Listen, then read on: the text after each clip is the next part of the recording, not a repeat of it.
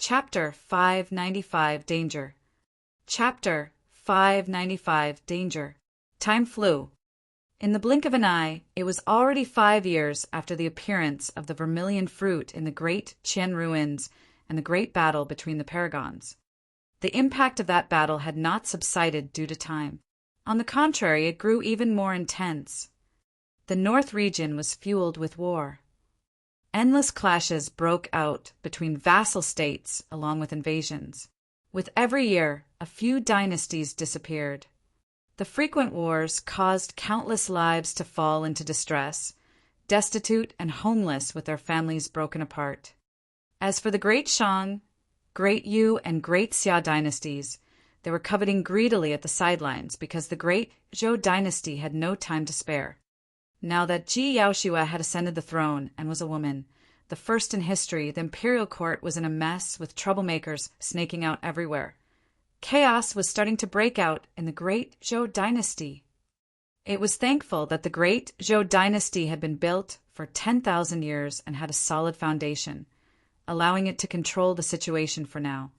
However, throughout the capital, any sharp person could tell that if the situation continued to develop with its current trend, the Great Zhou dynasty would meet with a calamity in less than 100 years. A single misstep might cause its 10,000-year-old foundation to be destroyed overnight.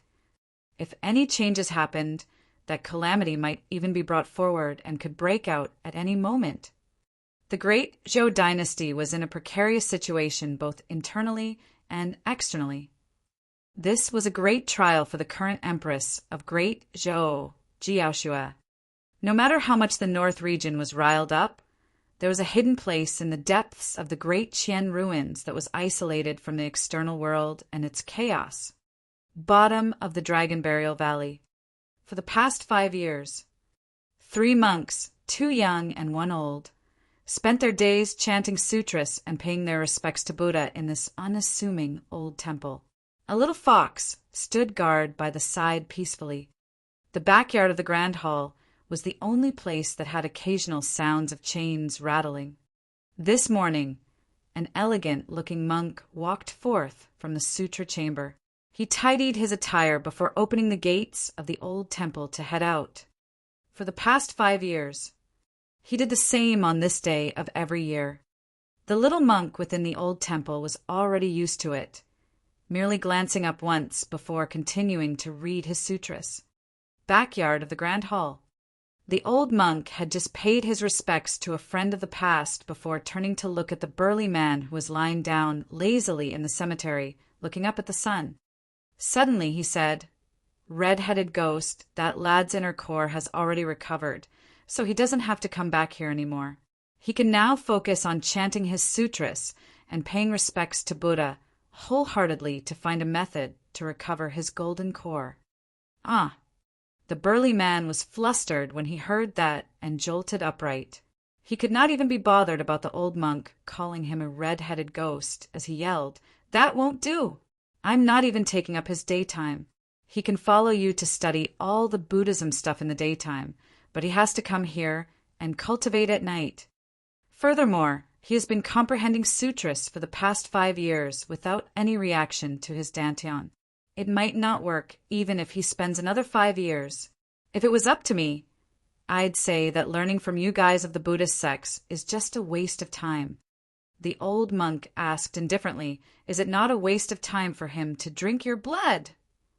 "Of course," the burly man declared proudly. "Apart from the fact that his inner core has recovered entirely after drinking my blood for 5 years, his physique now is even more frightening than it was 5 years ago. He can wallop all the golden cores out there." The old monk sneered coldly. The burly man grumbled, "I don't care. He just has to come over to my side to cultivate every night. It's unknown whether or not his golden core recovers, and even you have no idea about it. You can't waste all his time on that." The old monk frowned and glared at the burly man deeply, asking, "You've got some other motives for being so concerned, right?" "What other motives can I have?" The burly man patted his chest and declared righteously, "That woman was my benefactor back then. I'm not an ingrate who doesn't pay back for what I've received. Pausing for a moment, the burly man rolled his eyes, as though he recalled something, before rubbing his chin with an odd expression. However, that lad has something in his body that I didn't expect. Now that his inner core has already recovered, I can impart to him something special from tonight onwards. Ha! What? The old monk asked. The burly man chuckled. Just a little trick that's insignificant. The old monk smiled and turned to leave. He knew the burly man way too well. The more the burly man emphasized on it being a little trick, the more it was far from simple. Bottom of the Dragon Burial Valley. A young monk stood there dressed in gray monk robes. He had elegant features and pushed his palm against the ice-cold wall in front of him, twitching his ears as though he was listening for something. Zimmo, I'm back. Sight, mister. Sue hasn't been in great shape these few years, and his hair has turned white. In part, it's because of your death. At the same time, it's also because of the citizens of Yen country. I've learned a lot from him. He's a truly wise ruler, unfortunately. The woman recounted everything that happened in the past year without any hurry, as though she was chatting with someone. The young monk listened quietly. Every single update on Mr. Sue's health would bring about a look of worry on his face. Every interesting thing would bring forth a smile for him. One was at the bottom and the other was at the top. Although the two of them could not meet, it seemed like there was an invisible thread that connected every bit of joy, sadness, worry, and happiness for them. Unknowingly, it was already noon. All of a sudden, a series of gleeful laughs came from above the Dragon Burial Valley. Ha ha ha. A man's voice sounded. Indeed, it's the Empress of Great Zhou. What a coincidence. I'm Si Junyu of the Great Xia Dynasty. I've wanted to befriend you for the longest time. Fellow Taoist Yaoxiwe. Oh, right. Jun Hao, who died in your hands in the ancient battlefield, was my elder brother. Si Junyu laughed. I've got to thank you. Otherwise, with that brother of mine around, I wouldn't have the chance to shine. Empress, leave first. The strong, firm voice of a man sounded. The young monk frowned slightly at the familiarity of that voice. It seemed to be the guard of the previous emperor of Great Zhou, perfected Lord Mingzhe. The young monk was slightly relieved. Nothing should happen with a nascent soul protecting the woman. Humph. Run? Si Junyu sneered. You guys won't be able to escape today, even if you've got wings. Perfected Lord Mingzhe, it's been a long time. Mingzhe, you will die today. Immediately, two other voices sounded murderously. Although he was not seeing it personally, the young monk had already guessed vaguely that Si Junyu seemed to have arrived with reinforcements. In fact, he prepared two nascent souls to deal with perfected Lord Mingzhe. True enough. Si Junyu sneered coldly. Fellow Taoist Yaoxiwe, you are truly careful to only bring one person with you so as to not attract attention. However, don't forget this is the Great Qian Ruins, a messy place that isn't part of the territory of Great Zhou. It's impossible for you to hide from avoiding attention completely. TSK. Si Junyu laughed. Interesting. To think that the great Empress of Great Zhou would take such a huge risk to come here on this day every single year. Seems like you've got an uncanny relationship with that monster incarnate who died 5 years ago. I heard that the monster incarnate's elder brother went missing. He can't be hidden away by you, right? Ha ha ha. What do you want? The woman spoke and interrupted Si Junyu's laughter. Si Junyu retracted his smile and barked coldly. Of course, I want to solidify my ascension to the throne by retrieving your head. Bottom of the Dragon Burial Valley. The young monk's gaze turned cold. Chapter 596. Change. Chapter 596. Change. Dragon Burial Valley. Ji Yaoxiwe and perfected Lord Mingzhe stood at the edge and had nowhere to retreat. Perfected Lord Mingzhe had a grim expression. The two nascent souls that stood in midair had frightening auras and sharp gazes. They were cultivators of heavenly piercing sword sect. The man on the left with a long face was Gusuchi, and he specialized in using dual swords. The skinny old man on the right was Perfected Lord Tianqin. He cultivated a supreme sword technique that even dust couldn't penetrate once it was released. Both of them were experts of the North region who were way more famous than he was.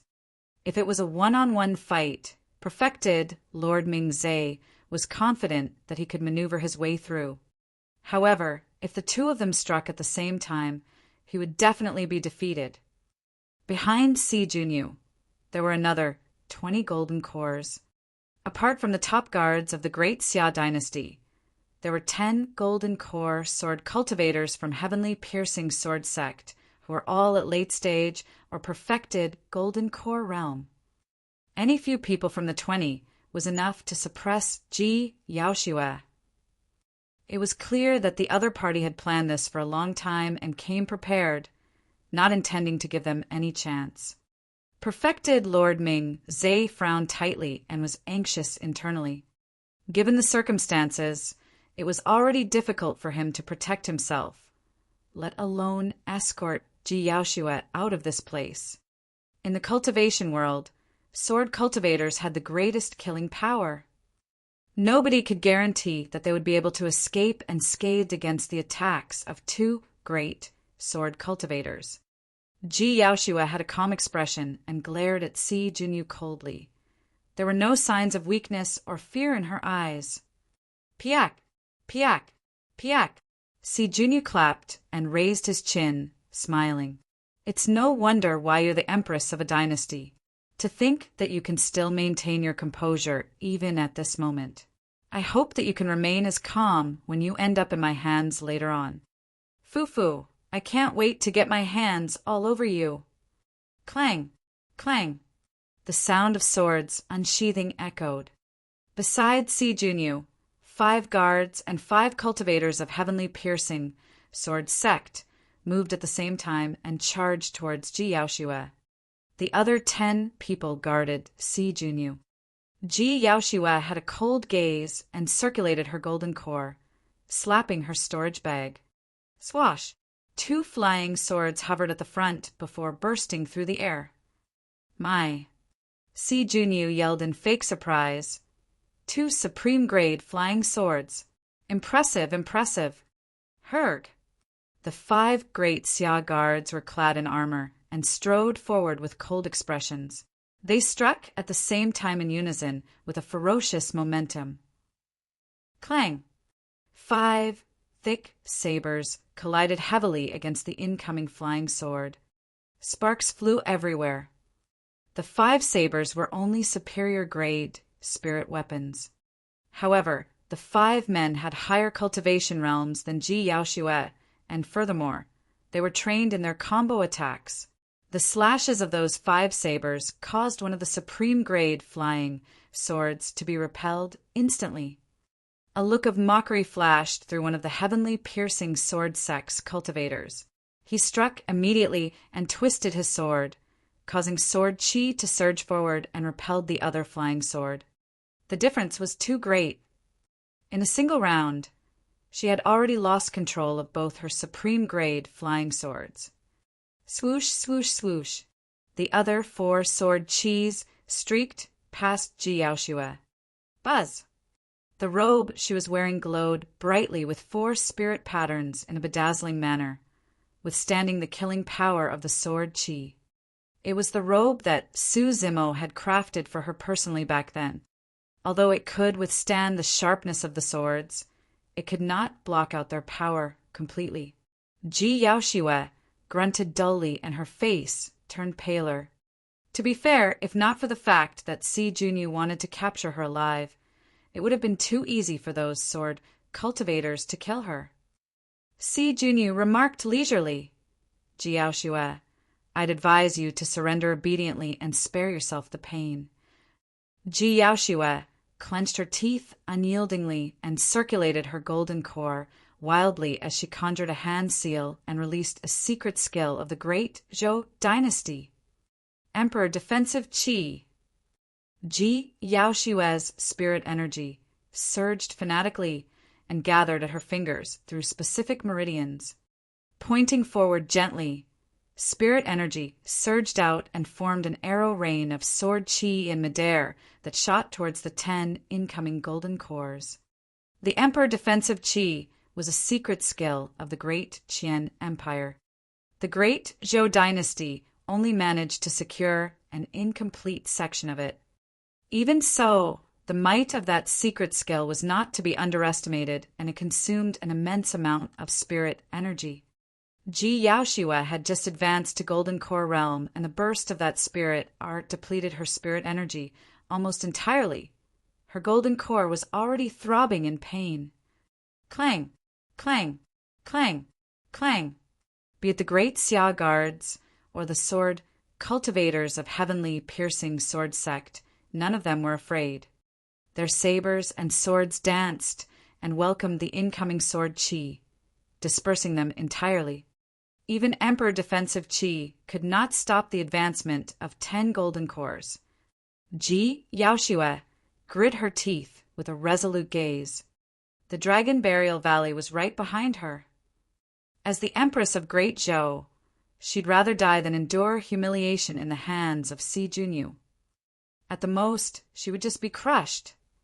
In midair, the outcome of the fight between perfected Lord Mingzhe and the 2 sword cultivators was about to be shown. To be precise, it was the death of one party. Perfected Lord Mingzhe had already used all his strength and released all his trump cards. Even then, he could not withstand the edge of the 2 sword cultivators and was wounded from head to toe as blood stained his robes. Ugh! Perfected Lord Mingzhe's gaze dimmed as he sighed internally. It's over, it's over. Even after cultivating for hundreds of years, I can't complete this path. Such is the cultivation world. Seems like the Dragon Burial Valley is truly an unlucky place. Perfected Lord Mingzhe smiled in self-mockery. Below him, Ji Yaoshua already had nowhere to retreat. Turning around to look at the dark and mysterious Dragon Burial Valley behind her, she had no fear nor sadness in her eyes. Instead, there was relief and ease. Zimo, did you jump from here 5 years ago? I'm coming to join you now, 5 years later. Ji Yaoshua smiled and leaped down into the Dragon Burial Valley. All of a sudden, a white light flashed at an extremely fast speed and coiled around Ji Yaoshua's waist like a python. Ji Yaoshua was about to fall when she was coiled by an extremely nimble spirit rope and yanked up from the cliff directly. A great Xia guard was on the other end of the spirit rope. Swoosh, swoosh, swoosh. The spirit rope continued coiling and instantly restrained Ji Yaoshua's limbs. She had no way of breaking free. Si Junyu reared his head in wild laughter and remarked gleefully, "Fellow Taoist Yaoshua, I've already expected that move from you and prepared for it. There's no way you're going to have such an easy death." Ji Yaoshua's face turned pale. She was not afraid of death. Rather, she was afraid of the humiliation she would face from Si Junyu. At that time, the entire great Zhou dynasty would become a joke. Bring that woman over here. Si Junyu laughed with a sharp glint in his eyes. I want to see how the Empress of Great Zhou is going to perform when she's kneeling in front of me. Ha ha ha. Understood. A guard strode forward and reached out to whisk Ji Yaoshua up. All of a sudden, a change happened.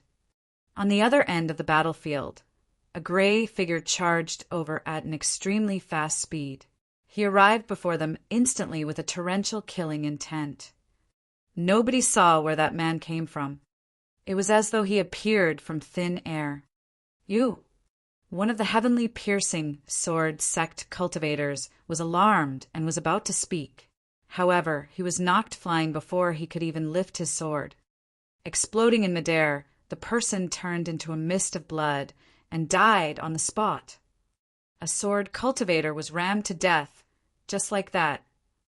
Chapter 597 Massacre. Chapter 597 Massacre. The speed of the intruder was way too fast. Everyone merely felt their visions blur before that person charged into the crowd and rammed a sword cultivator to death before arriving before Jiaoxue.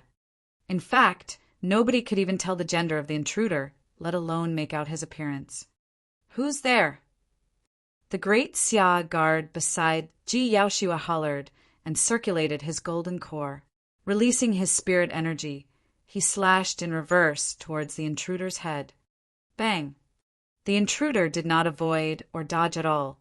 At an extremely fast speed, before the saber even reached his head, he struck first and punched the great Xia guard in the chest. The great Xia guard's body was smashed into pieces. Another golden core was dead. Pissed, everyone was shocked and gasped, retreating a step back instinctively. The intruder killed 2 people in succession and stopped right beside Ji Yaoxue.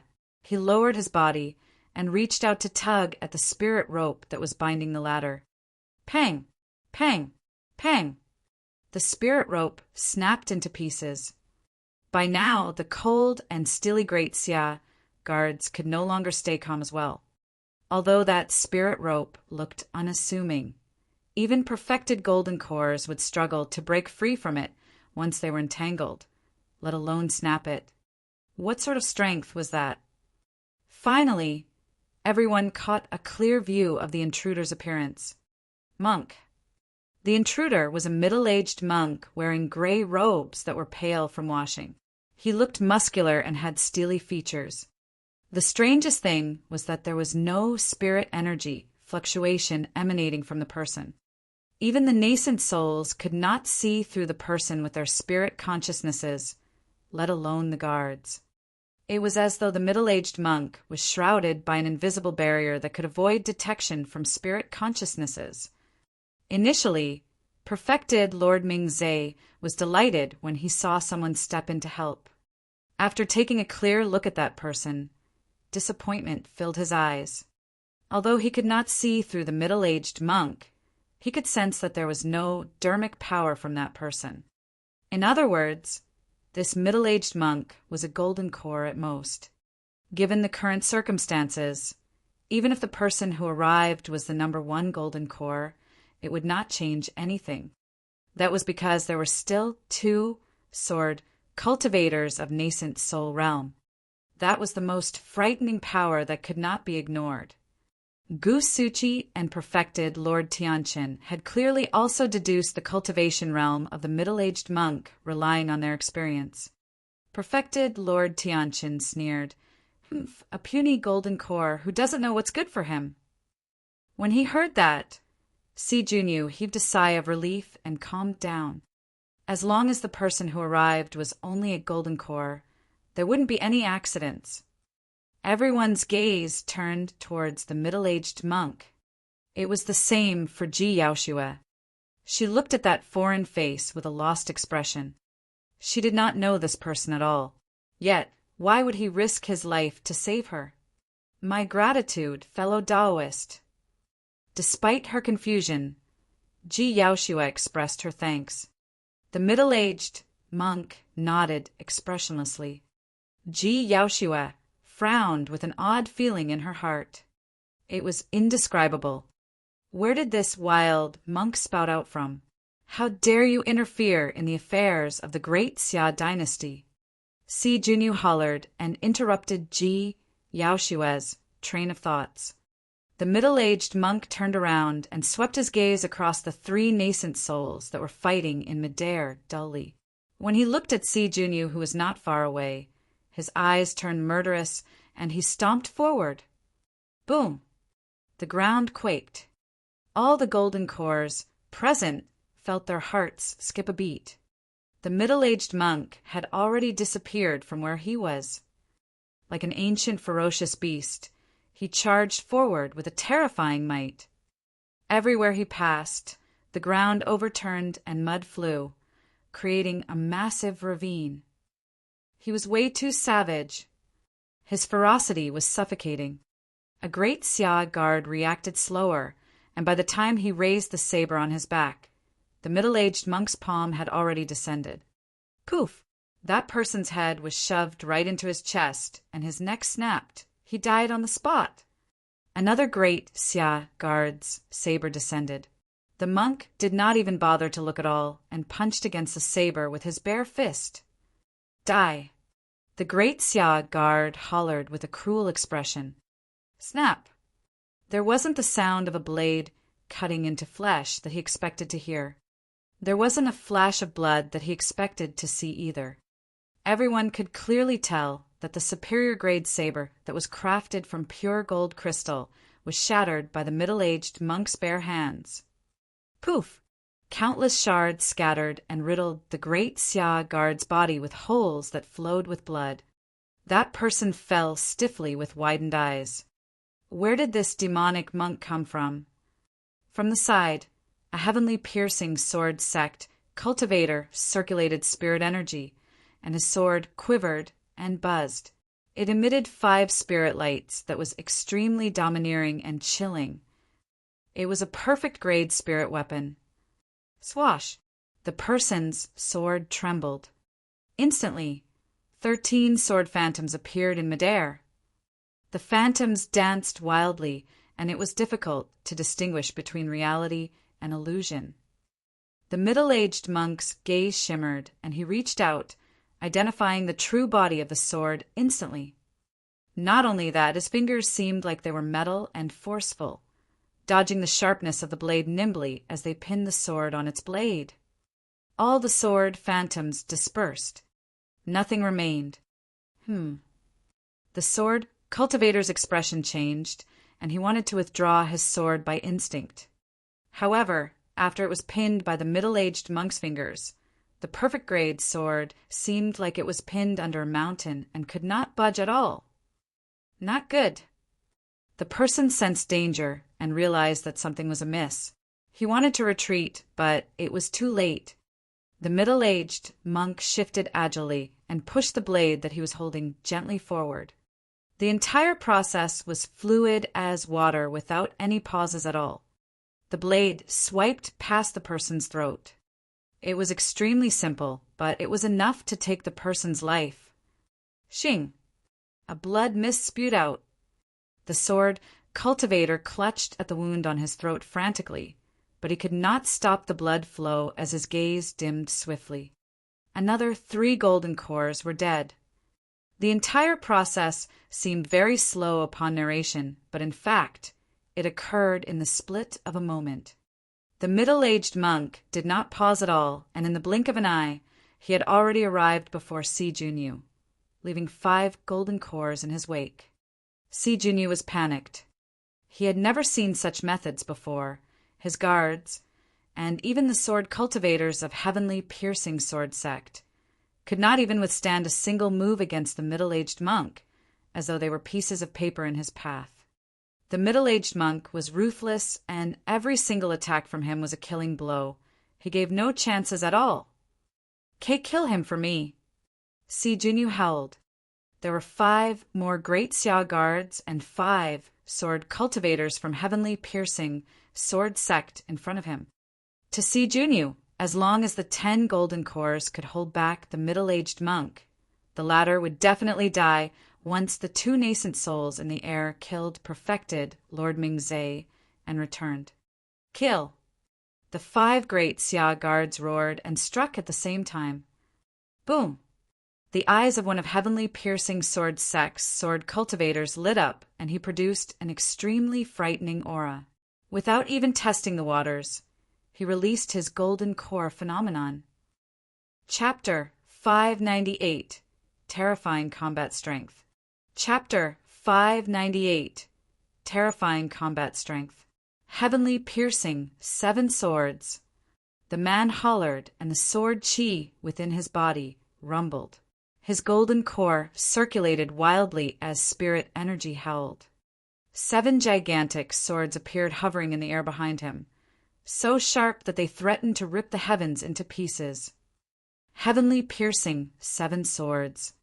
Rank 78 of the previous phenomenon ranking.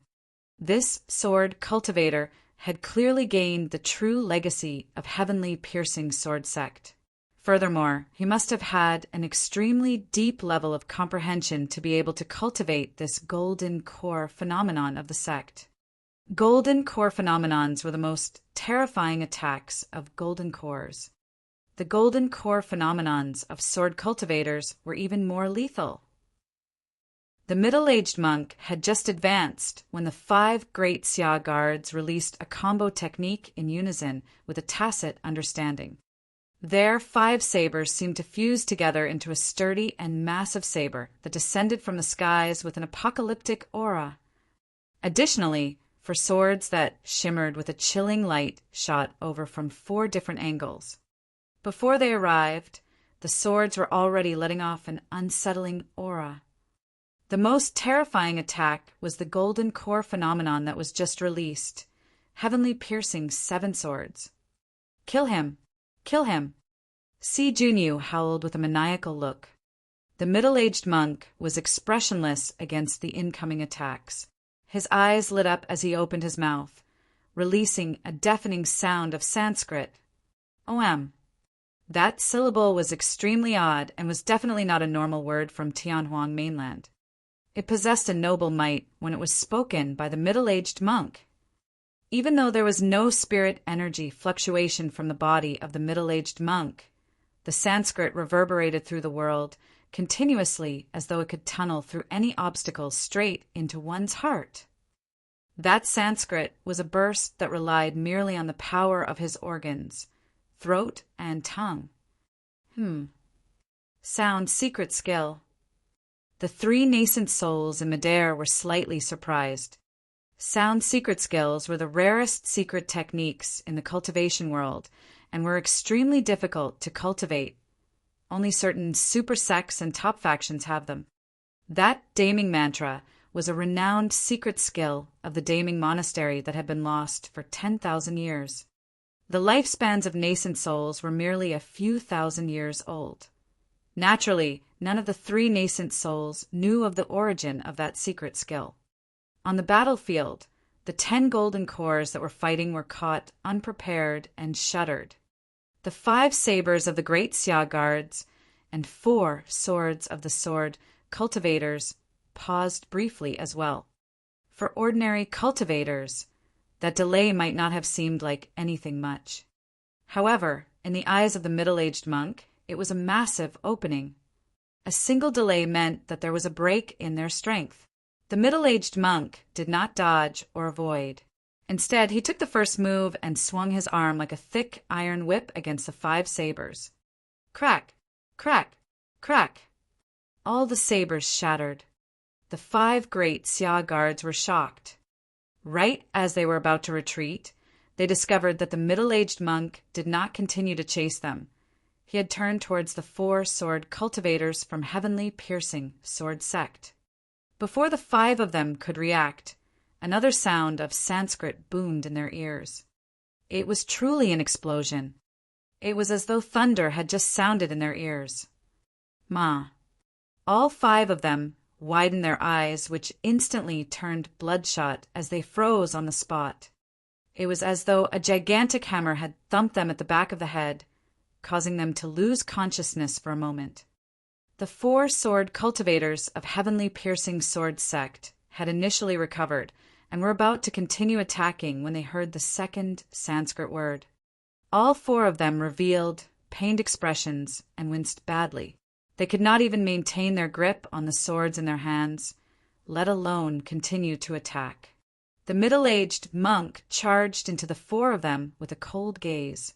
Instantly, he threw out 4 punches in succession and ruptured all of their heads. In the end, the remaining sword cultivator could not manage to attack as well. It wasn't because he didn't want to, it was because he couldn't. The 2 Sanskrit words caused him to freeze up, and the 7 swords behind him swayed before they even materialized fully, showing signs of dispersing. How could that person attack to deal with the middle-aged monk when he could not even defend? Within a split second, 4 of his fellow sect mates were dead, and at that very moment, the middle-aged monk had already arrived before him. The next moment, his pupils constricted violently. He could see the middle-aged monk opening his mouth once more. The third Sanskrit word, had descended. The first people affected were the 5 great Xia guards that were rooted on the spot. Grisly fresh blood was already streaming down their eyes, ears, mouth, and nose due to the blow from the 3 consecutive Sanskrit sounds. They were bleeding from all orifices. It seemed like the 5 of them did not have any injuries on their bodies. However, their brains were already smashed from the vibrations. All 5 of them fell stiffly with dim gazes. The middle-aged monk had not laid his hands on them up till the very end. They were shocked to death by the 3 Sanskrit sounds. As for the remaining sword cultivator, his face was pale as a sheet and his eyes were filled with fear. His golden core phenomenon was already trembling against the impact of the 3 Sanskrit sounds and could disperse at any moment. He had cultivated for more than 200 years, been through endless battles, and could also be considered as a genius of heavenly piercing sword sect. However, he had never seen anyone fight in such a manner. There was no spirit energy in the other person's body. Yet his power of phenomenon was shaken just by the other person's voice. In other words, if not for the protection of his golden core phenomenon, he would have been seriously injured against the impact of the 3 Sanskrit sounds, even if he wasn't dead. The next moment, the middle-aged monk closed in and opened his mouth once again. Pa, the 4th Sanskrit sound. The instant the 4th Sanskrit sound descended, the middle-aged monk suddenly struck as well and punched the golden core phenomenon directly. Snap! All 7 swords were completely snapped. The remaining golden cores felt grimaced at the sight of that in shock. None of them had ever witnessed such power before. Golden core phenomenons were the strongest methods available for golden cores. Even top-tier spirit arts might not be able to go against them. But now, everyone was witnessing someone go against a golden core phenomenon head-on with his body alone. The scariest thing was that heavenly piercing sword sect's heavenly piercing 7 swords could not even withstand a single blow from the person's Sanskrit sounds and punch. Poof! The golden core phenomenon shattered and the last sword cultivator shuddered, coughing up a huge mouthful of blood. The middle-aged monk did not give him any chance at all and strode forward, tapping him on the throat gently with a finger. Snap! The person's throat snapped and he died on the spot. Si Junyu was completely scared out of his wits. He had truly not expected that 10 golden cores, including an expert who cultivated a golden core phenomenon, could not stop the middle-aged monk for a single second. The entire process sounded long upon narration, but in fact, it only took 3 breaths. Before Si Junyu could react, the middle-aged monk had already arrived before him. At that moment, it was too late even if the 2 nascent souls, Gusuchi and Tianqin, wanted to step in and help. How dare you! Perfected Lord Tianqin could not help but holler loudly when he saw that. Monk, if you dare to kill him, you will definitely die today. Gusuchi said coldly. Chapter 599. What is he doing? Chapter 599. What is he doing? Instantly, Si Junyu was scared out of his wits. Si Junyu withdrew a cold, shimmering sword from his storage bag, and his spirit energy surged wildly as he stabbed at the middle-aged monk's head. At the same time, Si Junyu crushed a protection talisman in his left hand. Whoosh! A golden burst of light glowed around Si Junyu and formed an impenetrable barrier. The middle-aged monk did not dodge or avoid the incoming sword and flicked his finger casually. His fingertip met the sword's blade. Clang! Si Junyu's sword was snapped by the middle-aged monk's finger in a single strike. With a ripped palm, Si Junyu could no longer hold on to his sword and let go. Thereafter, his vision blurred and the middle-aged monk was already gone from his sights. For everyone else, they saw the middle-aged monk take a step after snapping Si Junyu's blade to wrap behind the ladder. The middle-aged monk's movements were way too fluid. It was like water. There was no delay between his movements ever since he first attacked. The middle-aged monk's entire body coiled around Si Junyu's golden barrier like an anaconda and exerted strength massively. Crack, crack, crack. A series of cracks appeared on the golden barrier. After a brief pause, the golden barrier shattered entirely. The middle-aged monk reached out and grabbed Si Junyu's neck, exerting strength in his fingers. Si Junyu merely felt his body and limbs go limp. He could not move at all and could only let the middle-aged monk lift him up. Everyone stop. The middle-aged monk turned around and said coldly. The two great Xia guards and 3 heavenly piercing sword cultivators that were chasing after him stopped hurriedly with a deep look of fear in their eyes. This middle-aged monk was way too brutal. Ever since he started attacking, any golden core who stood in his path died. Nobody was spared. Rather than a benevolent monk, he was more like a demon with a murderous nature. In the blink of an eye, Si Junyu wound up in the hands of the middle-aged monk, and Gu Suchi and perfected Lord Tianqin could not help but stop their attacks on perfected Lord Ming-Zhe. With a relieved expression, perfected Lord Ming-Zhe fell from midair in exhaustion. Fortunately, Ji Yaoshue rushed forward and supported him. Instantly, the situation became special. On the side of the great Xia dynasty, there were 5 golden cores and 2 nascent souls with frightening strength remaining. On the side of the great Zhou dynasty, Ji Yaoshue's spirit energy was already drained after releasing Emperor defensive Qi and did not have much combat strength left. As for perfected Lord Ming-Zhe, he was filled with injuries all over and could not fight any longer. On the surface, it seemed like the great Zhou dynasty was completely disadvantaged. However, the issue now was that Si Junyu had fallen in the hands of the middle-aged monk. Suddenly, perfected Lord Ming-Zhe and everyone else understood the middle-aged monk's intentions. In a head-on confrontation, he was definitely not a match for the 2 nascent soul sword cultivators. The only way to break out of the situation and survive was to use all his might to capture Si Junyu alive, thereby gaining the upper hand. What an impressive monk! Perfected Lord Ming-Zhe thought to himself. The fact that this middle-aged monk was able to discover the method of breaking out of the situation within such a short period of time was proof of his understanding of the circumstances and the sharpness of his mind. In reality, even at that moment, perfected Lord Ming-Zhe had yet to realize the middle-aged monk's true intentions.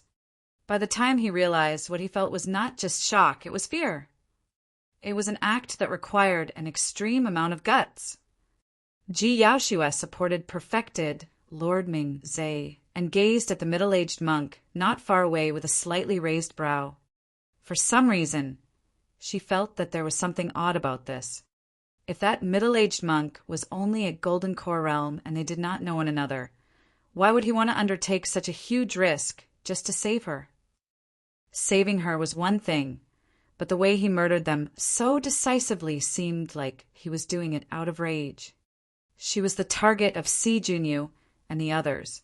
If so, where did the rage of the middle-aged monk stem from? Could there be a deep feud between this man and the great Xia dynasty, and he merely attacked after bumping into them by coincidence? Ji Yaoshue could not figure it out.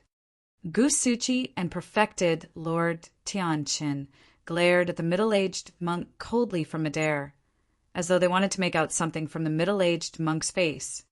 He was expressionless, without any fear in his eyes. Gu Suchi narrowed his eyes and said coolly, "The Buddhist sects believe that the Bodhisattva is compassionate for living beings. Monk, you are way too murderous for someone of the Buddhist sects. The Buddhist sects also believe that the Vajra's rage is required to subdue evil." The middle-aged monk's gaze blazed, and he was truly like a descended Vajra that was unavoidable. Humph! Perfected Lord Tianqin scoffed with a chilling killing intent. "Monk, if you dare lay harm on him, I'll tear you into pieces and burn your bones into ashes." The middle-aged monk was unmoved by the nascent soul's threat and even exerted more strength in his fingers. Si Junyu's expression turned purplish, but he could not say a single word at all. Suddenly, Gu Suchi's gaze flashed, and he asked, "Nothing will come out of this stalemate anyways. How about we strike a deal?" "Oh." The middle-aged monk raised his brow slightly. Gu Suchi said darkly, "If you let him off, we'll leave right away." The middle-aged monk pondered for a moment before asking, "How do I know you won't renege on your words?" Perfected Lord Tianqin and Gu Suchi exchanged glances, and their eyes flashed with a sly intent as they gained a tacit understanding.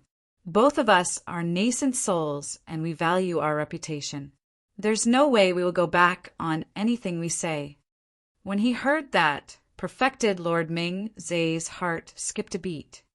In the cruel cultivation world, nobody's promise could be taken at face value unless they were from completely trusted people. Furthermore, even if the two of them reneged on their words and killed them, word of this would never spread, and there would naturally be no impact on their reputations as well. Initially, Perfected Lord Ming Zai thought that the middle-aged monk would be able to see through the dangers given his intellect. However, he did not expect the middle-aged monk to be moved. For real. The middle-aged monk raised his brow slightly before asking the two nascent souls once more, "Our word is gold." Gu Suchi repressed the joy in his heart and replied with conviction, without letting anything slip. In his opinion, even though this middle-aged monk may be strong and sharp, he might have way too little experience in the cultivation world after chanting sutras in seclusion for the most part of his life. As long as they saved Si Junyu, this middle-aged monk would definitely be dead. "Don't." Perfected Lord Ming Zai was flustered. Right as he was about to speak, the middle-aged monk nodded. "All right, I'll trust you guys." With that said, he lifted Si Junyu and walked towards the two nascent souls. Instantly, Perfected Lord Ming Zai was devastated. He had already noticed that Gu Suchi and Perfected Lord Tianqin could barely contain their delight and killing intents in the depths of their eyes. Their gazes were burning, as though their bloodied mouths were already wide open, waiting for this gullible and ignorant monk to deliver himself to them. Suddenly, a thought struck Ji Yaoshue, and she whispered, "If he wants to release the hostage, why does he have to walk towards the two nascent souls?" Perfected Lord Ming Zai was stunned. That's right. He could just release the hostage instantly. Why walk over towards the two nascent souls? What is he trying to do? Perfected Lord Ming Zai's eyes flashed with confusion. Could it be? Chapter 600, Killing Nascent Souls. Chapter 600, Killing Nascent Souls. The middle-aged monk lifted Si Junyu and advanced closer towards Gu Suchi and Perfected Lord Tianqin. In the blink of an eye, they were less than 10 feet away. Compared to the joyful gazes of Gu Suchi and Perfected Lord Tianqin, the middle-aged monk seemed calm and his eyes were deep and emotionless. When he arrived, the middle-aged monk tossed Si Junyu towards Perfected Lord Tianqin in a seemingly casual manner. Perfected Lord Tianqin's eyes lit up as he reached out to receive. On the other side, Gu Suchi burst out in laughter. Ha! All of a sudden, Gu Suchi's laughter came to a stop. From the corner of his eyes, he spotted a figure dart over from behind Si Junyu to charge over. His eyes shone with a ferocious glint like an ancient demon that was about to devour humans. Pissed, Gu Suchi gasped. That middle-aged monk actually harbored killing intents towards a nascent soul. How could he? How could a golden core dare lay his hands on a nascent soul? Die! The middle-aged monk roared with a thunder-like voice and let off an asphyxiating killing intent. He reached out with his muscular palm that blanketed the skies and stirred the clouds. Gu Suchi merely felt his vision darken with a massive shadow above his head, as though dark clouds were covering him. "You have a death wish." Gripping his sword in reverse, Gu Suchi slashed across fiercely. The two of them were way too close. Before the sword technique was fully released, Suzumo had already gripped Gu Suchi first with his left hand. At this point, it did not matter any longer how amazing the sword technique was. At this distance, melee combat strength and the power of one's body was what mattered. Gu Suchi's expression changed starkly, and there was finally a hint of panic in his eyes. His wrist was locked by the middle-aged monk, and he could not break free at all. At that moment, he had finally realized how frightening the physique of the middle-aged monk was. The middle-aged monk's melee combat strength was enough to threaten his life. Gu Suchi was a nascent soul. In a normal exchange, he could utilize dermic power with his spirit consciousness and would not allow the middle-aged monk a chance to get close. Now that he was closed in by the middle-aged monk, it was akin to him being closed in by a pure-blooded, ferocious beast. Any single misstep would cause him to die on the spot. Most cultivators were weak physically and could not compare to demons at all. That was the reason why cultivators would always make use of means such as spirit arts, dermic arts, and spirit weapons to keep their distance and not allow demon beasts to close it. They would be in danger once they were closed in by the demon beasts. Perfected Lord Tianqin had just caught Si Junyu, who was tossed over and could not help at all. At that moment, Gu Suchi could only rely on himself. The precision of the middle-aged monk's attacks was way too perfect. This was a situation that could not have happened if he was faster or slower by a single second. Snap! The middle-aged monk did not give Gu Suchi any time to react and snapped his wrist instantly. Ah! Gu Suchi held in pain and was drenched in cold sweat. Swoosh! At the same time, the middle-aged monk's heavenly encompassing palm descended with an intimidating aura. Gu Suchi's wrist was snapped and he was momentarily stunned. By the time he returned to his senses, the middle-aged monk's palm was already descending from above his head. In his hurry, he could only raise his arms to block. Crack! Crack! Crack! That short collision caused Gu Suchi's arm to be snapped instantly against the pressure of the middle-aged monk's palm. The palm continued descending and landed fiercely on top of Gu Suchi's head. Bang! Brain juice was splattered. Gu Suchi's eyes widened and his face was torn apart like a spiderweb. His head was ruptured by a single slap from the middle-aged monk. This essence spirit dispersed, and he could not have been more dead. A nascent soul was dead. Even Gu Suchi, who was right smack in the battle, could not react to it, let alone everyone else who was watching in shock. Be it Ji Yaoshue or Si Junyu's faction, neither side expected such a change in the battlefield where a nascent soul was dead in less than a second. The most frightening thing was that the massacre was not over. Demon monk, how dare you! Perfected Lord Tianqin had just placed Si Junyu down when he caught sight of that. Instantly he was triggered and enraged. Why wouldn't I dare to? The middle-aged monk did not pause in his movements at all after killing Gu Suchi. With a single stride he had already arrived before perfected Lord Tianqin, yelling, "You're the one that's going to die!" Perfected Lord Ming Zhe shuddered at that statement. In other words, what the middle-aged monk meant was that he had already planned on killing the two nascent souls right from the beginning. The reason why the monk held Si Junyu hostage was not because he needed a chip in negotiation. He had already planned for this moment when he captured Si Junyu alive. Right from the beginning, he had not intended to let the two nascent souls off at all. This man truly had tremendous guts. On the battlefield, perfected Lord Tianqin twisted his sword and aimed it at the middle-aged monk's heart, thrusting fiercely as he barked, "You don't know your limits!" The sword beam was cold and sharp, as if it could destroy everything. That was a dermic weapon of nascent souls. Although the middle-aged monk had a strong body and could repel a superior-grade spirit weapon with his finger, he could not defend against the edge of a dermic weapon. Against the sharpness of the sword cultivator, he could only retreat. However, if he retreated and increased the distance between him and the nascent soul, there was no way he would be able to kill the latter. OM. A look of conviction flashed through the middle-aged monk's eyes as he said with Sanskrit. The voids trembled.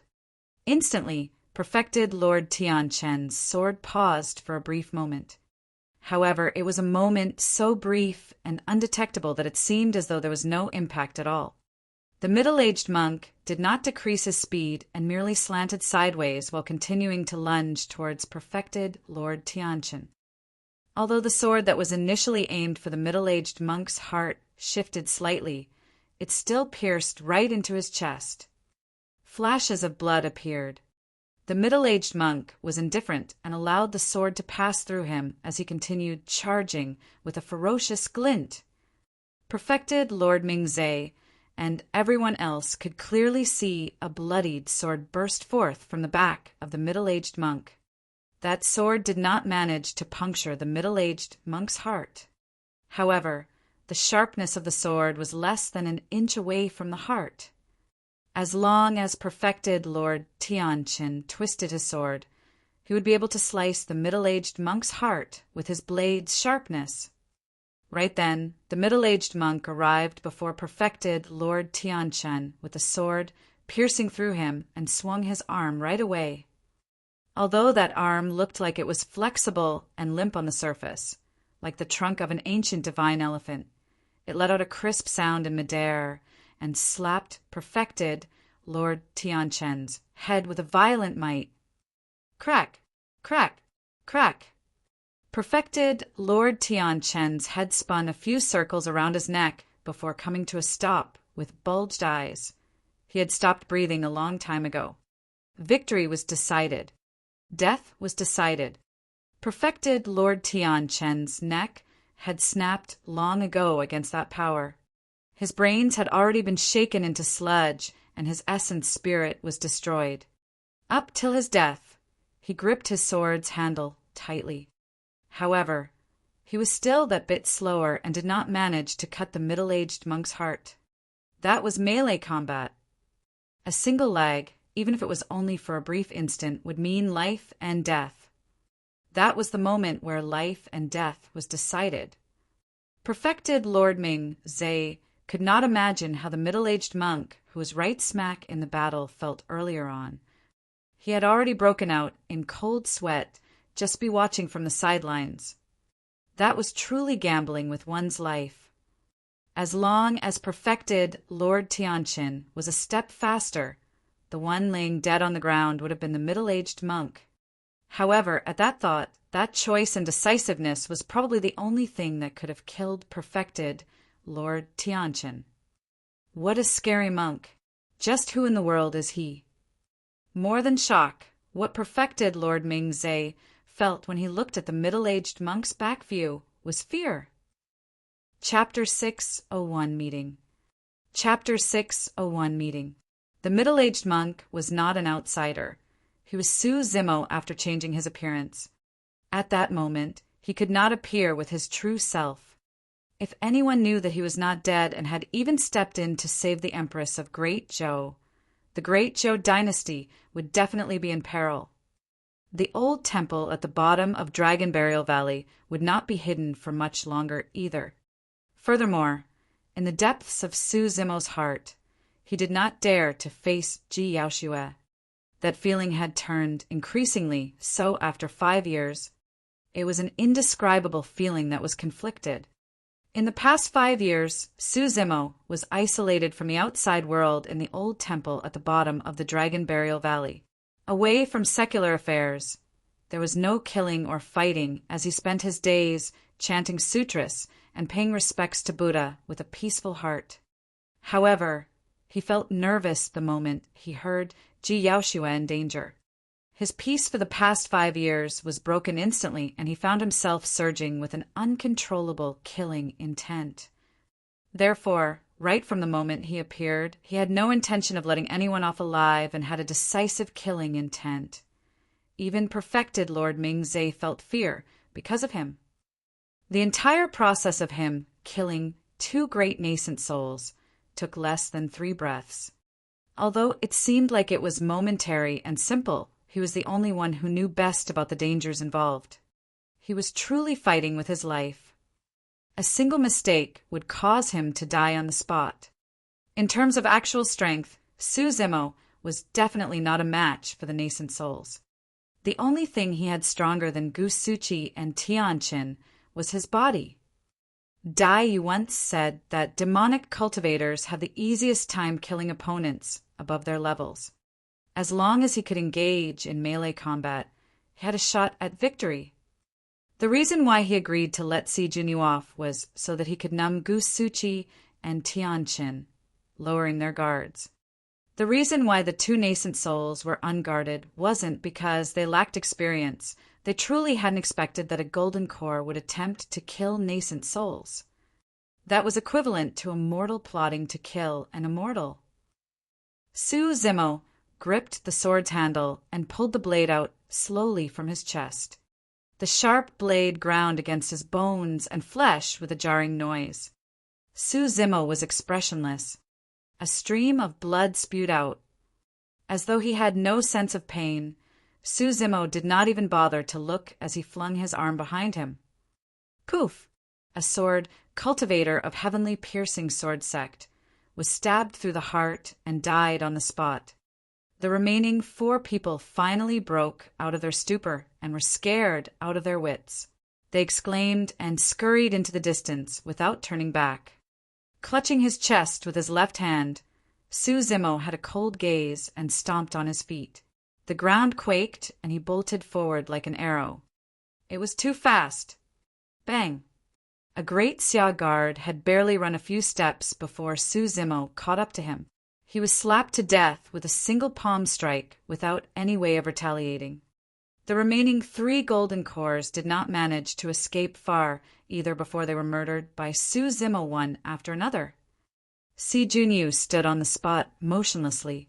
He could tell clearly that given his strength, he wouldn't be able to escape from the middle-aged monk's pursuit even if he wanted to. Before long, after the other 4 were killed, the middle-aged monk returned and walked straight toward Si Junyu. Si Junyu's face was pale as a sheet, but he pretended to be calm and said with cupped fists, "Great monk, I'm the prince of the great Xia dynasty. As long as you let me off, I'll be immensely grateful, and I'm willing to agree to any terms of exchange. Once I ascend the throne, I can even help you with the power of my entire dynasty."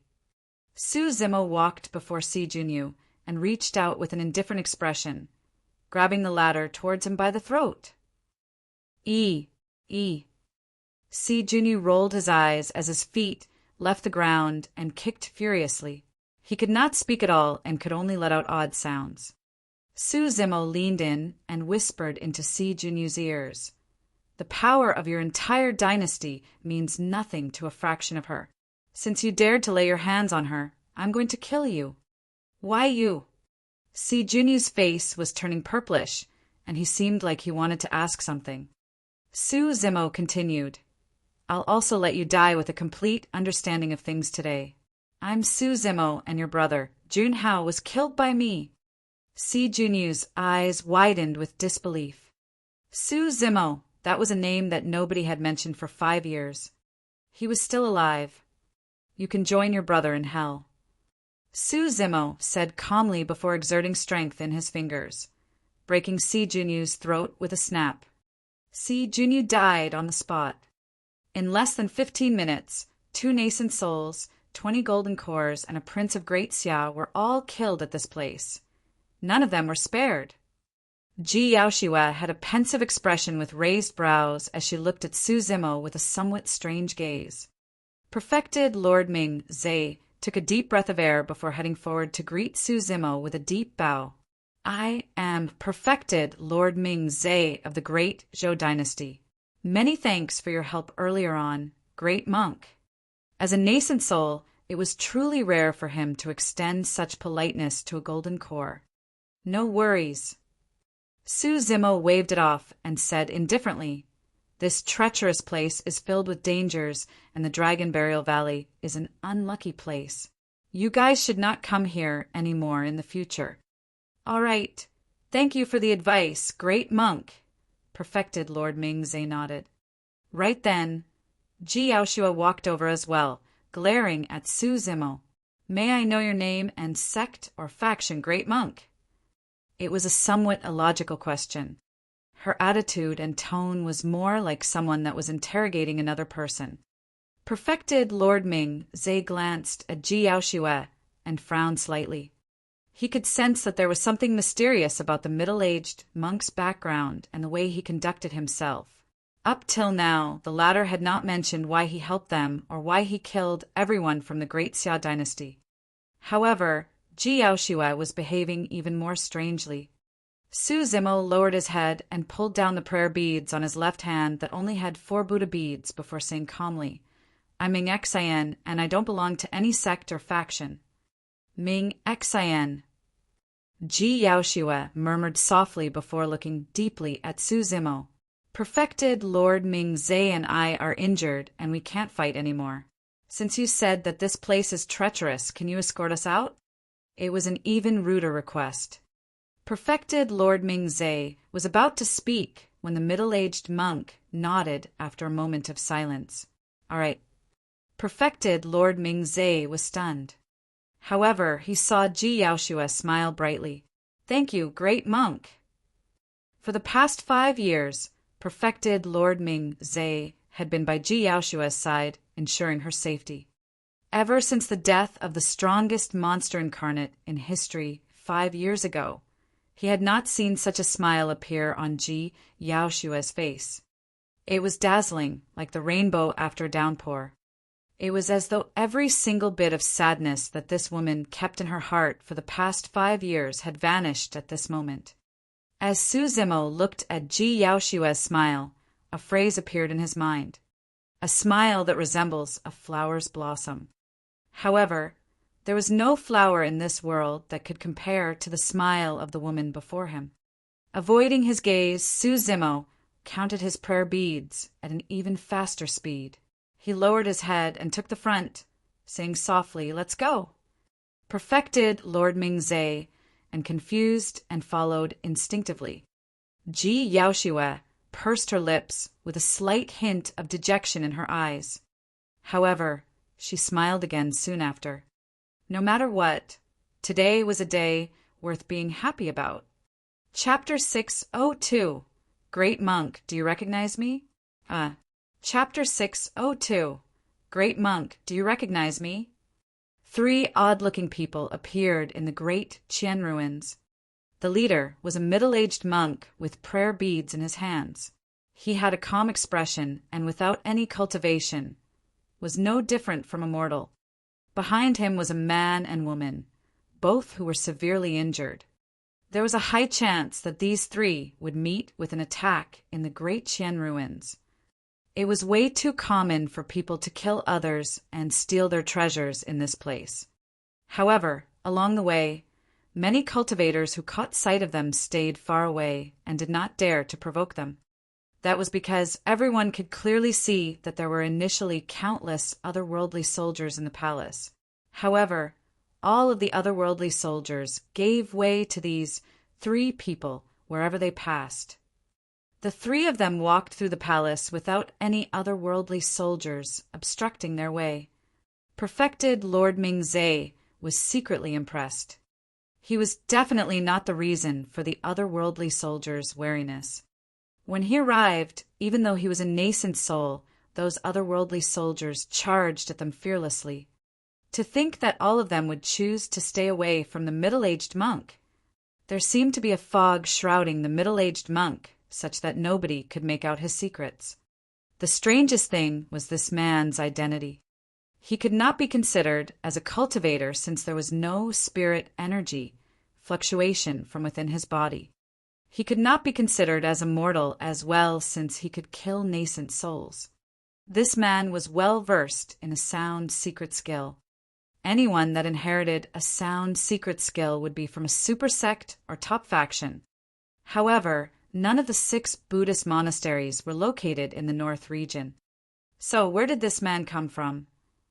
Along the way, perfected Lord Ming-Zhe was filled with questions that he could not understand. Ji Yaoshue tagged along at the back, watching the back view of the middle-aged monk with a conflicted expression. There are countless times when she wanted to speak, but chose not to eventually. Just like that, the 3 of them passed through the palace and the ruins in silence. After sending Ji Yaoshue and perfected Lord Ming-Zhe outside the ruins, Su Zimo stopped in his tracks and turned around, saying softly with a lowered head, "Patrons, do take your leave as soon as possible. I'll be bidding farewell here." Ji Yaoshue bit her red lip gently in silence. "Thank you for your life-saving grace, great monk. I'll definitely remember today's gratitude to you." Perfected Lord Ming-Zhe greeted with cupped fists. Su Zimo nodded and returned with a single-handed bow before turning to leave. Up till the end, he did not dare to meet with Ji Yaoshue's eyes. He did not dare to look at her directly. After hesitating for a long time, Ji Yaoshue chose to speak eventually. "Reverend, do you have anything you wish to say? This is a dangerous place. Please don't come here again from now on, patron." Su Zimo's back was facing Ji Yaoshue, and he did not turn back as he continued forward while saying calmly, "When will I be able to meet you again, Reverend?" Ji Yaoshue asked once more. Su Zimo paused in his tracks and only replied after pondering for a long time, "We will naturally meet again if there's affinity." Perfected Lord Ming-Zhe frowned tightly and looked back and forth at the middle-aged monk and Ji Yaoshue in confusion. Ji Yaoshue only let out a deep breath of air after the middle-aged monk's figure disappeared fully at the edge of the ruins. "Uncle Ming, let's go." Perfected Lord Ming-Zhe could not help but ask, "Do you know him, Empress?" "Ming-Xan." Ji Yaoshue smiled and shook her head. "I don't." Perfected Lord Ming-Zhe was even more puzzled. Because this was not part of the great Zhou dynasty's territory, and the both of them were injured, they did not dare to linger and left in the air riding on their flying swords. Su Zimo felt conflicted on his return. Eventually, he did not choose to acknowledge his relationship with Ji Yaoshue. He did not know what he should say. He did not know how to face Ji Yaoshue. He could not deny that she was extremely important to him. However, he was going to leave the North region and even Tianhuang mainland at the end of the day. As for Ji Yaoshue, she was the Empress of Great Zhou and carried the hopes of the dynasty's flourish. The both of them were on different paths. Right then, Su Zimo paused in his tracks and frowned. He was distracted in deep thoughts the entire time and had not noticed that someone was following him. Of course, it seemed like that the person did not harbor any evil intentions towards him. Otherwise, he would have been able to sense it with his spirit perception even if he was distracted. "Who are you? Come on out." Su Zimo glanced sideways and commented indifferently, "Great monk, do you recognize me?" A tender voice sounded, somewhat coquettish and spiteful. Su Zimo's heart skipped a beat. Instantly, he recited the Sanskrit of the Daming mantra mentally to calm himself down. It was Demoness Ji. Her bewitchment powers had turned even more frightening after 5 years. If not for the fact that Su Zimo had chanted sutras and comprehended Buddhism for the past 5 years, he would have definitely exposed himself with just that single remark. It seemed like Demoness Ji had also benefited immensely from the human emperor's palace and had advanced her powers significantly. Su Zimo turned around and looked at Demoness Ji, who was not far away. After 5 years, Demoness Ji seemed to have gotten skinnier. However, there was no way to hide that peerless face that could bewitch the masses and that body that could charm the entire world. Her beautiful brows curved slightly in a pitiable manner. Her eyes shimmered like the surface of water. The young woman bit her alluring cherry lips in a grumbling manner. Su Zimo glanced at her expressionlessly before turning back and shaking his head. I don't. Great monk, you may not recognize me, but I recognize you. A fragrance wafted over as Ji Yaoshue shifted toward Su Zimo with light steps. It seemed like she was about to cast herself into his embrace, by the looks of it. Su Zimo was secretly troubled. The person he was most frightened of in this lifetime was this demoness before him. In a flash, Su Zimo dodged to the side. "Female patron, please respect yourself." Su Zimo clasped his palms together and said deeply, "Sure." Demoness Ji harumphed and grumbled coyly, "Great monk, now you're asking me to respect myself. Back in that stone coffin, you took quite a bit of advantage of me." Su Zimo's mouth twitched. In the past, the two of them were squeezed into a stone coffin and had to escape for their lives from the bottom of the river. The stone coffin was extremely cramped, and it was unavoidable for them to have physical contact. By mentioning this, it was clear that Demoness Ji had recognized him. Demoness Ji pursued the topic relentlessly. "Great, now you're going to avoid taking responsibility for it after shaving your head and holding a set of prayer beads." Initially, Su Zimo was still contemplating whether or not he should admit to it. After all, there was nothing she could do even if he refused to admit it. However, Demoness Ji's words turned increasingly nasty, as though there was truly something between them. Su Zimo could not take it anymore and coughed gently to interrupt. "Demoness Ji, what do you want?" "Humph." She raised her head and pouted her lips, asking, "Great monk, didn't you say that you don't know me?" After a moment of silence, Su Zimo said, "Thank you for the help rescuing the citizens of the Yen country along with Pure Maiden sect 5 years ago." When she heard that, Demoness Ji's eyes welled up with a layer of mist as she said, "Su Zimo, you're truly cruel. Why don't you show yourself when you're clearly alive? My golden core has already been crippled, and I've offended the entire North region, with everyone taking me as a demon. Nothing good will come out of anyone that associates themselves with me." Su Zimo shook his head and replied, "Furthermore, I'm being hunted. Although the North region is huge, there's nowhere that can accommodate me." Chapter 603. Junior Brother, You're Poisoned. Chapter 603. Junior Brother, You're Poisoned. When Demoness Ji saw the dejected look on Su Zimo's face, she was suddenly reminded of his situation and could not bear to blame him. His kin and friends were all in the North region. If he had any other choice, he wouldn't have chosen to reside in seclusion. Furthermore, his golden core was crippled. His past was resplendent.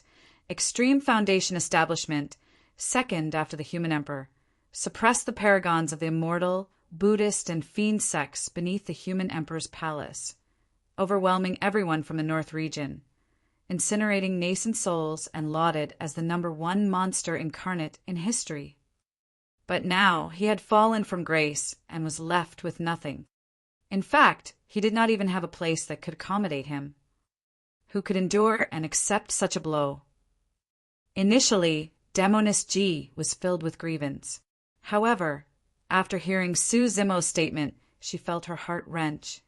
She said softly, "Zimo, you can come over to Pure Maiden's sect. We will protect you." "Protect a demon." Su Zimo laughed in a self-deprecating manner. Demoness Ji opened her mouth and seemed like she wanted to reply, but eventually nothing came forth. While she could ignore everything, she could not guarantee that it would be the same for her sect.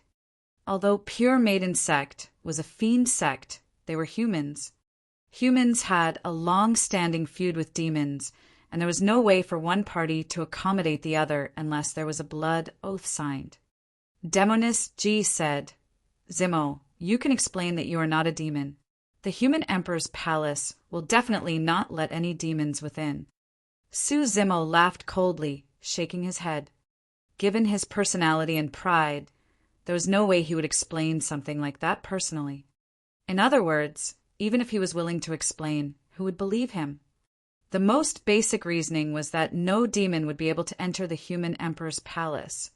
Who wouldn't be able to understand that? However, some people merely chose to ignore the fact. The truth was no longer of importance. What was important was that the entire North region wanted Su Zimo dead. It did not matter, even if he explained they could term him as a demon or fiend as long as they wanted to. What plans do you have from now on?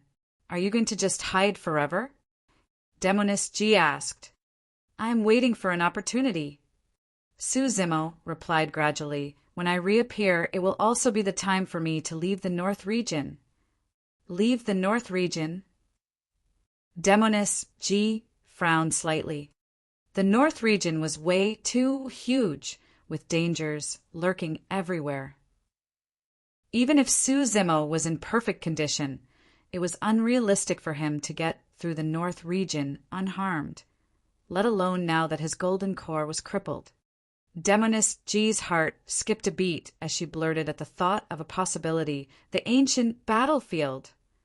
That's right. Su Zimo nodded. The intermediate ancient battlefield would open up 15 years later. As long as he could enter the intermediate ancient battlefield, just like Xiaoning, Leng Ro, and the others, he would be able to head to the other regions or even the middle continent of Tianhuang mainland through the teleportation points. This time round, Su Zimo intended to take his elder brother, Su Hong, with him. Previously, Ji Yaoshua mentioned that Su Hong's health was turning worse. The blow to Su Hong after receiving news of Su Zimo's death and the plight of the citizens of the Yan country was unimaginable. Furthermore, he was already injured after the failed assassination attempt on the king of Yan, Zhao Qian. As such, Su Zimo did not know how long more his brother could hold out for. After all, Su Hong was not a cultivator and had a limited lifespan. In another 15 years, Su Hong would be in his 60s and would only have around 40 years worth of lifespan at the most.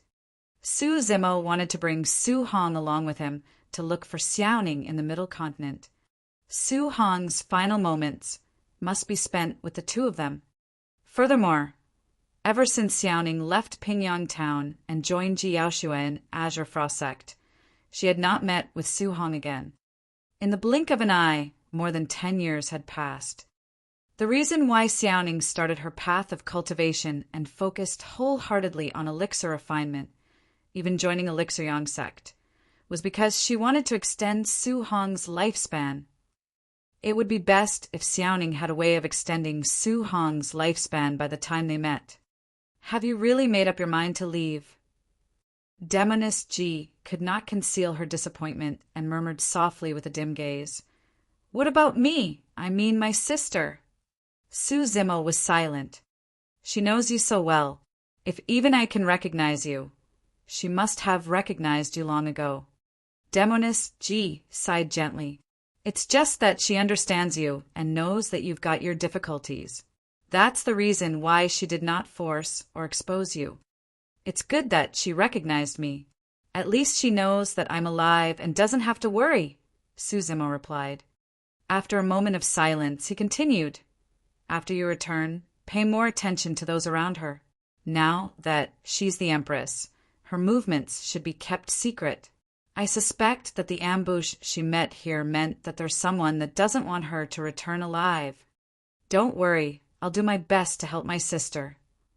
Silence ensued between the both of them. Demoness G did not say anything and merely looked at Su Zimo quietly. A long time later, he said softly, Go on back. Take care then.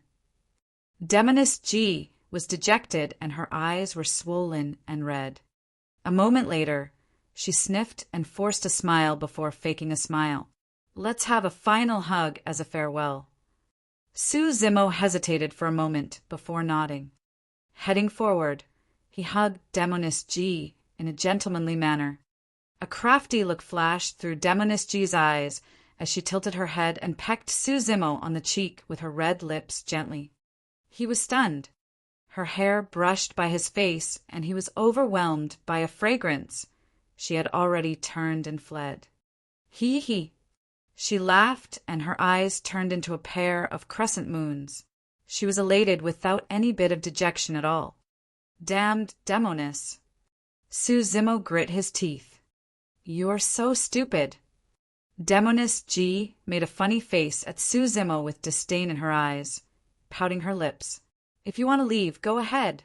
I can't care less. You took advantage of me in that stone coffin.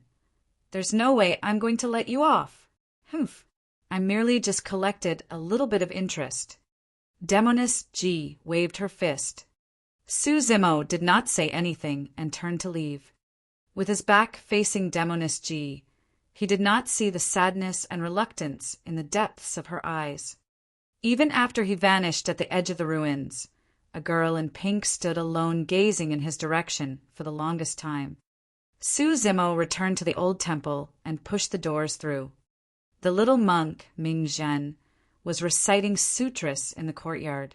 When he saw Zimo, he exclaimed softly with surprise, "Junior brother, you're injured." Mingzhen asked, "I'm fine." In this short period of time, the wound on his chest that was pierced by the sword had already recovered. With a grim expression, Mingzhen advanced and glared at Zimo's cheek, even sniffing it. "This is bad. You've got 2 red marks on your cheeks that have a fragrance. Junior brother, you're poisoned." That was the imprint of Demoness G's lips that Zimo forgot to wipe. At the bottom of the Dragon Burial Valley, Mingzhen had not even seen a woman before, let alone know what it was. Zimo's expression darkened as he pushed Mingzhen's bald head away, saying in a huff, "Bullshit!" He wiped away the imprint on his cheek as he dashed into the sutra chamber. Mingzhen looked at his master, who had just appeared from the doors in confusion, and asked with an earnest expression, "Master, why is junior brother angry?" The old monk replied he might be poisoned. "See, I was right. He didn't believe me." Mingzhen pouted his lips. Chapter 604, Teach You. Chapter 604, Teach You. Nighttime. Zimo tidied his attire and left the sutra chamber for the backyard. On this day every month, he would head over to where the red-headed ghost was for a bowl of mysterious spirit water. The old temple looked extremely creepy under the shroud of the night skies. The red-headed ghost sat on the ground and leaned against a tombstone with a bowl of spirit water before him. He had been waiting for a long time. Zimo was already used to everything and drank the spirit water right away when he arrived before the red-headed ghost. Suddenly, the red-headed ghost said, "You've got a bow with you, right? Take it out and place it there." The red-headed ghost pointed to a tombstone not far away. Although Zimo did not understand why, he still obeyed and took out his moon concealment bow, placing it on the tombstone. The full moon had just risen, and the cold moonlight spilled down, forming a column of light that focused on the moon concealment bow on the tombstone. The bow shone with an intense spirit light. Even without the infusion of spirit energy, the spirit patterns on the bow also had a bedazzling luster. The red-headed ghost said, "This is a quasi-connate spirit weapon, and its 6th spirit pattern had already taken shape. As long as it continues to receive the essence of the moon here, it can definitely grow to become a connate spirit weapon." Zimo nodded. "You've also got a blood-red saber with you, right? Take it out also." Blood Quencher. Zimo froze for a moment.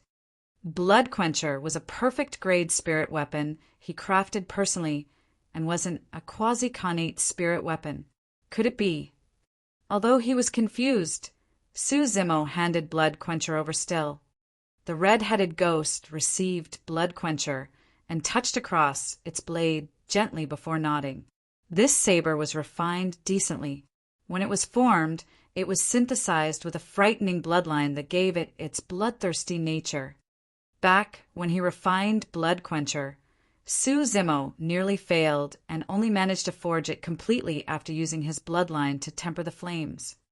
Although the red-headed ghost did not witness it personally, the fact that his guess was not far off the mark was proof that his insights were sharp.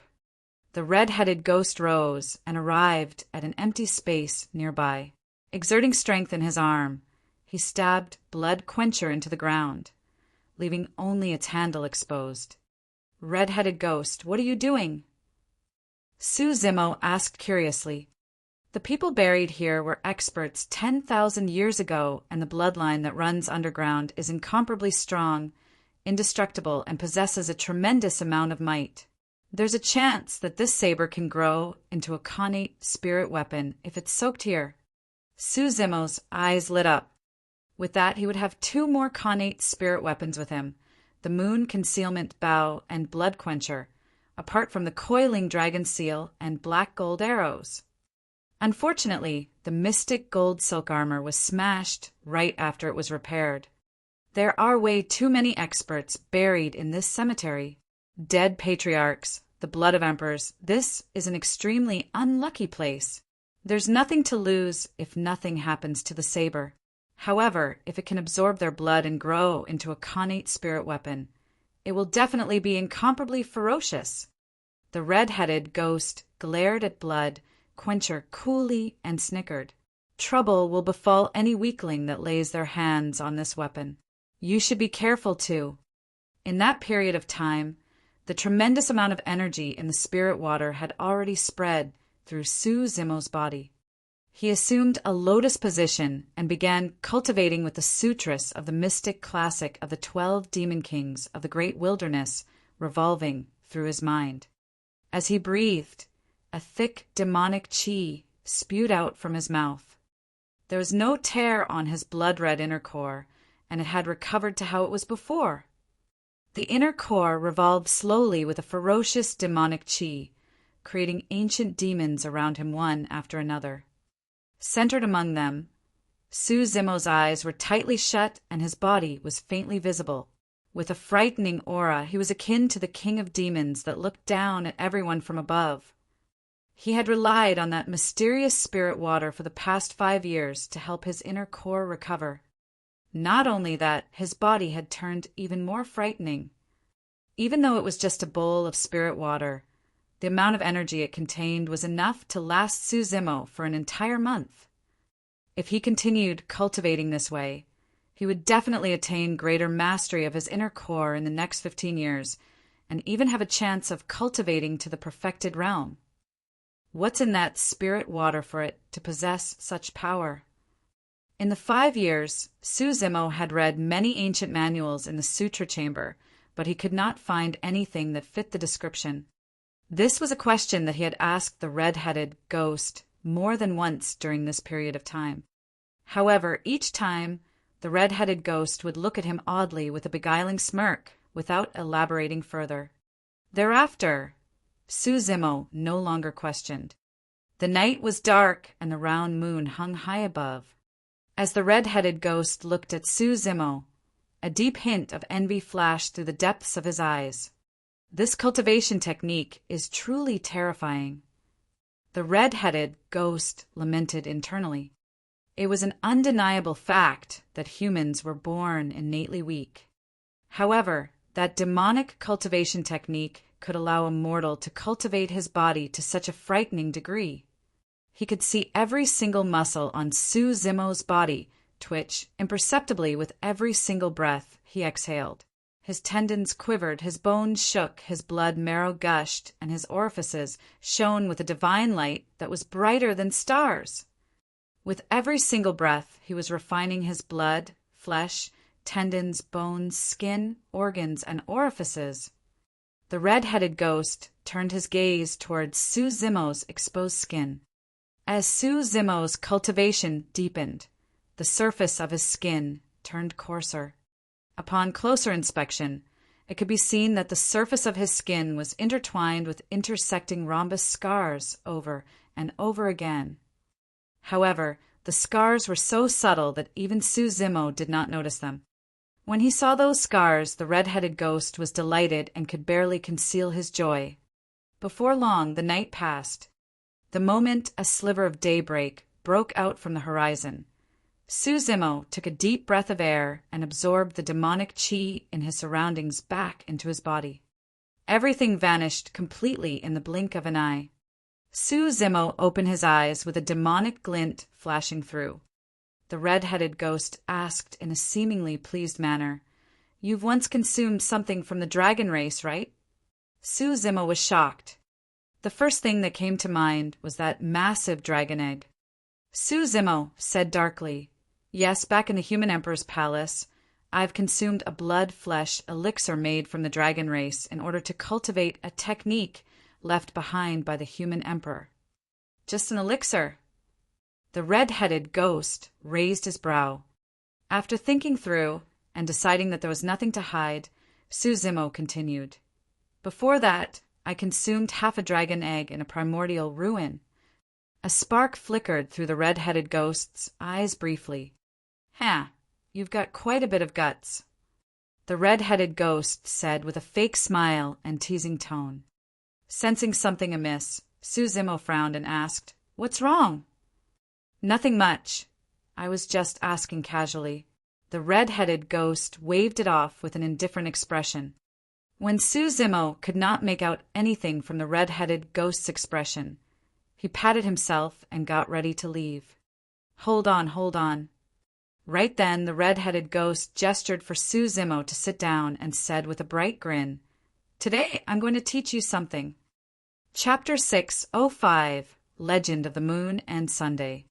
Chapter 605, Legend of the Moon and Sunday.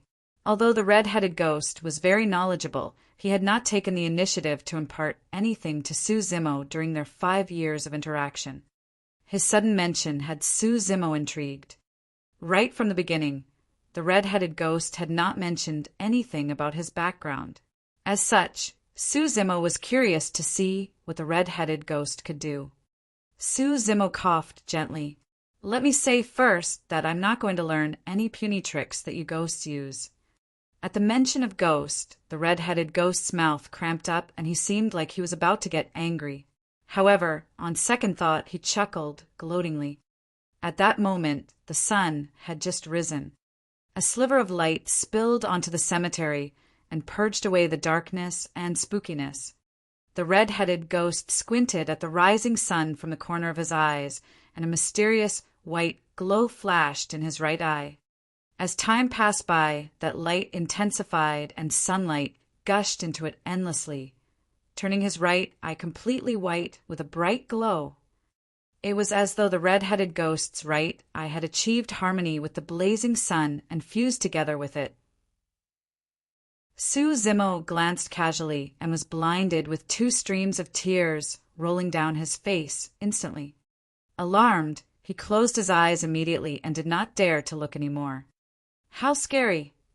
His eyes were extremely strong after he cultivated the mystic classic of the 12 demon kings of the great wilderness and cleared both orifices. Back in the ancient battlefield, even when the paragon of Diamond Monastery released his sect's secret skill, enraged Diamond Gaze, Suzimo was not affected mentally. But now his eyes were already dealt with such a blow from a side glance. If he had looked on directly, his eyes would have most likely gone blind. The most frightening thing was that even with his eyes closed, Suzimo could still sense the power that was given off by the red-headed ghost's right eye. It was extremely tough and radiant. His right eye seemed to have turned into a blazing sun. Beside the red-headed ghost, Suzimo felt like he could melt and dissipate at any moment. How could this be? A question popped into his mind. An intense, scorching young energy, as such, was the most effective at countering ghosts, and they would want nothing more than to avoid it. How could the red-headed ghost possess such a method?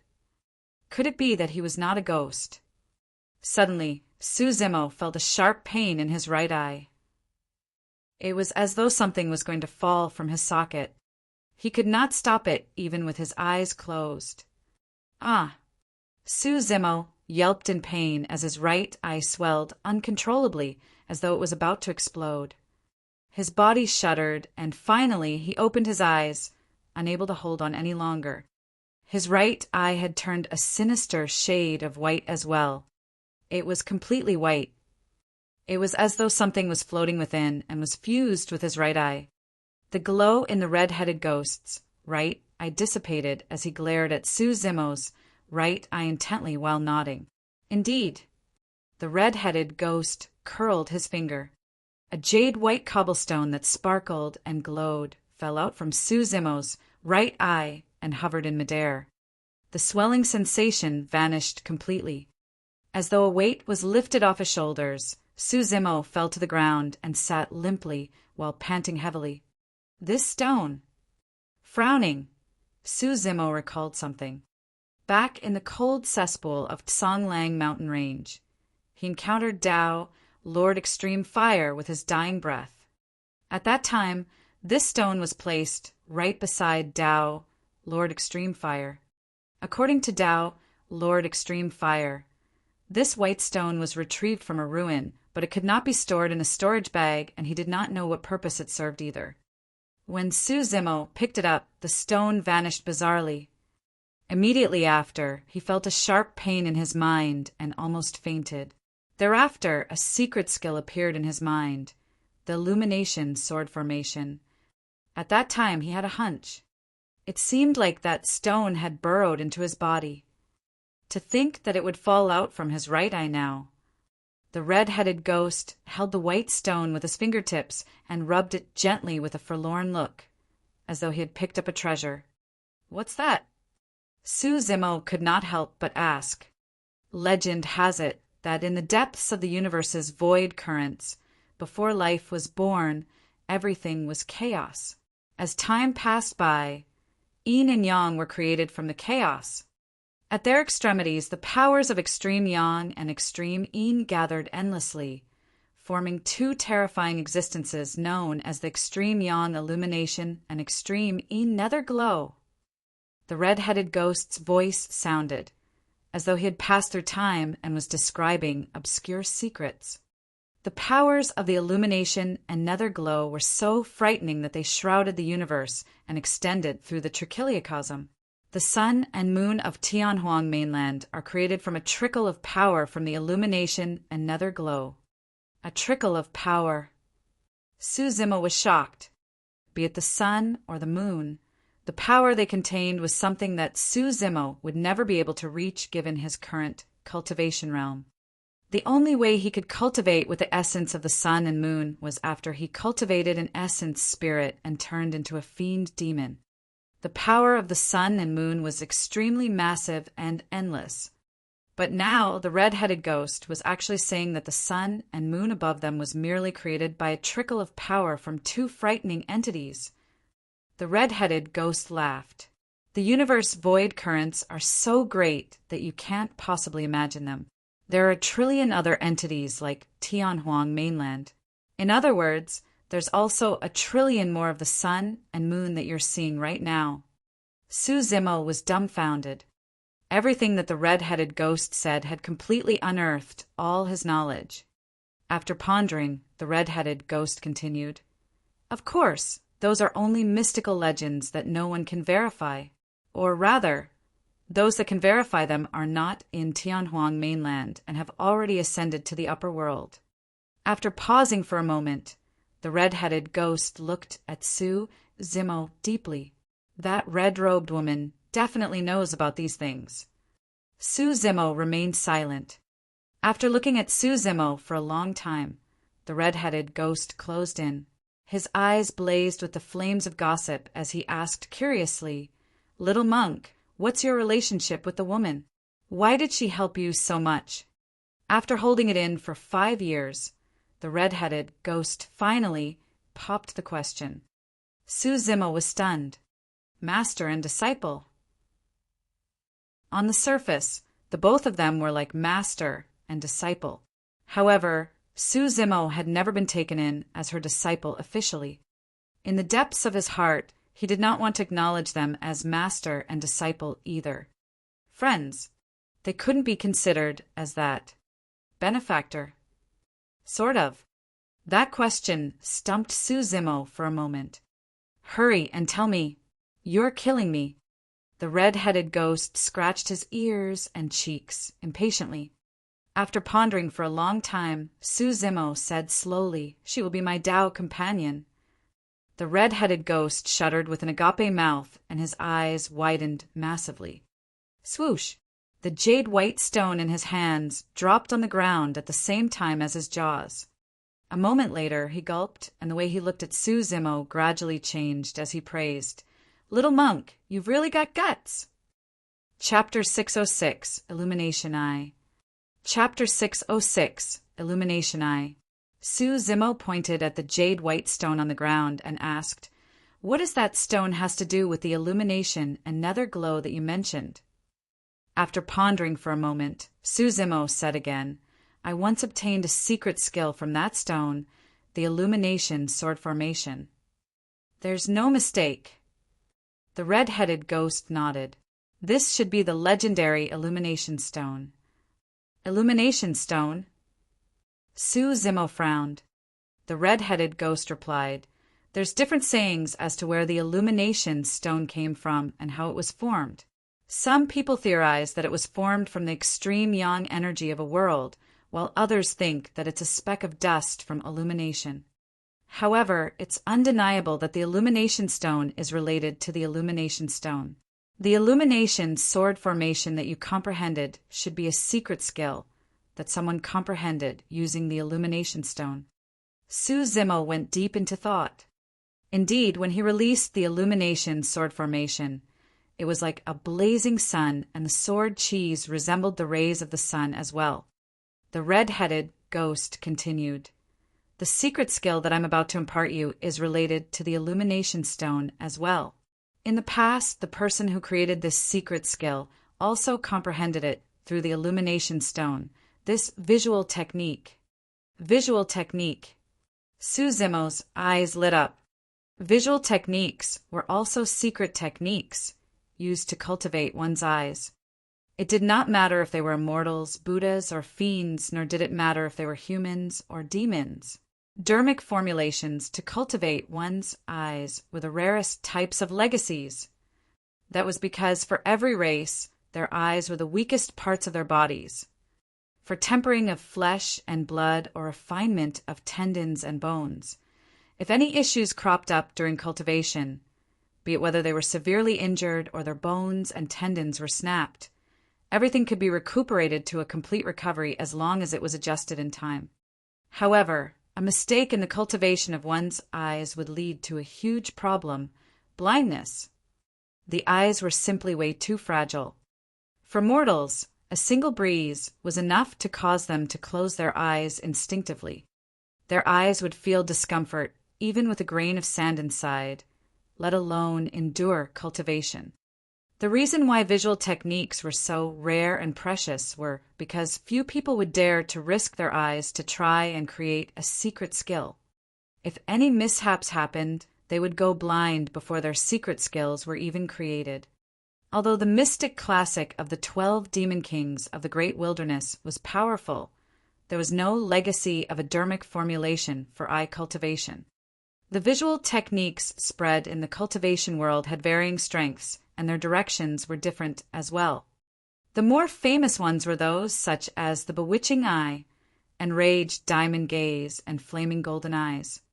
Cultivators versed in visual techniques were definitely stronger than anyone else of the same cultivation realm in terms of combat strength. That was because visual techniques were instantaneous and were the most difficult to defend against. Although it was a good thing to be able to cultivate a visual technique, there was no joy in Su Zimo's eyes. "Red-headed ghost, my golden core is already crippled and I can't store any spirit energy in my body. How do I cultivate a visual technique?" Su Zimo asked with a frown. The red-headed ghost waved it off casually. "It's fine, you don't need spirit energy to cultivate this visual technique." There was no need for spirit energy. Su Zimo froze for a moment. At nascent soul realm, cultivators cultivated their essence spirits and could make use of dermic powers to cultivate. However, before that, they had to make use of spirit energy for any spirit art and secret skill That was where their foundation was. How could there be a secret skill that did not require spirit energy to cultivate? Unless it wasn't a secret skill for humans. For his demonic cultivation, Suzimo did not require spirit energy as a foundation. Frowning, he asked, "What is required to cultivate if not spirit energy?" No matter the type of cultivation, energy would not appear out of thin air. Demonic cultivation required the consumption of flesh. Immortality cultivation required the absorption of spirit chi into one's body. The visual technique would definitely have to make use of something to refine both eyes. The red-headed ghost stared at the rising, heating sun not far away and said coolly, using that. Suzimo's heart skipped a beat and a look of shock spread across his face. Cultivate his eyes by using the blazing sun. Ordinary cultivators are not able to stare at the blazing sun for prolonged periods of time. Although Suzimo could glare at the sun after clearing his 7 orifices, it would still be akin to setting himself on fire if he wanted to make use of the energy of the blazing sun to cultivate his eyes. Initially, I did not intend on imparting this visual technique to you because the cultivation process is indeed extremely dangerous. A single mistake would cause one of your eyes to go blind. The red-headed ghost picked up the illumination stone and handed it back to Suzimo. However, I discovered this within you. You have the illumination stone with you. As such, the success rate of cultivating this visual technique will be extremely high and your efforts will be halved. When he heard that, Suzimo gradually came to a realization. The visual technique was comprehended by an expert of the past using the illumination stone. Now that the illumination stone was in his possession, it would be much easier to cultivate the visual technique with a significant decrease in risk. Suzimo received the illumination stone. Similar to before, the white cobblestone vanished in his hands once more. Immediately after, he felt a sharp pain in his mind and his right eye turned milky white and sinister. A moment later, it returned to normal. The blazing sun above us was formed from a trickle of energy from illumination. By making use of the blazing sun, you can nurture extreme yang energy in your eyes. The red-headed ghost said darkly, "Once released, that energy will be able to incinerate all living beings and destroy everything." In truth, Suzimo could already imagine the might of the visual technique without the red-headed ghost's elaboration. Normally, demons would have to advance to the nascent soul realm and cultivate their essence spirits before they could absorb the essence of the sun and moon for cultivation purposes. But now he had only just formed his inner core. In other words, it meant that his inner core realm would already be tapping into a higher level of energy. When cultivated to its peak, this visual technique is he. The red-headed ghost chuckled oddly. "One of your eyes will turn into a sun." Pissed. Suzimo gasped. There was a blazing sun hidden in his socket. The moment his eye was opened, a blazing sun would appear.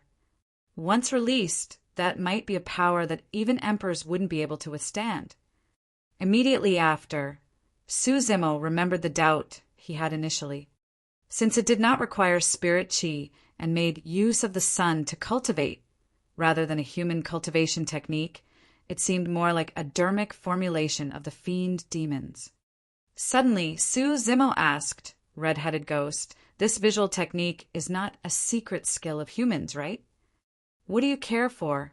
Are you going to cultivate it even if it's a secret skill of the demons?" The red-headed ghost rolled his eyes and scoffed coldly. "Humph, you're about to cultivate into a true fiend demon yourself anyway, so what are you bothered about?"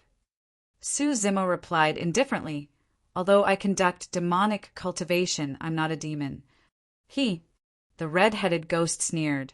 "Your human golden core is already crippled and you've only got a demon's inner core left in your body. Who would believe you if you said that you were a human?" Suzimo remained silent. A moment later, he asked in a seemingly casual manner, "What's the name of this visual technique?" Raising his brow, the red-headed ghost looked at Su Zimo in deep thought. As though he read the latter's intentions, he chuckled. Let's call it Illumination Eye. Wily fox. Su Zimo cursed internally. He had already sensed vaguely that the red-headed ghost had a strange identity. In reality, he was also trying to deduce something by asking about the name of the visual technique. To think that the red-headed ghost did not let anything slip.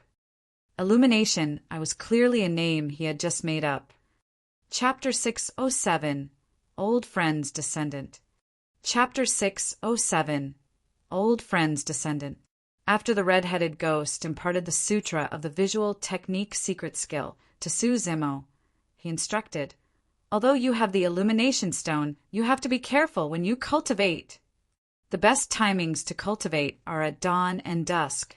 If you cultivate in the afternoon when the power of the sun is at its peak, your eyes won't be able to take it and it will hinder your progress. Su Zimo remembered everything to heart. This was something that he had to be careful about, or it would be too late for regrets if he went blind. A while later, after Su Zimo ensured that he left nothing out, he got up and headed to the front yard. The little fox stood nearby with a dazed gaze and snoozing.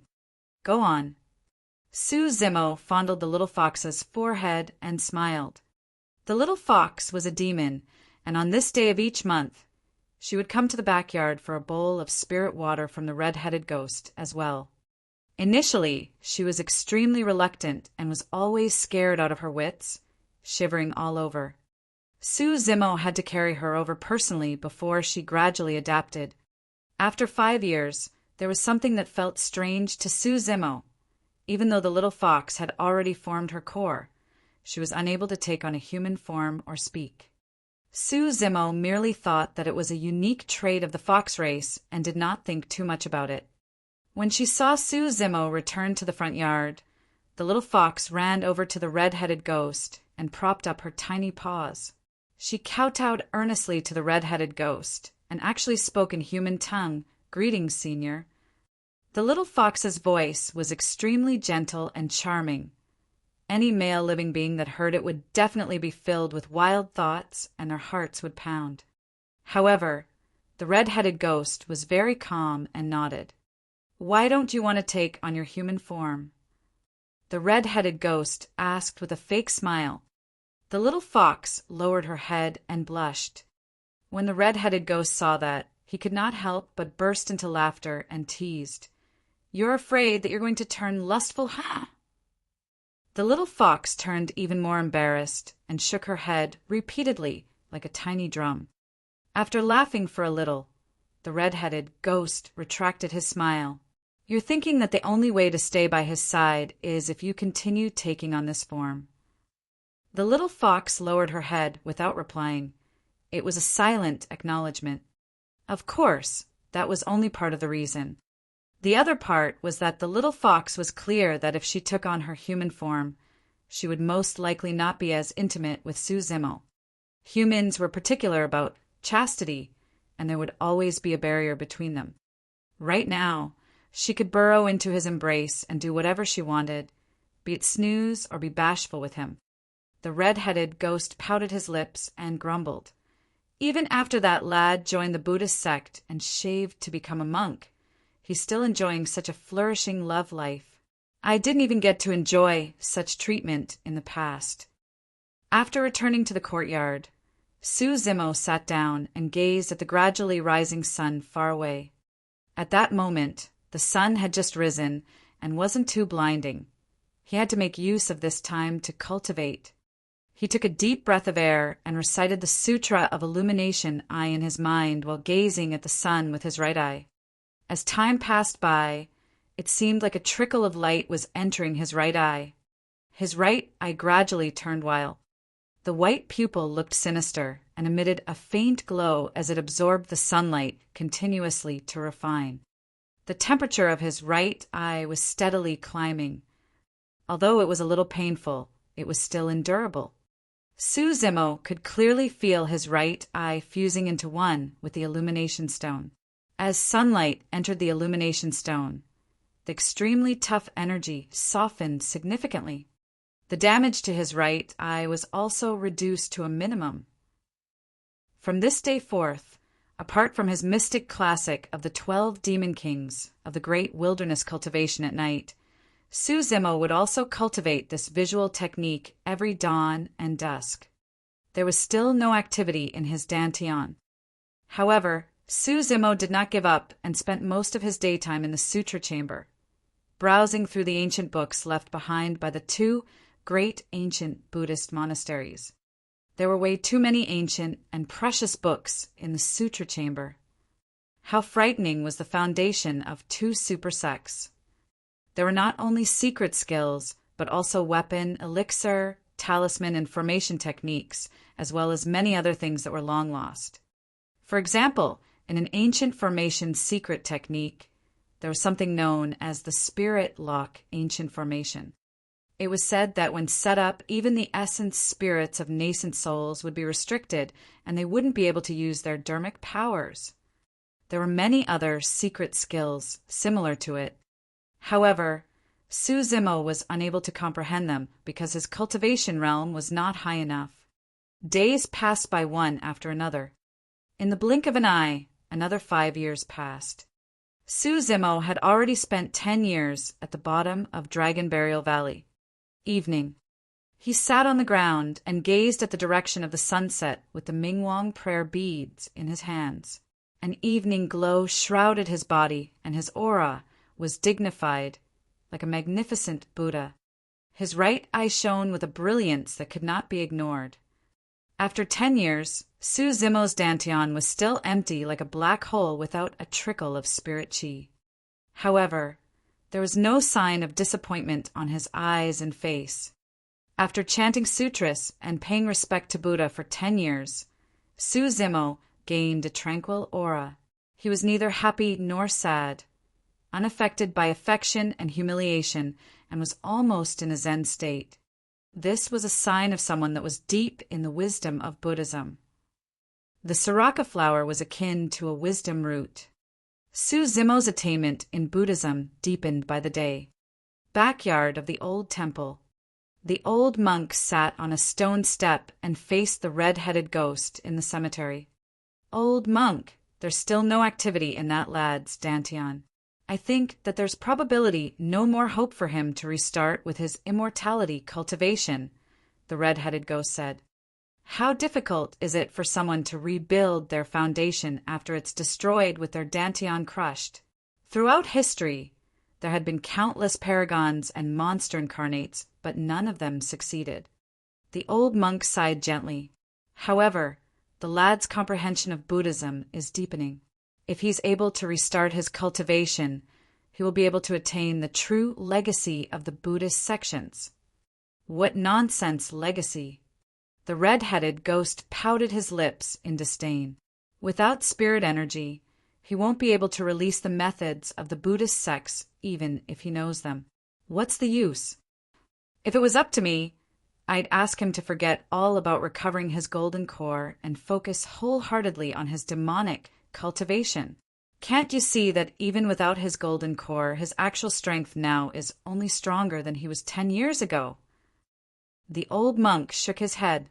If he gives up on recovering his golden core and continues on his demonic cultivation, the moment he advances to nascent soul realm would be the moment he turns into a fiend demon completely. Isn't that good? The red-headed ghost mumbled. Right then, a spirit light descended outside the old temple. The old monk slanted his head and beckoned, causing a spirit crane to land on his palm. Frowning, he opened the spirit crane and took a look. With a conflicted expression, he sighed gently. The descendant of our old friend is here.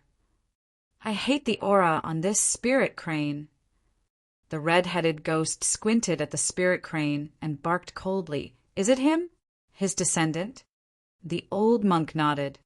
The red-headed ghost bolted upright and the chains on his body rattled. Instantly he turned murderous. The old monk looked at the red-headed ghost. Calm down. No matter what, Daming and Fahua monasteries are indebted to him. Furthermore, it's just a junior that has arrived. What are you getting worked up for?" Upon hearing that, the red-headed ghost calmed down temporarily and sat down once more with a terrible expression. Chapter 608, Don't Go Overboard. Chapter 608, Don't Go Overboard. It was late at night. The red-headed ghost asked with a frown, "What's his descendant here for?" "To borrow and browse through the mystic Dharmic Lotus Sutra," the old monk replied. Sneering, the red-headed ghost said, "So he's got his eyes on this number 1 secret skill of the golden core. It's no wonder why he made the long journey here." The old monk continued, "It's just a sutra. If his descendant wants to take a look, he's free to go through all the sutras in the sutra chamber." "Aren't you generous?" The red-headed ghost pouted and grumbled. Right then, Suzimo arrived in the backyard, ready to obtain a bowl of spirit water from the red-headed ghost. The old monk put away the spirit crane and turned to leave expressionlessly. The red-headed ghost placed the spirit water in front of him. Thereafter, he laid down with his back facing Suzimo in silence and brooded. Suzimo was confused and did not know what tantrum the red-headed ghost was throwing. He did not ask or think more about it. After 10 years, he had some understanding towards the red-headed ghost. There were things that the red-headed ghost would take the initiative to say even if he did not ask. There were also things that the red-headed ghost would not say anything about no matter how he pressed on. Suzimo reared his head and drank the spirit water before taking a seat to cultivate. Not long after the old monk left the old temple, he returned. There were 2 more people around him. To be precise, one of them was human, and the other was a demon. The cultivator at the front looked young and was at Golden Core realm. He wore purple robes with sharp brows and a defined set of features. With an indifferent expression, he gave off an aura that ruled over everything around him and suppressed all things. The purple-robed cultivator's eyes flickered, and everything he passed by turned still, even the air. His mere presence was enough for someone to want to give up entirely. Behind the purple-robed cultivator was a burly man that was more than 2 meters tall and filled with hair from head to toe. His chest was bare, his bones were huge, and his eyes gleamed with a scarlet glow. Anyone with a sharp eye would be able to tell that although the burly man had taken on human form, he was still a demon beast. The demonic chi shrouding the burly man was extremely thick, and his eyes shimmered constantly. He was definitely not a kind soul. The old temple said, "There's not much rules to this old temple, other than the backyard where you must not step foot in. You are free to explore the other parts. You can retrieve any sutra that you wish to read as well." The purple-robed cultivator nodded and turned his gaze towards Mingzhen. At that moment, Mingzhen had just closed the sutra in his hands and was rising. Just as he was about to bow and greet the purple-robed cultivator, the cold voice of the latter sounded. "Hand over that sutra in your hands, because I want to read." Mingzhen froze momentarily. It was rare that there was someone else in the old temple. Even if this person did not say it, Mingzhen would pass it to him automatically. But now, the tone of the purple-robed cultivator was truly detestable. It was more like an order. He stood on no courtesy at all. Mingzhen could clearly feel that to the purple-robed cultivator, he was just ordering a servant about. Instinctively, Mingzhen turned towards the old monk. The old monk sighed internally. After all, this was something between the younger generation. Although the purple-robed cultivator's attitude was unpleasant, it was not in his place to lecture the former. The old monk did not wish to interfere as long as both parties were not at one another's necks. The old monk returned to the majestic grand hall and closed his doors after leading the purple-robed cultivator into the old temple. "Monk, are you deaf? My master wants to read that sutra in your hands. What are you waiting for?" The hairy, burly man behind the purple-robed cultivator hollered. Mingzhen frowned. After a moment of hesitation, He handed the mystic Dharmic Lotus Sutra in his hands over. The purple-robed cultivator received it with an indifferent expression without even glancing at Ming-Zhen. It was as though everything was only right. Ming-Zhen was not bothered by it and merely smiled before turning to pick up another sutra to read. Right then, the doors of the sutra chamber were pushed open with a loud creak. A furry little thing walked out with fiery red fur that made it look like a ball of flames. It was the little fox who had just woken up. She yawned repeatedly and raised her tiny paws to rub her sleepy eyes. With a charmingly naive look, she nearly stumbled over the step of the sutra chamber entrance. Ming-Zhen smiled. The purple-robed cultivator seemed oblivious to it, as his attention was focused entirely on the mystic Dharmic Lotus Sutra in his hands. The more he read, the brighter his eyes lit up. When the hairy, burly man behind him caught sight of the little fox, his eyes widened. The little fox shuddered and woke up. Grinning, the hairy, burly man said, "Master, there's a fox chick here. I'm going to take her with me." "Yes." The purple-robed cultivator replied. "Ha ha ha." The hairy, burly man's eyes lit up with a vile glint as he closed in on the little fox while smirking. "Little thing, where are you trying to hide?" He got even more excited when he looked at the little fox, who was retreating continuously with a frightful expression. Swash! Suddenly, the hairy, burly man felt his vision blur, and another person appeared. Ming-Zhen's palms were clasped together as he said with a deep voice, "Patron, please stop." The hairy, burly man was overwhelmed by lust when his path forward was obstructed. Instantly, his expression turned extremely nasty, and his eyes were filled with anger. "This fox chick is your Tao companion." "No," Ming-Zhen shook his head. "She's your spirit beast?"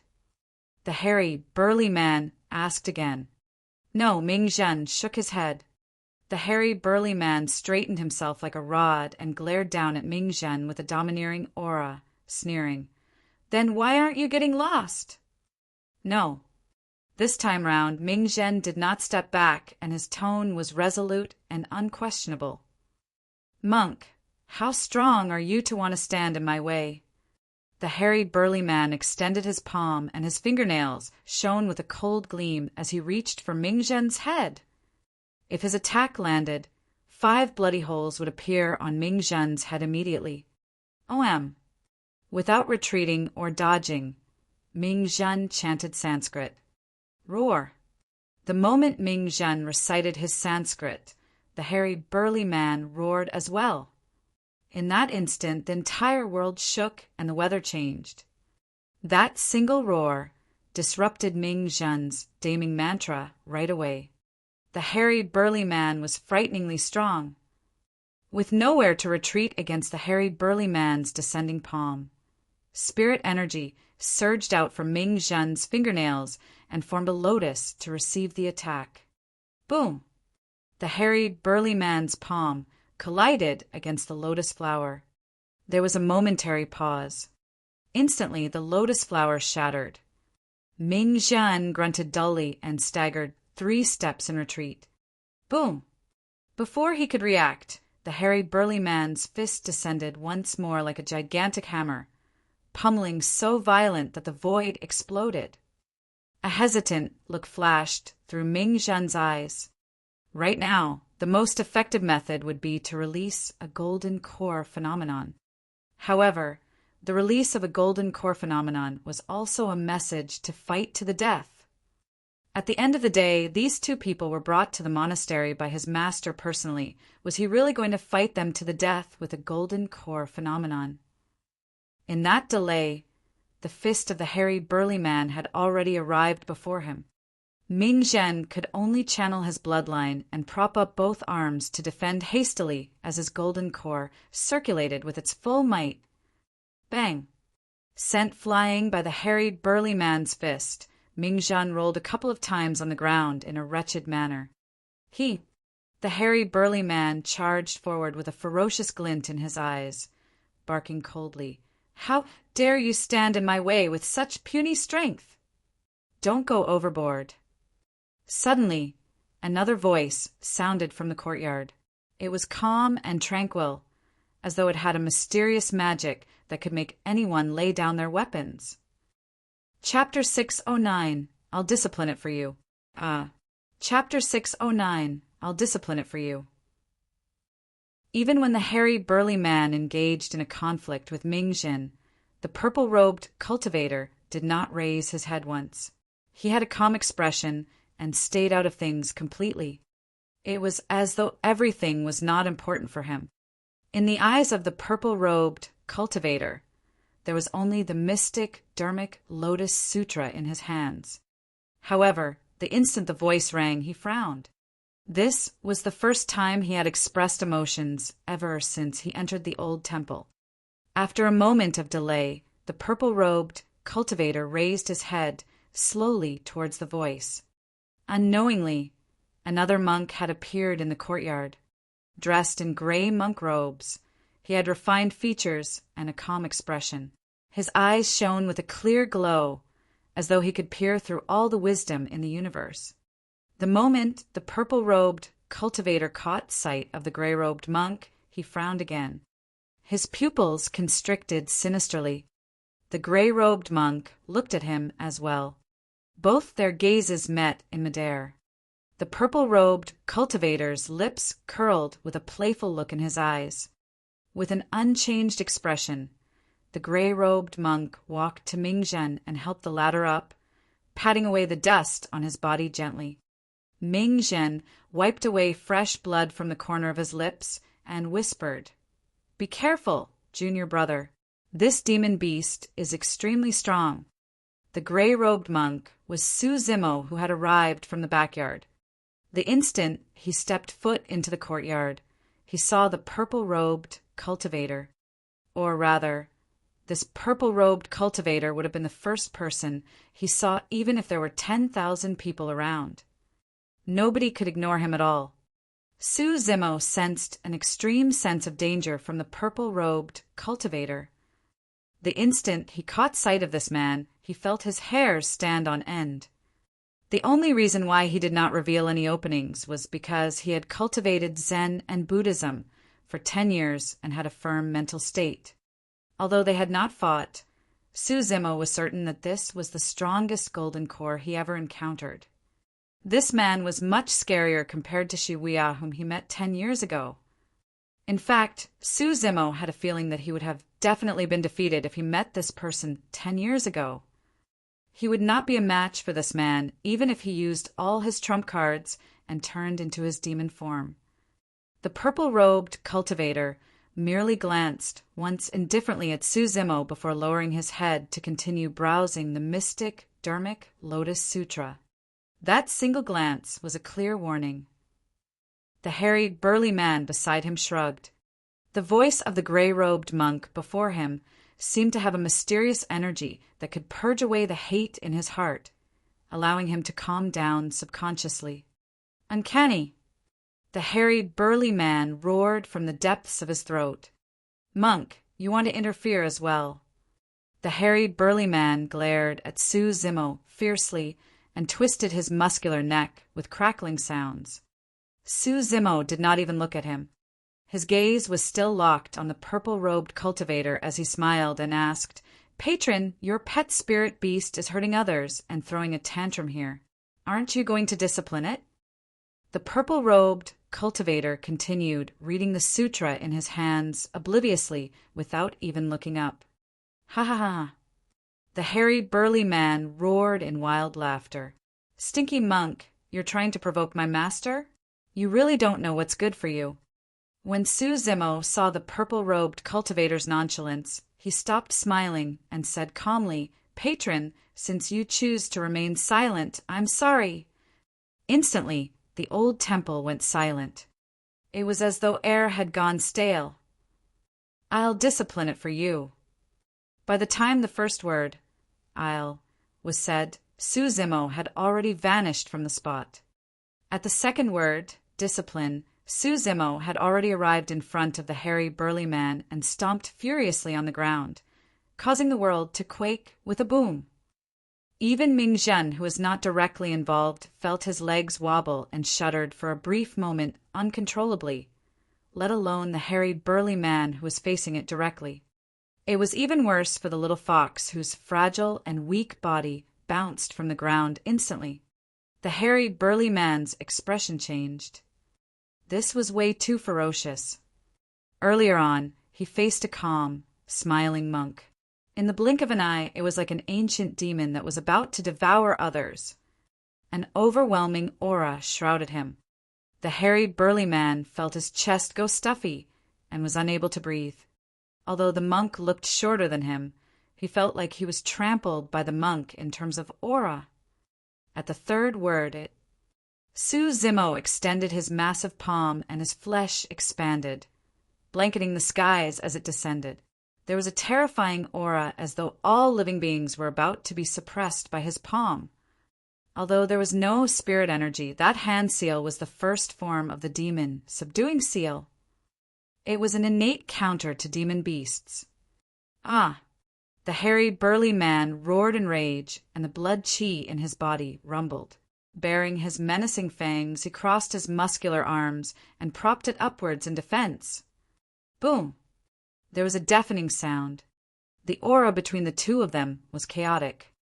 The moment they made contact, the expression of the hairy, burly man changed, and he felt a terrible pain in his arms, as though they were about to snap. Although Su Zimo was only using one hand, the hairy, burly man felt an apocalyptic power surging through, like the crush of a tidal wave. It was unstoppable. 4. At that moment, Su Zimo had just said the fourth word.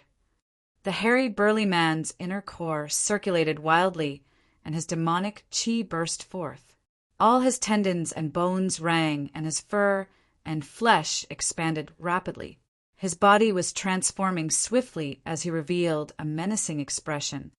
Unable to withstand it, the hairy, burly man's reaction was extremely fast, and he revealed his true form immediately. Although demon beasts could take on human form after they formed a core, they could only release their true strength upon returning to their true form. The rise in combat strength would be at least 30%. It's a Tao Wu. Ming Zhen could not help but exclaim softly in surprise when he saw the hairy, burly man's true form. The Tao Wu was one of the primordial ferocious beasts. There were many types of demon beasts, and their strength was mostly determined by their bloodlines. Among them, pure-blooded ferocious beasts were the strongest. However, even among pure-blooded ferocious beasts, there were stronger and weaker ones. The Tao Wu was among the strongest and most terrifying of the pure-blooded ferocious beasts with immense strength. In the primordial era, they reigned domineeringly in Tianhuang mainland and were extremely violent. At this phase, the true form of a Tao Wu was at least 100 feet tall. But now, against Su Zimo's blanketing palm, the Tao Wu's body looked like it was suppressed by a gigantic mountain and could not grow more than 10 feet. Finally, the Tao Wu panicked. It realized that the difference in strength between the two of them was too great. Even with his true form, he could not fight this monk before him head-on. You. Su Zimo's final word was spoken. Snap. Against the suppression of the terrifying strength, the Tao Wu's arms were crushed by Su Zimo's palm. Su Zimo's palm descended upon the Tao Wu's head and pushed down fiercely. Boom! Su Zimo pushed against the Tao Wu's head and thrust it into the ground. Instantly, a big hole caved into the ground with fresh blood splattering everywhere. The Tao Wu's face was messed up with flesh and blood. I'll discipline it for you. Although the entire process seemed slow right from the moment Su Zimo moved till the Tao Wu's head was buried, in reality, all it took was a single sentence. By the time Su Zimo's final word was spoken, the Tao Wu was already unconscious. 10 years of dormancy. Su Zimo had focused wholeheartedly on Buddhism, and his violent streak had diminished significantly while his mental state had turned much calmer. That was the reason why he did not strike directly even after witnessing the Tao Wu bully the little fox and injure Mingzhen. However, he was Su Zimo after all, decisive to kill. Since he was going to attack, he was definitely not going to hesitate. He suppressed with a thunderous might that could not be resisted. He was an unparalleled saber with extreme edge. The moment he was unsheathed, a hole would be punctured through the firmaments. Chapter 610, Might of the Visual Technique. Chapter 610, Might of the Visual Technique. He's not dead yet? Su Zimo frowned when he sensed life from within the Tao Wu's body after thrusting the latter's head into the ground. This ferocious beast was truly frightening. Notwithstanding its tremendous strength, even its body was extremely tough. Despite the impact where even its face was contorted, it was still not dead. Su Zimo remained silent and exerted strength in his fingers with the intention of crushing the Tao Wu's head. All of a sudden, a sense of danger rang in Su Zimo's mind. He felt an extremely dangerous aura. Su Zimo turned around instinctively. Not far away, the purple-robed cultivator had already raised his head and was glaring at him intently. The purple-robed cultivator's expression was cold, and there was an icy intent in his gaze. The purple-robed cultivator had not moved at all. With one hand behind his back, he held up the mystic Dharmic Lotus Sutra with his other hand and did not seem like he intended to attack. However, Su Zimo felt chills run down his spine. The purple-robed cultivator's pupils were constricting. Initially, the constriction of one's pupils was a natural instinct. No matter the race, when one was agitated, terrified, or hostile, their pupils would constrict. However, a normal constriction would cause the round pupil to shrink until it became a hole the size of a needle. Yet the purple-robed cultivator's pupils seemed like they were round moons being devoured. The entire process resembled an eclipse. Eventually, 2 crescent moons were sinisterly reflected in the purple-robed cultivator's eyes. When he saw those pupils, Ming Zhen's expression changed starkly. 2 words flashed through Su Zimo's mind: Eclipse Eye. Eclipse Eye was one of the most notorious visual techniques of the cultivation world and had roots that traced back to the primordial era. Although this visual technique was extremely strong, its cultivation process was also extremely dangerous. Throughout history, only a rare few, less than 1 in 10,000 people, managed to cultivate it successfully. Most of the others cultivated themselves into blindness. Now, even if any cultivators came across the cultivation technique of Eclipse Eye by accident, they wouldn't dare to cultivate it either. To think that this purple-robe cultivator would have cultivated that visual technique. To begin with, there were few people who could cultivate visual techniques. There were even less that could cultivate Eclipse Eye. Not only must they be peerless paragons, they must even possess immense confidence in themselves. When he noticed the changes in the purple-robed cultivator's pupils, Su Zimo realized that this was definitely not a weakling in Tianhuang mainland. 2 cold beams of light streaked through the purple-robed cultivator's eyes. The next moment, his pupils returned to normal. However, those 2 beams of light arrived before Su Zimo swiftly and silently, like 2 extremely sharp crescent sabers, to Ming Zhen and the little fox. It looked like the void between Su Zimo and the purple-robed cultivator was a silk cloth that was sliced by the 2 cold beams of light. The temperature of the entire courtyard dipped massively. "Watch out!" Ming Zhen only had enough time to exclaim. All of a sudden, a change happened. A bedazzling radiance burst forth in that eerie courtyard that was shrouded by the night skies. It was as though a blazing sun had descended here with a blinding shine. Illumination Eye. Su Zimo's right eye was white as jade without any impurities. The light that was released from his right eye illuminated the old temple like daylight. Suddenly, a burning column of light burst forth from Su Zimo's right eye and collided fiercely against the two cold, incoming beams of light. Although the two vastly different energies collided, it was silent.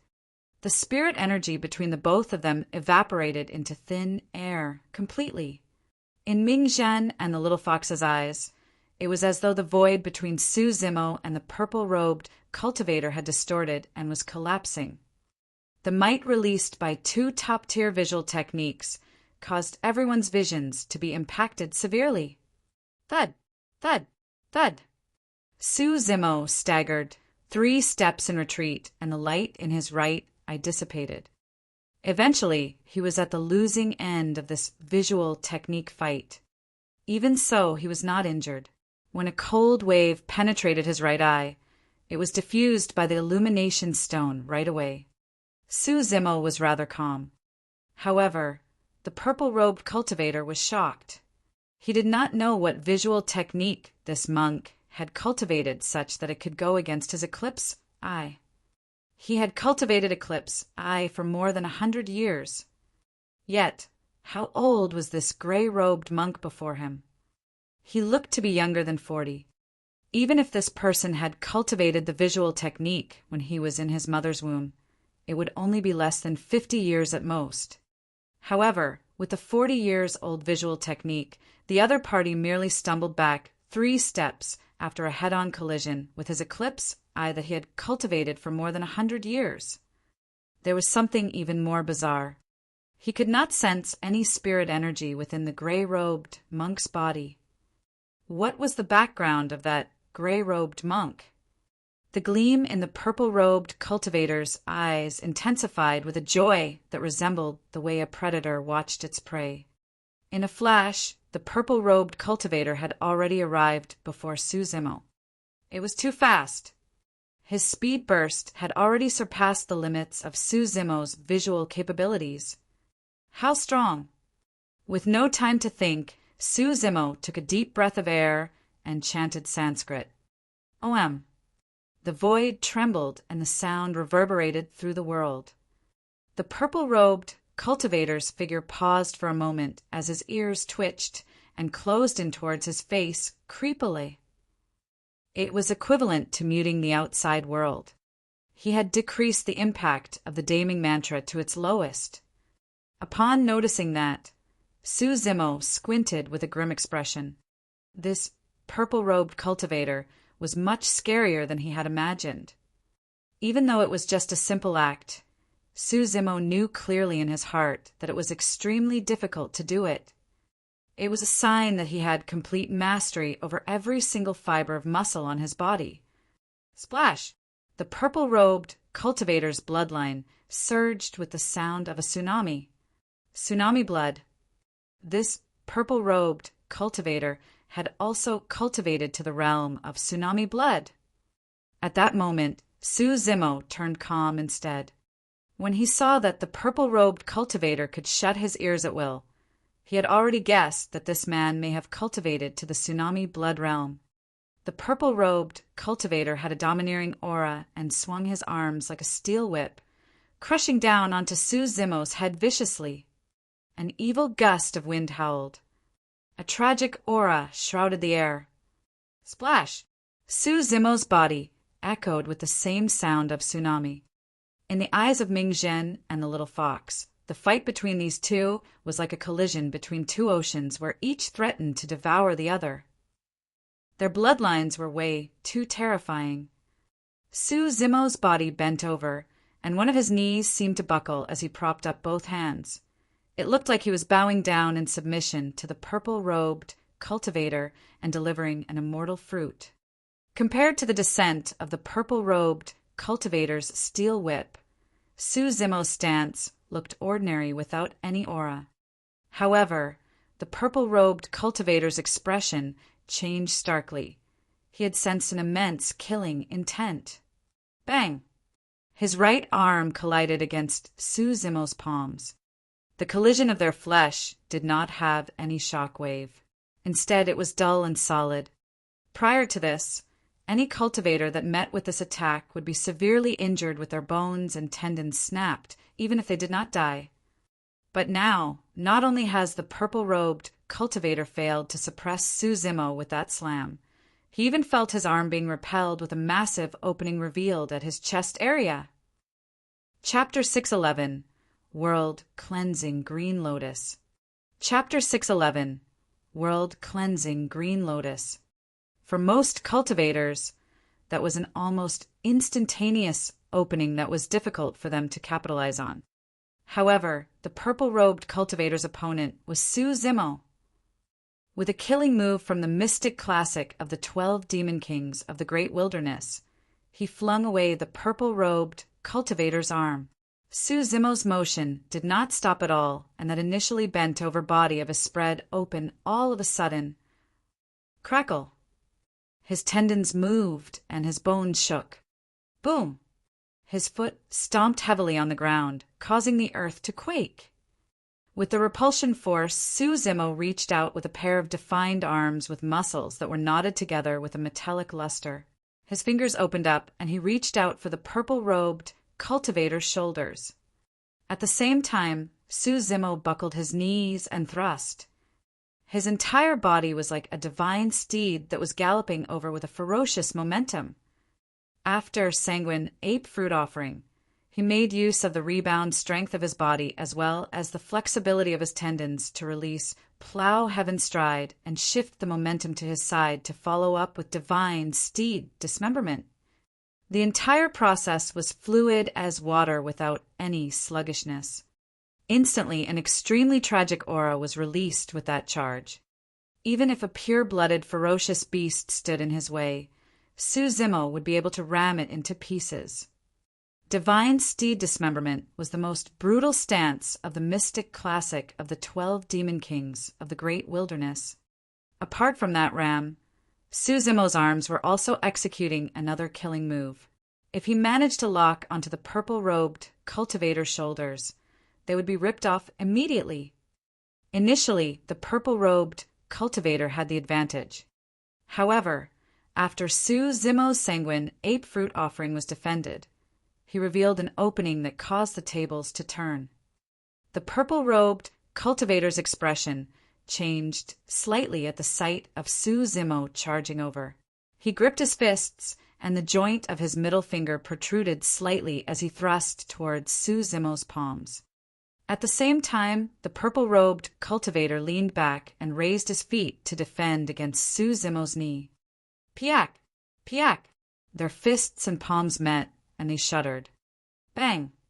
Immediately after, Suzumo's knee rammed against the purple-robed cultivator's foot viciously. The purple-robed cultivator fell backwards with the momentum with a light motion as though he was floating, gliding slowly to the back. The toughness of divine steed dismemberment was countered by the purple-robed cultivator's gentleness. Up till this point of his cultivation, Suzumo had been in countless battles. However, he had never encountered anyone who could match him in melee combat. The purple-robed cultivator before him was the first. The purple-robed cultivator floated in midair, and after a slight pause, he lunged forward once more with a killing intent in his eyes. Boom! The purple-robed cultivator threw a punch. A resounding bang echoed in the air.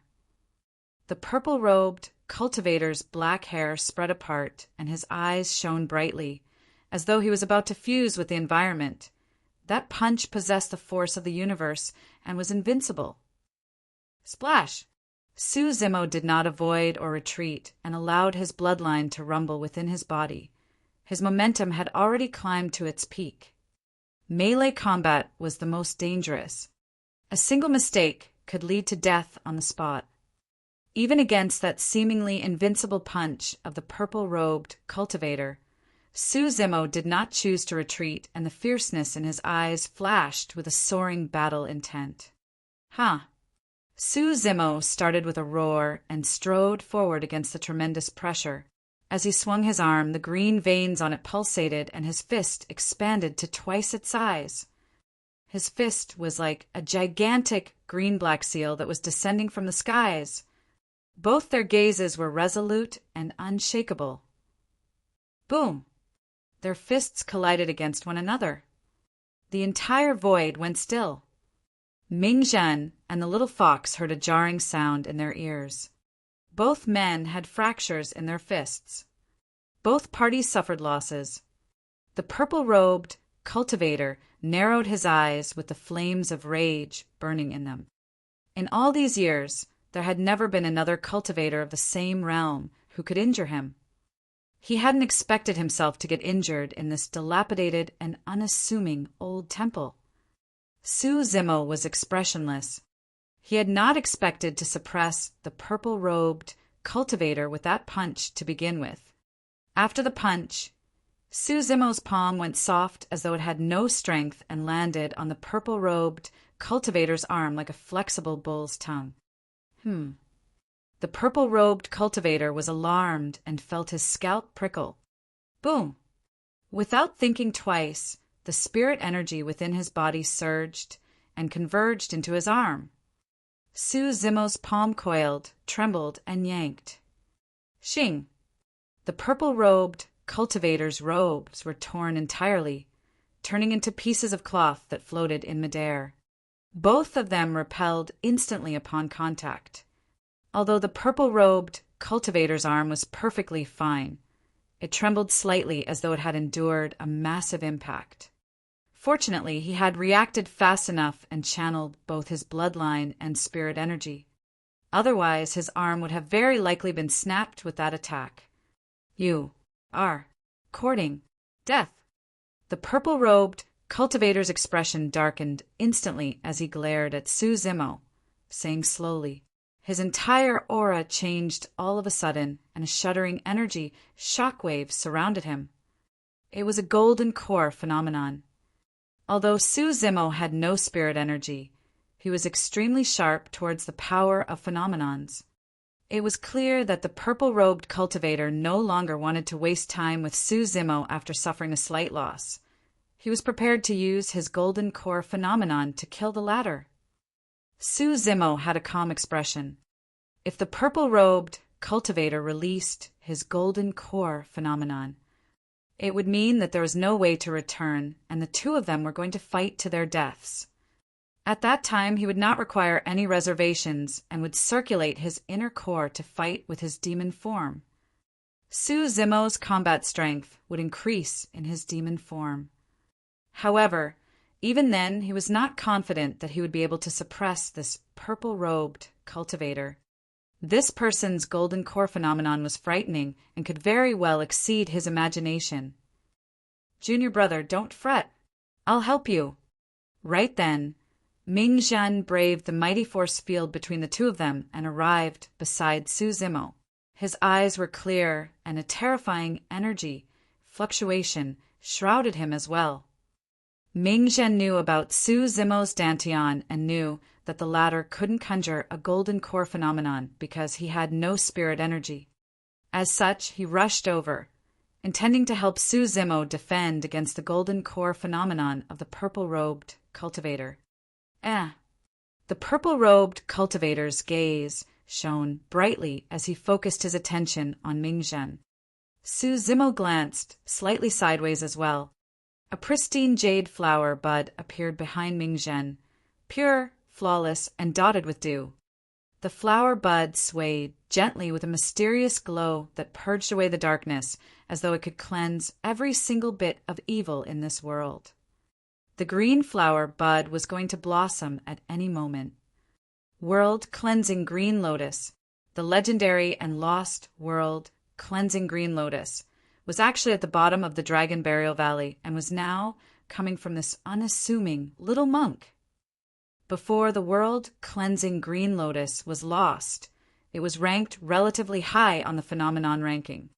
The ancient green lotus swayed with a bright glow and could cleanse all the sins in the world. This was a top 10 ranking phenomenon.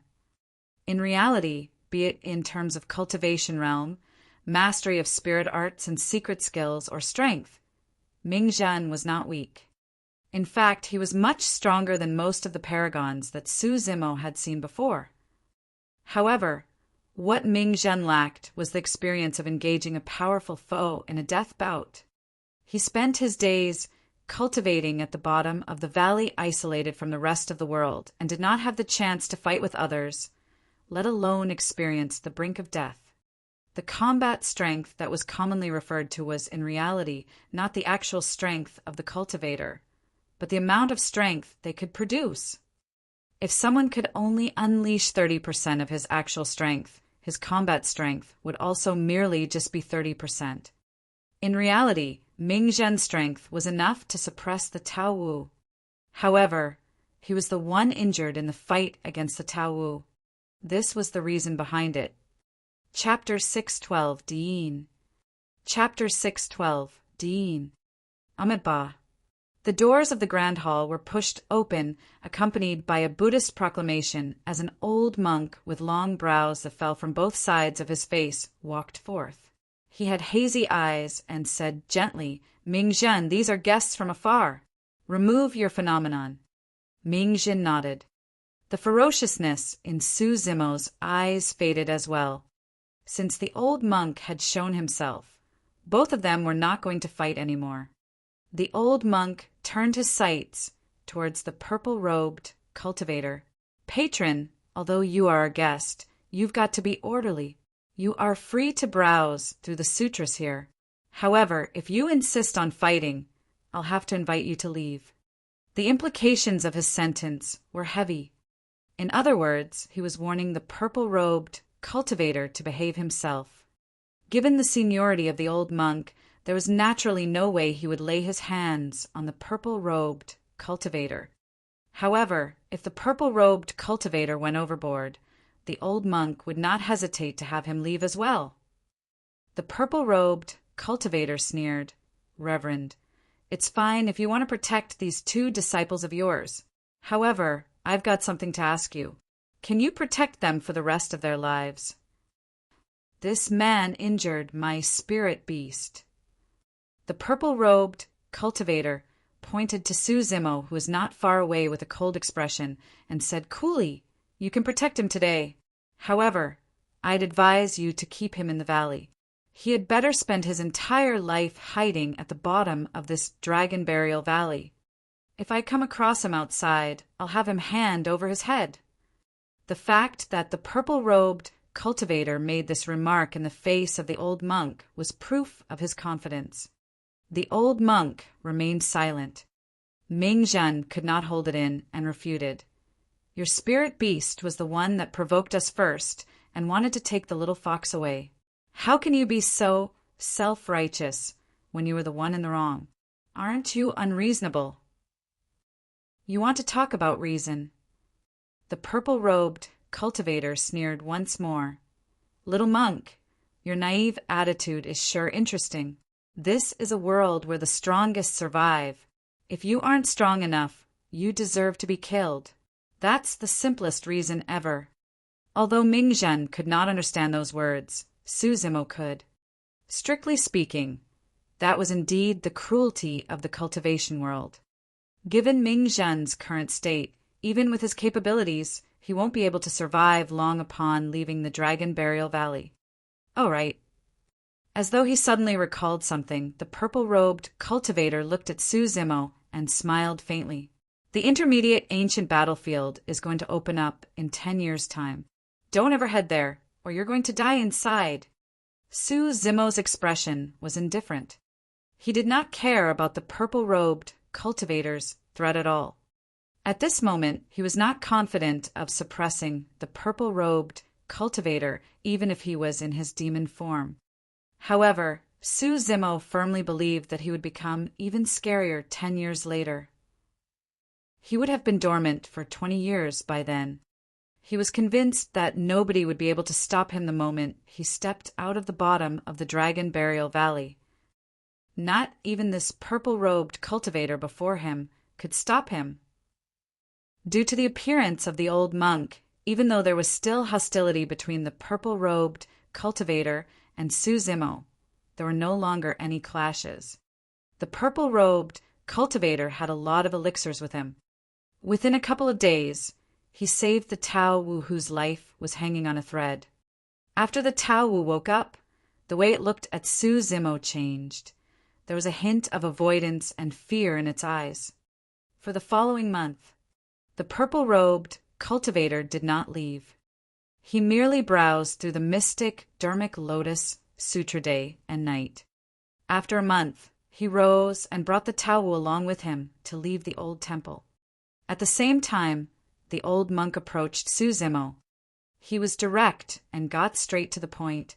Are you intending to enter the ancient battlefield 10 years later?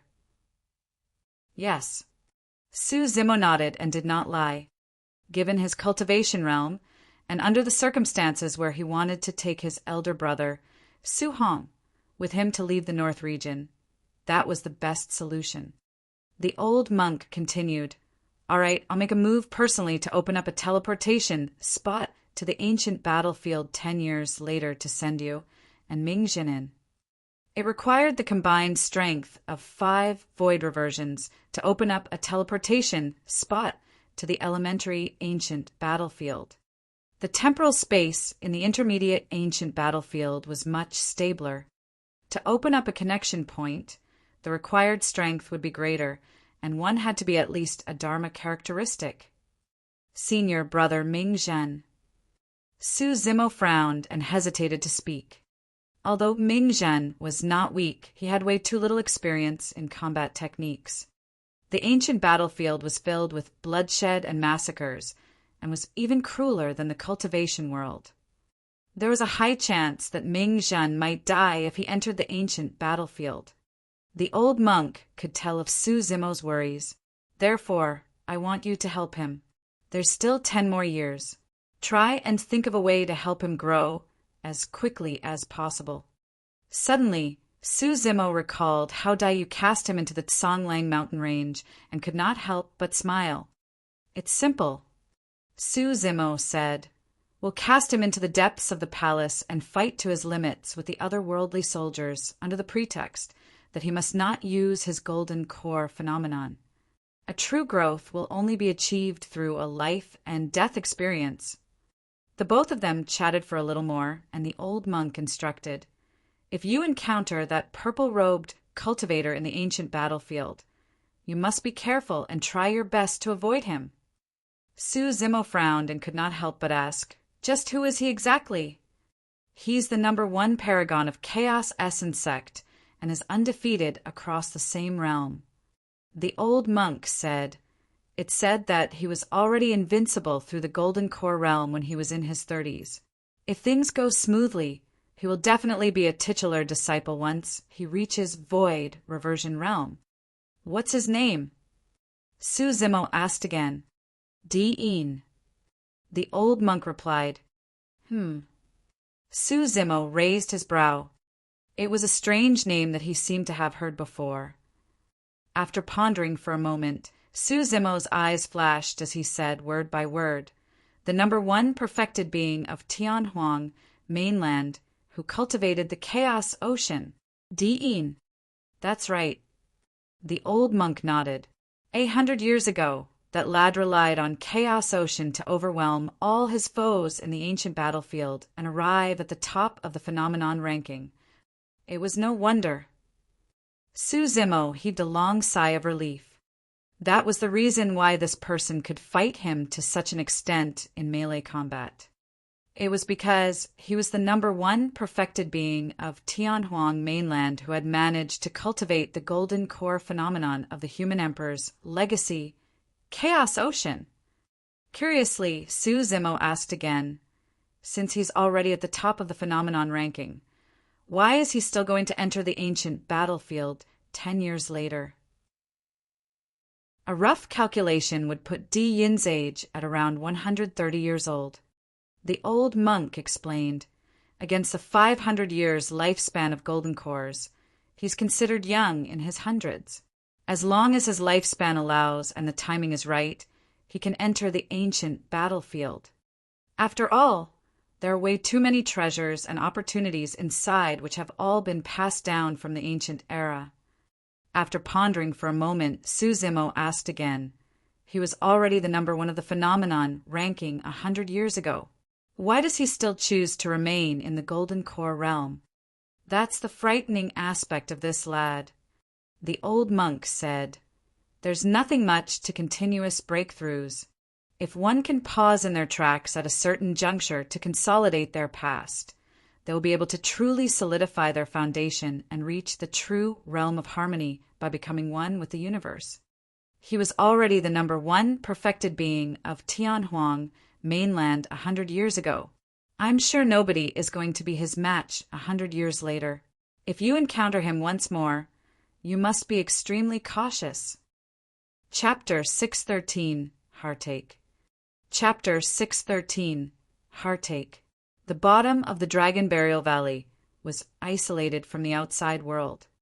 Day in and out, the old temple sat there silently, distant and dilapidated. It seemed like there was nothing different about it than before. The only difference was that there was now another young monk with refined features. There was also another quirky little fox. Each morning, the young monk would gaze at the rising sun. At dusk, he would gaze at the setting sun. It was the same every day without any breaks in between. The eyes of the young monk turned increasingly brighter. Of course, for the most part of the day, the young monk would choose to browse through sutras and comprehend Zen and the Tao in the sutra chamber. Against a green lantern and ancient Buddha statue, he sat on a praying mat with a sutra gently propped on his hand with a calm expression and in a tranquil state. Beside him, a red little fox squatted quietly without moving.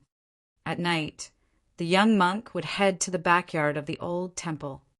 In the eerie cemetery, the sounds of dragons, tigers, and endless beasts roaring would sound till daybreak before subsiding. Day after day, year after year. In the blink of an eye, 20 years passed. Time did not seem to leave any scars on the monk's face. However, his dantian was still empty without a trickle of spirit energy. After all these years, the young monk no longer tried to cultivate intentionally. Instead, he recited sutras and strolled every day in a leisurely manner. As time passed by, he gained a unique aura around him. It was indescribable. It was as though the young monk had reached the realm of fusing with nature. He looked like an extremely ordinary monk at a single glance. However, upon closer inspection, he was like an unsolvable mystery. Yet another night passed. Cemetery in the backyard of the old temple. At dawn, the young monk opened his eyes slowly and tidied his attire. Bowing to a red-headed burly man not far before him, he said, "Thank you for your care for more than 20 years." Naturally, the young monk was Suzimo.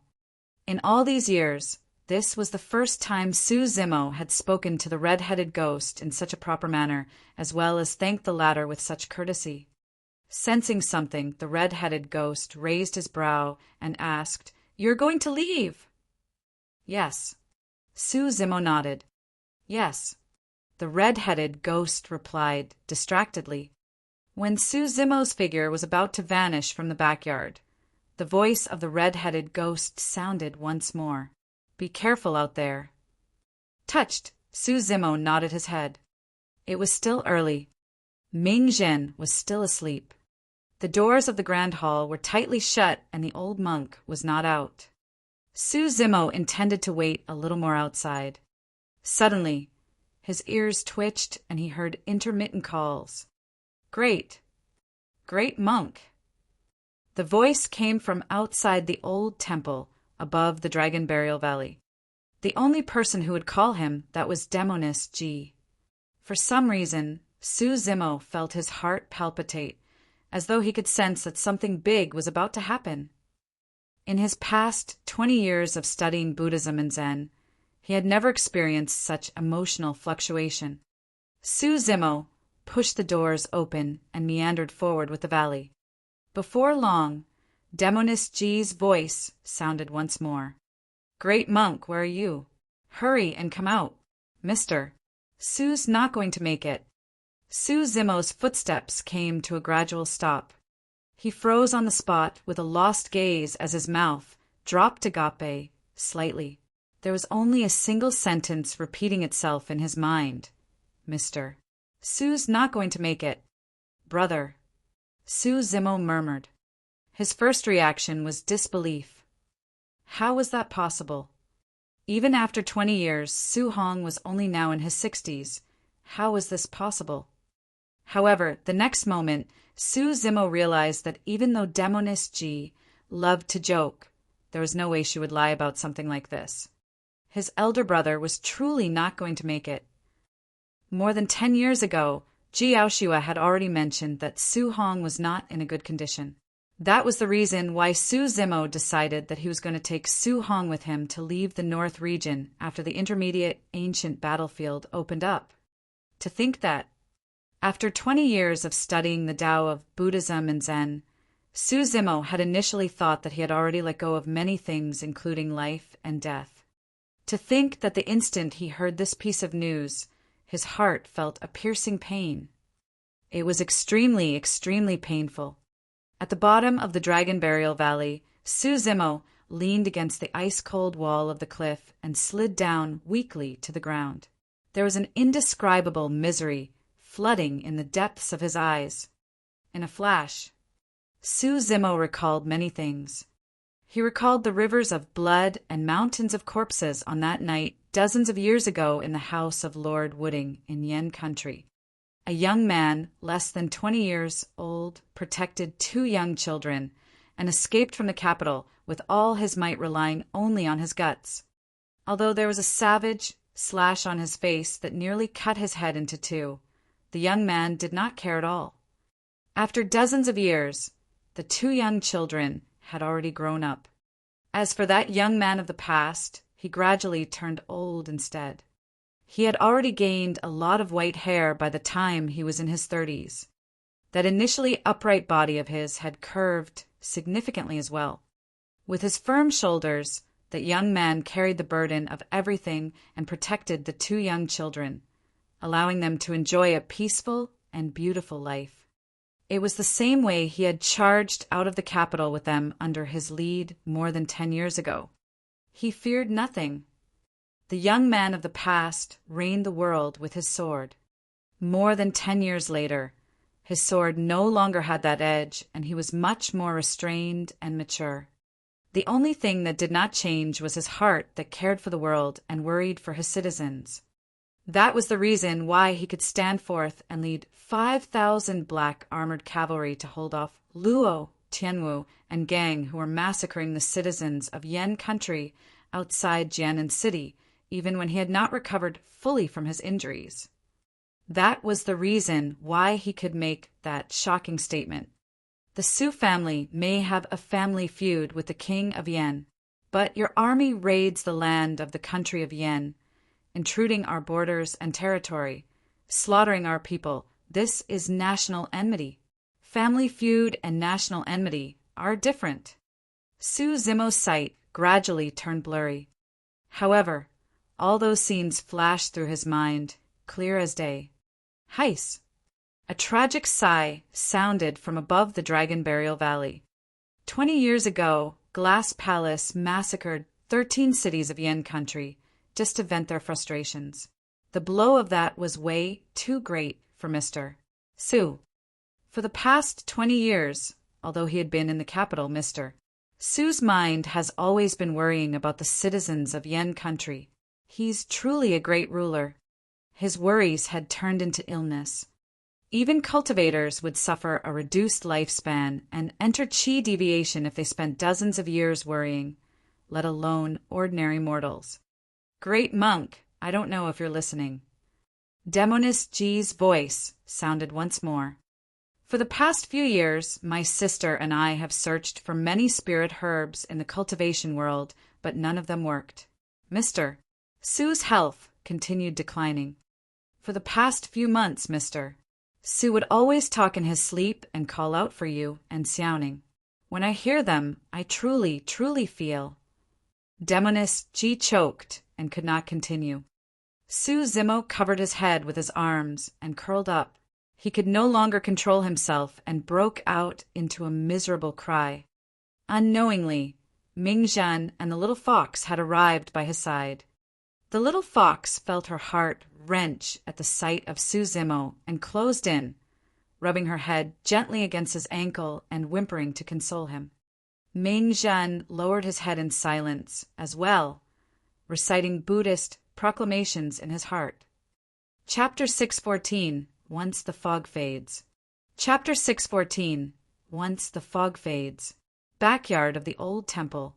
The old monk and red-headed ghost gazed into the distance, as though their gazes could pass through the voids and look at the young monk who was bawling his heart out. The both of them exchanged glances. Heiss! The old monk sighed. The red-headed ghost remarked sorrowfully, this was a day that he was going to have to face sooner or later. It's for the best. Who is the judge as to whether or not it's for the best? The old monk shook his head. Old monk, what do you mean? The red-headed ghost could tell that the old monk was implying something. The old monk replied, This lad is sentimental, and for him, mister. Su is an anchor. This was the anchor that caused him to shave to become a monk, to clear his mind and to stay here quietly at the bottom of the Dragon Burial Valley for a full 20 years. The red-headed ghost nodded. The old monk was not wrong. Given Su Zimo's character, there was no way he was going to endure things, even if he had offended Glass Palace and the factions of the entire North region. Did he really not have any other method of leaving the North region? If Su Zimo wasn't waiting for an opportunity to leave the North region with Su Hong, given his character, he would have killed his way out more than 10 years ago the moment his inner core had recovered. The old monk sighed. Now that the anchor is gone, there's a chance that the nightmare of the paragons of the immortal, Buddhist, and fiend sects, that strongest monster incarnate of history that struck endless fear in the hearts of countless cultivators, is about to return. The red-headed ghost squinted and asked, Have you noticed something? I don't know. The old monk shook his head. The red-headed ghost asked again. More than 20 years have passed, and there's still no feedback from his golden core. Is there any chance of recovery at all? I don't know. The old monk shook his head still. After pausing briefly, he said slowly, Perhaps he's already found a method of recovering his golden core, perhaps not. I don't know. I can no longer read him. The red-headed ghost's expression changed. Even the old monk could not read Su Zimo any longer. After 20 years of studying Buddhism and Zen, Su Zimo had indeed gained an additional unique aura. He was almost like Buddha. The red-headed ghost's expression changed as he suddenly said he's back. I guess he's here to bid you farewell. Also, you're his master at the end of the day. Give him a few items that can help him protect himself. Don't keep everything to yourself. Do you want to take them with you into the grave? The red-headed ghost mumbled, but the old monk had already turned to leave. He disappeared from the cemetery in the blink of an eye and had already returned to the grand hall. Not long after, Su Zimo pushed the doors open and walked in. He seemed composed on the surface, but he could not conceal the sorrow deep in his eyes. Su Zimo walked straight into the grand hall and knelt down in the direction of the old monk. He kowtowed 3 times before saying softly, Master, I'm going to leave. Go on. The old monk did not ask him to stay. He knew that it would be a futile attempt. Reaching out, the old monk handed over 2 battered talismans in his palms. These are 2 transference talismans.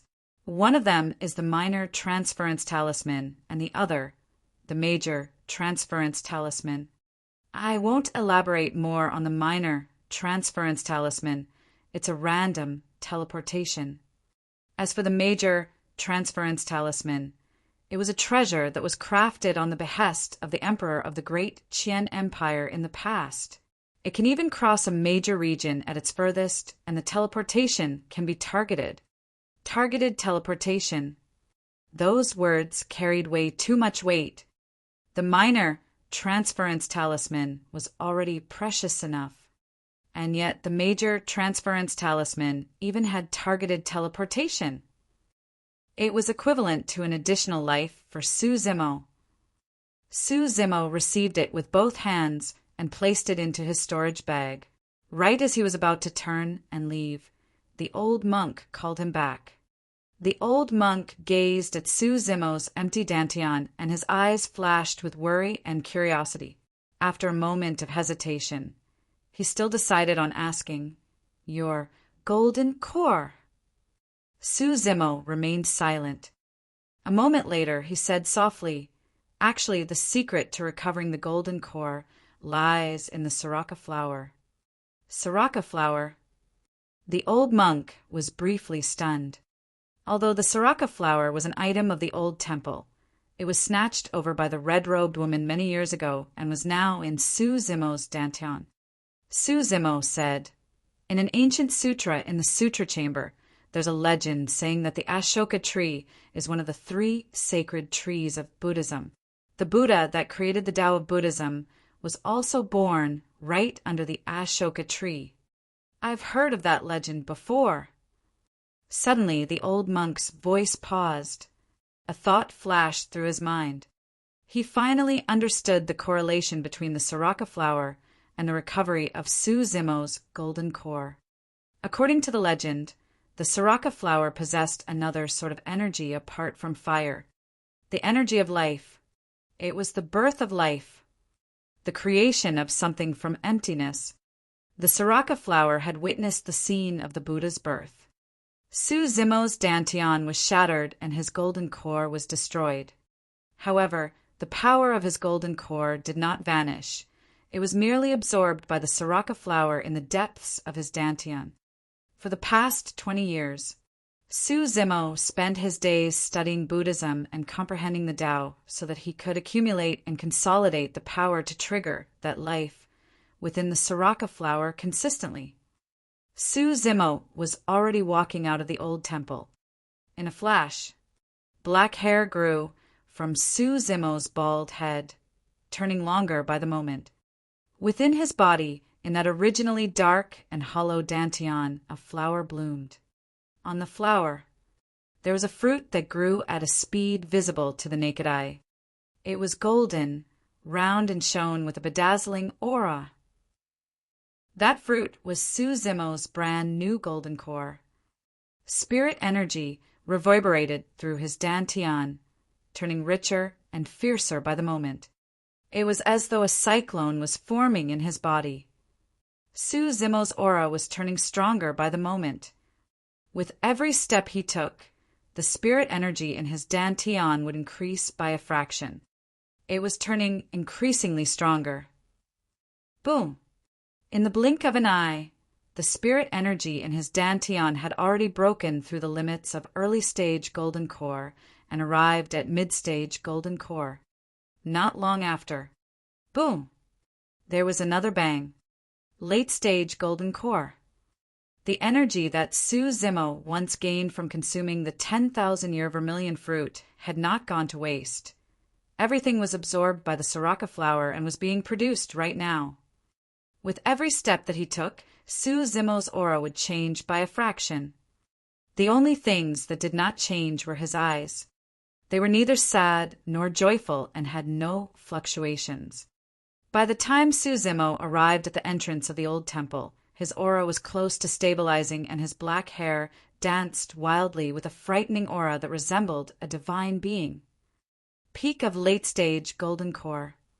He had persevered through it. He had been dormant for 20 years at the bottom of the Dragon Burial Valley, studying Buddhism. However, instead of decreasing, his cultivation realm had advanced to the peak of late-stage golden core. Of course, that was not the only change in Su Zimo. There was something that no one could describe. Standing at the entrance of the old temple, Su Zimo turned around slowly and gazed at the sentence etched on the wall of the grand hall with a lost look in his clear eyes. Those were the words that Dai Yu had left him. Suddenly, Su Zimo extended his finger. A stream of spirit chi burst forth from his forefinger, like a sharp sword that sliced the wall of the grand hall. Su Zimo waved his arm. He left another statement right after the statement on the wall. It was a sharp statement that looked down on the entire world. Instinctively, Ming Zhen recited it. Once the fog fades, the radiance shall illuminate through the entire world. Pissed, his confidence. There was a hint of shock deep in the eyes of the old monk. The sound of chains rattling echoed suddenly from the backyard that was initially silent. To become one of the greatest, you have to work on the foundation and be willing to take hardship and serve others. Once the fog fades, the radiance shall illuminate through the entire world. The first statement was left behind by Daiyu. The second statement was Su Zimo's reply. Chapter 615, Return. Chapter 615, Return. Swash! A white streak of light tore through the backyard of the old temple. It descended in the courtyard, flawless and magnificent as the full moon up in the skies. Moon concealment bow. Su Zimo received it and brushed his hand on it gently. The sixth spirit pattern that was not fully formed previously was not clearer than ever. A connate spirit weapon. After consuming the essence of the sun and moon for 15 years at the bottom of the Dragon Burial Valley, the moon concealment bow had evolved into a connate spirit weapon. Su Zimo put the moon concealment bow away in his storage bag with a calm expression. Incoming saber. A voice sounded in Su Zimo's mind. Before that statement was completed, the sound of metal clashing echoed from the backyard and reverberated through the entire world. It buzzed and emanated a murderous aura that caused the temperature of the entire old temple to dip. Blood Quencher had appeared. A blood beam surged into the skies and hovered in midair, shining with the glow of 6 spirit patterns. The most beguiling thing was that the 6th spirit pattern was in the color of blood. The connate spirit pattern had dyed the glow surrounding blood, Quencher scarlet. The saber emitted a strong blood stench that was shuddering. As the red-headed ghost had expected, Blood Quencher had indeed gone through a shocking transformation after it was buried in the cemetery and soaked in the blood of peerless experts from 10,000 years ago. Aside from the innate sharpness of a connate spirit weapon, Blood Quencher's ferocity was torrential. The blood beam and stench released from its blade could even affect cultivators mentally. Because the little fox's cultivation realm was inadequate, she felt chills run down her spine just glancing at it.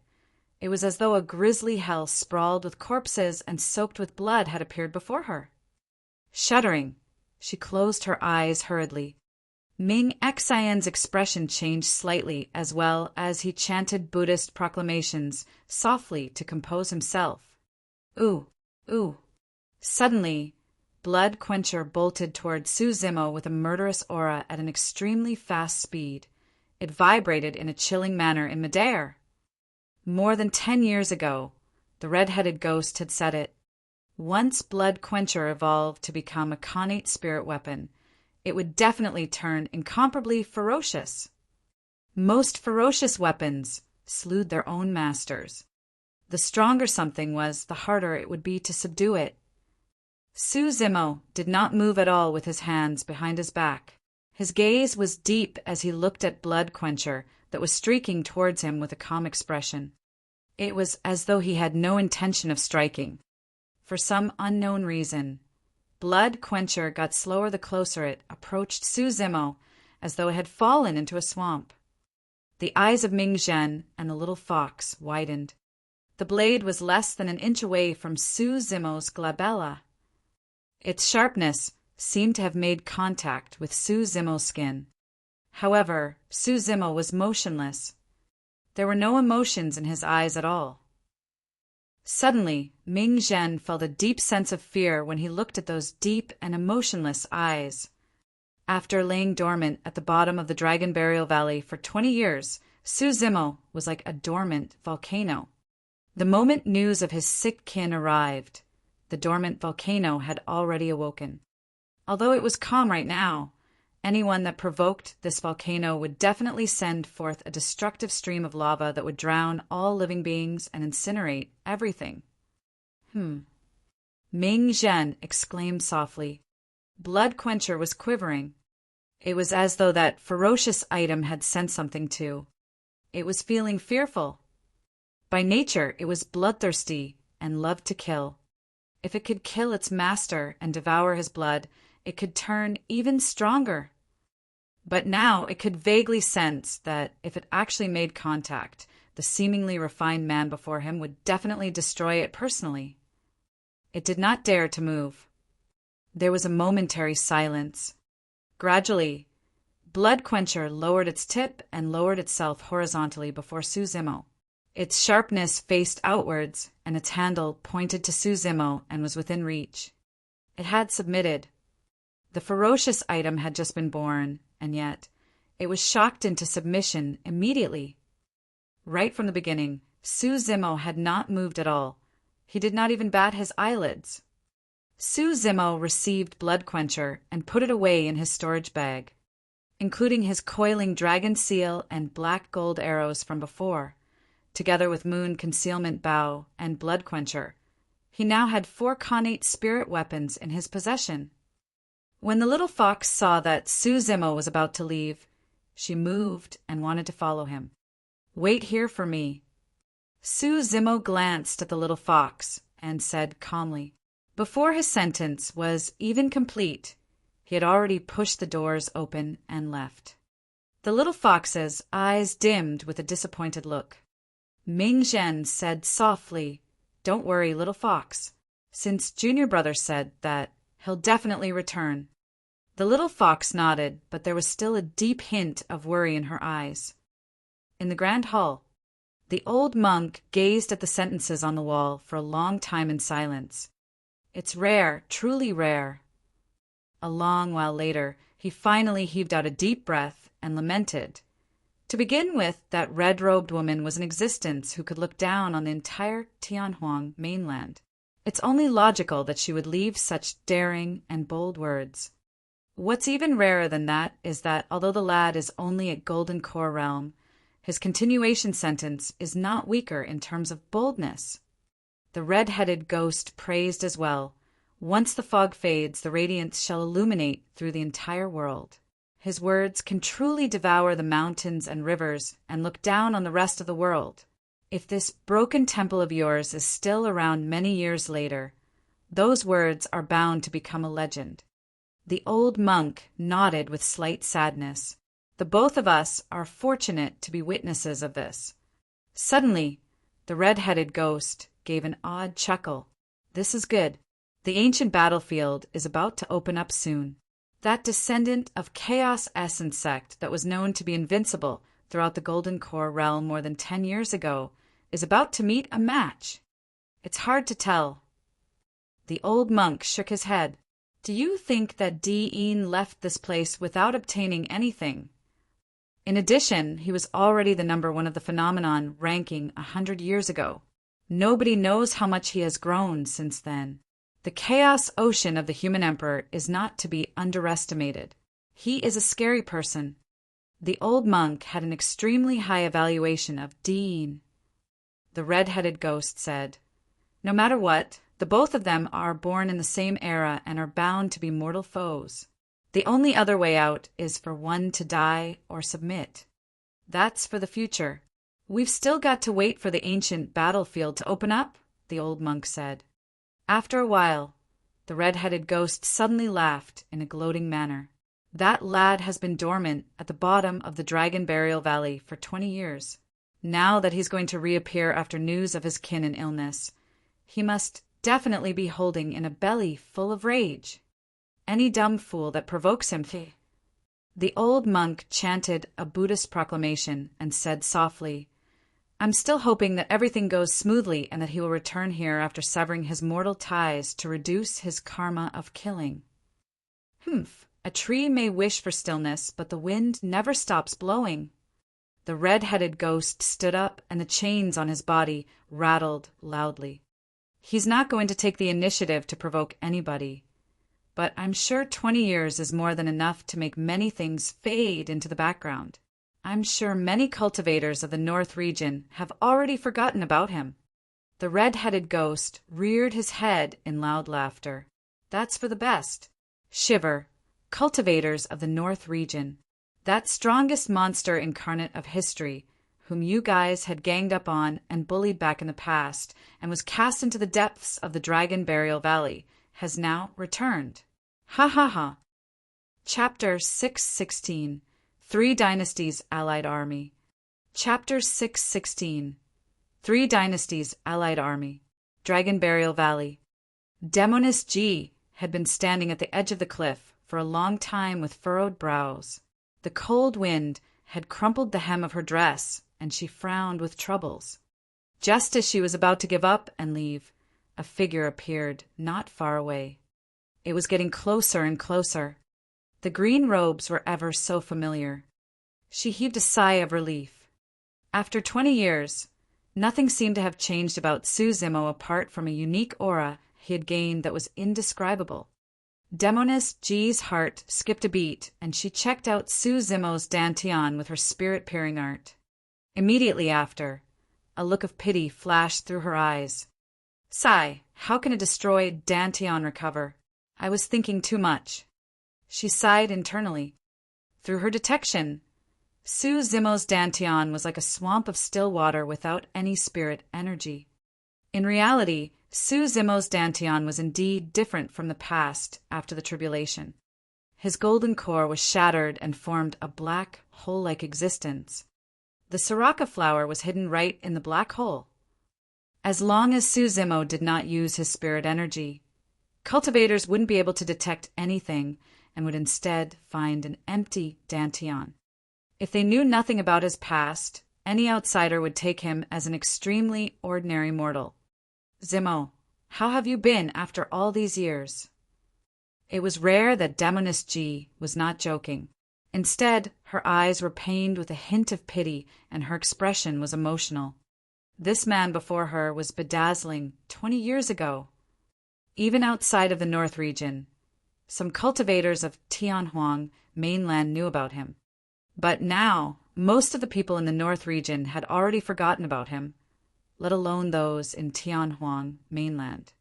Su Zimo replied calmly, I'm fine. I know where Mr. Su is. I'll take you there. Su Hong did not have much time left, and it was better if they met sooner. Demoness G knew what was on Su Zimo's mind right now and led the way without hesitating. Su Zimo followed closely behind. The two of them sped and crossed the great Qian ruins. Arriving at the depths of the palace, Su Zimo paused briefly when he looked at the blood-stained ruins beneath him. 20 years ago, the paragons of the North region had gathered for the birth of the vermilion fruit. Countless paragons were buried there in that battle. A fire had incinerated half the skies. The temperature of the golden lava was extremely high and riddled the ground with holes. The underground palace had already caved in a long time ago, and the cave was buried. The mysterious golden volcano was also buried deep underground. No matter what secrets there were inside, nobody would probably find out anymore. After a slight pause, Su Zimo caught up to Demoness G and suddenly asked, Is Yaoshua in danger? If Ji Yaoshua knew about Su Hong's condition, she would definitely be the one to inform him. The only possibility for her not doing so would be if she was in danger and could not get away. Yes. Demoness G nodded. In recent years, the North region has been filled with wars with the rise of multiple vassal states. The other 3 dynasties are coveting from the sidelines, while it's messy within the imperial court of the great Zhou dynasty with troubles both internal and external. 2 years ago, the Xia, Shang, and Yu dynasties joined forces and formed an allied army to infiltrate the borders of Great Zhou, hoping to annihilate Great Zhou entirely and split our land among themselves. Su Zimo asked in a seemingly casual manner, What are the cultivation realms of those that are fighting in the battles between the dynasties? The armies are mostly formed by foundation, establishment, and golden cores. Of course, there are also some nascent souls. Void reversions won't appear on the front lines for now. They will only come forth for a final battle if the allied army reaches the capital. Demoness G replied. I see, Su Zimo said. Demoness G continued. My sister led the army to deal with it personally and keep the enemies at bay. She has been outside for almost 2 years now without returning and does not know about Mr. Su's condition at all. Su Zimo frowned. Demoness G added hurriedly, Don't worry, she's completely fine. Perfected Lord Ming Zhe has been by her the entire time. Su Zimo remained silent. He had already vaguely guessed through Demoness G's words that Ji Yaoshua was in a terrible state. Even if her life was not in danger, she was entangled with troubles. Now that the 3 dynasties had formed an alliance, it meant that they were bent on getting their hands on the Great Zhou's territories. With the Great Zhou's foundations, even if they had the terrain advantage, it would be difficult for them to defend against the conquest of the allied army. The fact that Ji Yaoshua had not returned for 2 years was a clear sign of how bad the situation was. Furthermore, changes happen rapidly on the battlefield, and anything could happen. There was no guarantee of Ji Yaoshua's safety, even if perfected Lord Mingzhe was by her side. The 2 of them traveled day and night without resting.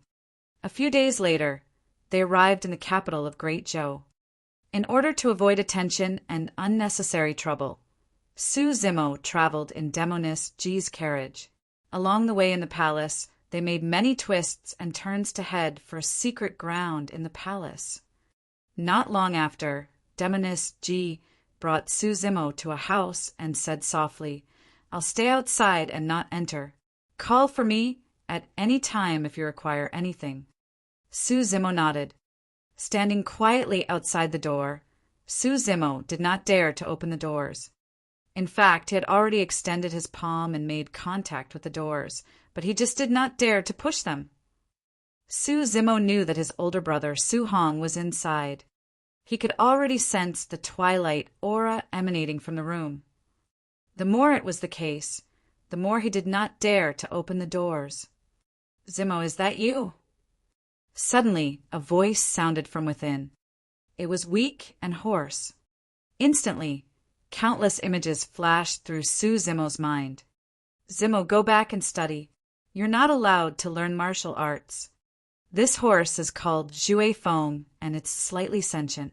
Since it has affinity with you, it's yours from today onwards. Zimo, as long as you can pass the college examination, I'll reward you with a mansion. This voice was no longer as robust and firm as in the past.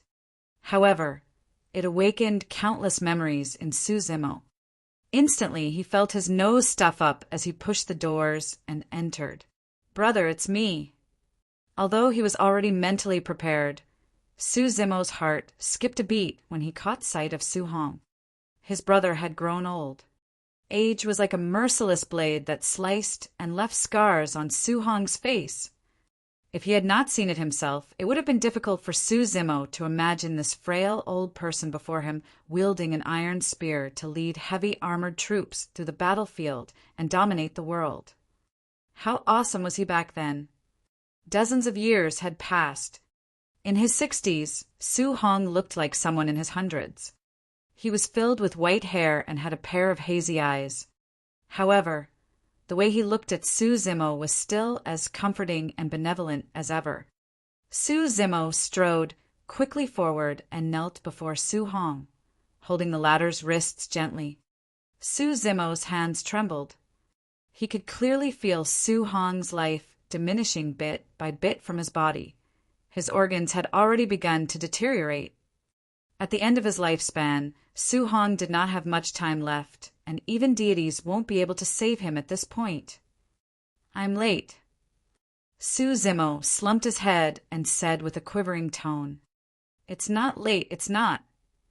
Su Hong patted Su Zimo gently on the palm and consoled the latter.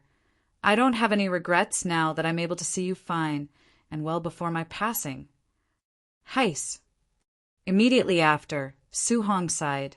It's just a pity I can't get to see Xiaoning in the end.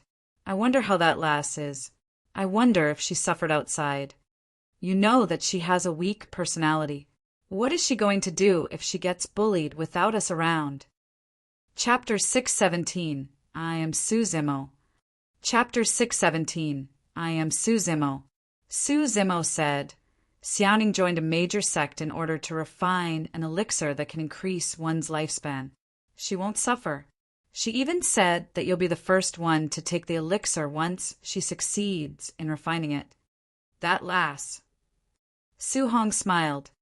Su Zimo's heart clenched at the sight of Su Hong's smile. There was still slightly more than a month to go before the opening of the ancient battlefield. He knew very well that given his brother's current condition, there was no way the latter could hold out until then. This meant that Su Hong would never ever be able to meet Xiaoning again. A moment later, Su Hong patted the back of Su Zimo's palm and said softly, "Send me back." Su Zimo understood where Su Hong meant by back. It was most likely something that Su Hong was thinking about incessantly for the past 20 years. A fox dies in its hole and a leaf lands at its roots. More than longing, Su Hong felt a deep guilt towards that piece of land and its inhabitants. He had to return. All right. Su Zimo nodded and carried Su Hong in his arms before walking to the entrance. Demoness Ji was waiting not far away, and she hurried over, asking softly, "Where are you headed for?" Su Zimo replied, "Let's leave the capital first." There were many people in the capital of Great Zhou, and it would be easy for him to be exposed carrying Su Hong with him. If anyone discovered Su Hong's presence in the capital of Great Zhou, the Great Zhou dynasty would be annihilated even before the allied army of the three dynasties struck. Su Zimo supported Su Hong into Demoness Ji's carriage. The carriage was adorned with jewels and jade majestically and glowed with a bright spirit light. It rose slowly into the air and headed out of the capital. The journey within the capital was mostly smooth when people saw that it was a carriage of the princess. Before long, the three of them had already left the capital. Su Zimo checked his surroundings, and upon seeing that nobody was around, he said, "Thank you for your help, Demoness Ji. I'll take my brother away from here. You can head on back. I don't have anything on. I'll send you guys wherever you want to go," Demoness Ji said hurriedly. Just as Su Zimo was about to decline, he frowned and his ears twitched. "Someone's approaching." Su Zimo's expression turned cold. The person chased after them at an extremely fast speed. It was clear that the intruder was not friendly. Soon, the sound of clothes fluttering could be heard in the air. 10 figures descended and surrounded Demoness Ji's carriage. The leader was a bald man clad in armor. His eyes were sharp as a vulture's.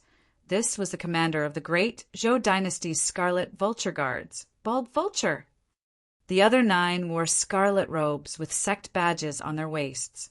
They had mighty auras and did not look friendly. All 9 of them were golden cores of true fire sect. Demoness Ji pushed down Su Zimo's arm and shook her head, gesturing for him to calm down and not be reckless.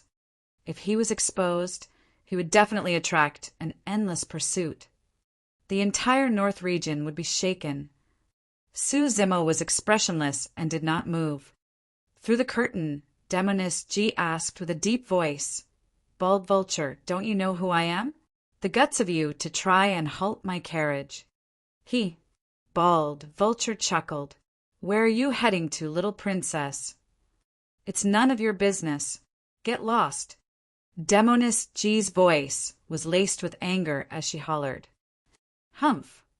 Bald Vulture retraced his smile and said darkly, "Little princess, I'm sure you're trying to pass a message to your sister after hearing some news, right?" "What are you talking about?" Demoness Ji frowned. She did not understand what Bald Vulture meant by that. When he heard that, Su Zimo already realized that Ji Yaoshua was in a worse state than he had imagined. The fact that the capital guards dared to obstruct a carriage of the Princess of Great Zhou was a clear sign of how messy things had become in the Great Zhou dynasty. Furthermore, it was clear that Bald Vulture was implying something from his words. Bald Vulture sneered, "Little princess, You don't have to act dumb in front of me. Even if you know nothing, please return to the capital. Demoness G's killing intent rose. She was no kind soul. Her alter ego was the pure maiden of the fiend sex. Right then, Demoness G suddenly felt her vision blur. Suzimo had already left the carriage. Bald Vulture, do you remember me? An indifferent voice sounded outside the carriage. Bald Vulture gazed at the green-robed cultivator and was momentarily stunned.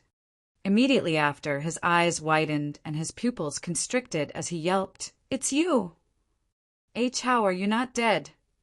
Bald Vulture was flustered at the sight of Suzimo.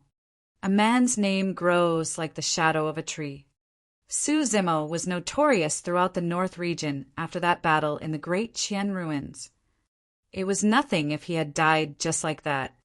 However, no golden core of the North region would be able to compose themselves at the sight of Suzimo alive before them. Who is that person? The true fire sect cultivators at the side used their spirit-peering art and noticed that the green-robed cultivator's dantian was empty. Upon realizing that he was only a mortal, their eyes filled with contempt. He is. I am Suzimo. There was a momentary silence. The cultivators of True Fire Sect exchanged glances and burst into laughter. Everyone knows that Suzimo died at the bottom of the Dragon Burial Valley. You're saying that you're Suzimo? Ha ha ha. Interesting. He's trying to impersonate a dead man. Everyone from True Fire Sect laughed. However, Bald Vulture wanted to cry as his body turned stiff while cold sweat poured down. He had noticed something. The moment the green-robed cultivator declared that he was Suzimo, it meant that all of them were going to die. Is it funny? For a cultivator of True Fire Sect, before his laughter stopped, his vision blurred and a cold voice rang in his ears. So fast! That was the last thought that crossed the person's mind. The next moment, right in front of everyone, Suzimo reached out and tapped the person on the throat gently with his finger. Crack! Crack! Crack! His throat snapped and a golden core died on the spot. Audacious! Bastard, how dare you! The other golden cores of True Fire Sect were enraged and hollered. Clang! Clang! 8 golden cores summoned their flying swords one after another. The swords quivered and shone with bright spirit lights. 8 of them rapidly formed an encirclement with Suzimo in the center, summoning their flying swords with one hand while conjuring hand seals with the other to release True Fire Sect's spirit arts. The attacks surged forth instantly. Suzimo's expression did not change as he opened his mouth. Om. He chanted in Sanskrit. It was the first of 6 words of Daming Mantra. Instantly it reverberated endlessly like thunder. The void was filled with a shuddering power. The flying swords that were aimed for Suzimo froze in midair. The spirit arts of the 8 perfected beings from True Fire Sect dissipated in midair before they could even form. All 8 of them stood stiffly on the spot with bulged eyeballs that were bloodshot. Bald Vulture could see it clearly. Blood was already oozing from the ears, eyes, nose, and mouth of the 8 people. They were bleeding from all orifices. Ma. Suzimo spoke once more. The second Sanskrit had arrived. Bang, bang, bang, bang. Right in front of Bald Vulture, the bodies of the 8 perfected beings from True Fire Sect exploded into blood mists without any corpse remaining. Demoness G was about to exit the carriage when she saw that. 8 golden cores exploded to death just from the shock of 2 syllables from Suzimo. Suddenly, Demoness G realized. After 20 years, instead of diminishing, Suzimo's combat strength had grown to a frightening level that even she could not read any longer.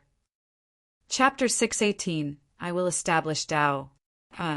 Chapter 618, I Will Establish Tao.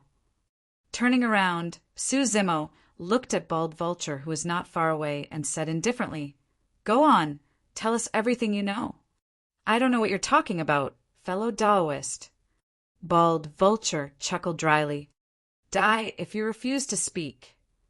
Su Zimo closed in step by step towards Bald Vulture in midair. Although he was neither fast nor slow, there was a tremendous pressure that surged forward instantaneously.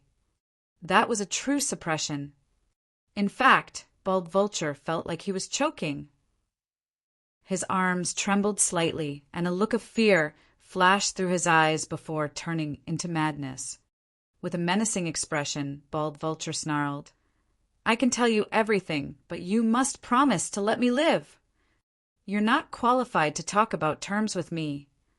Su Zimo had an ice-cold expression as he arrived before Bald Vulture.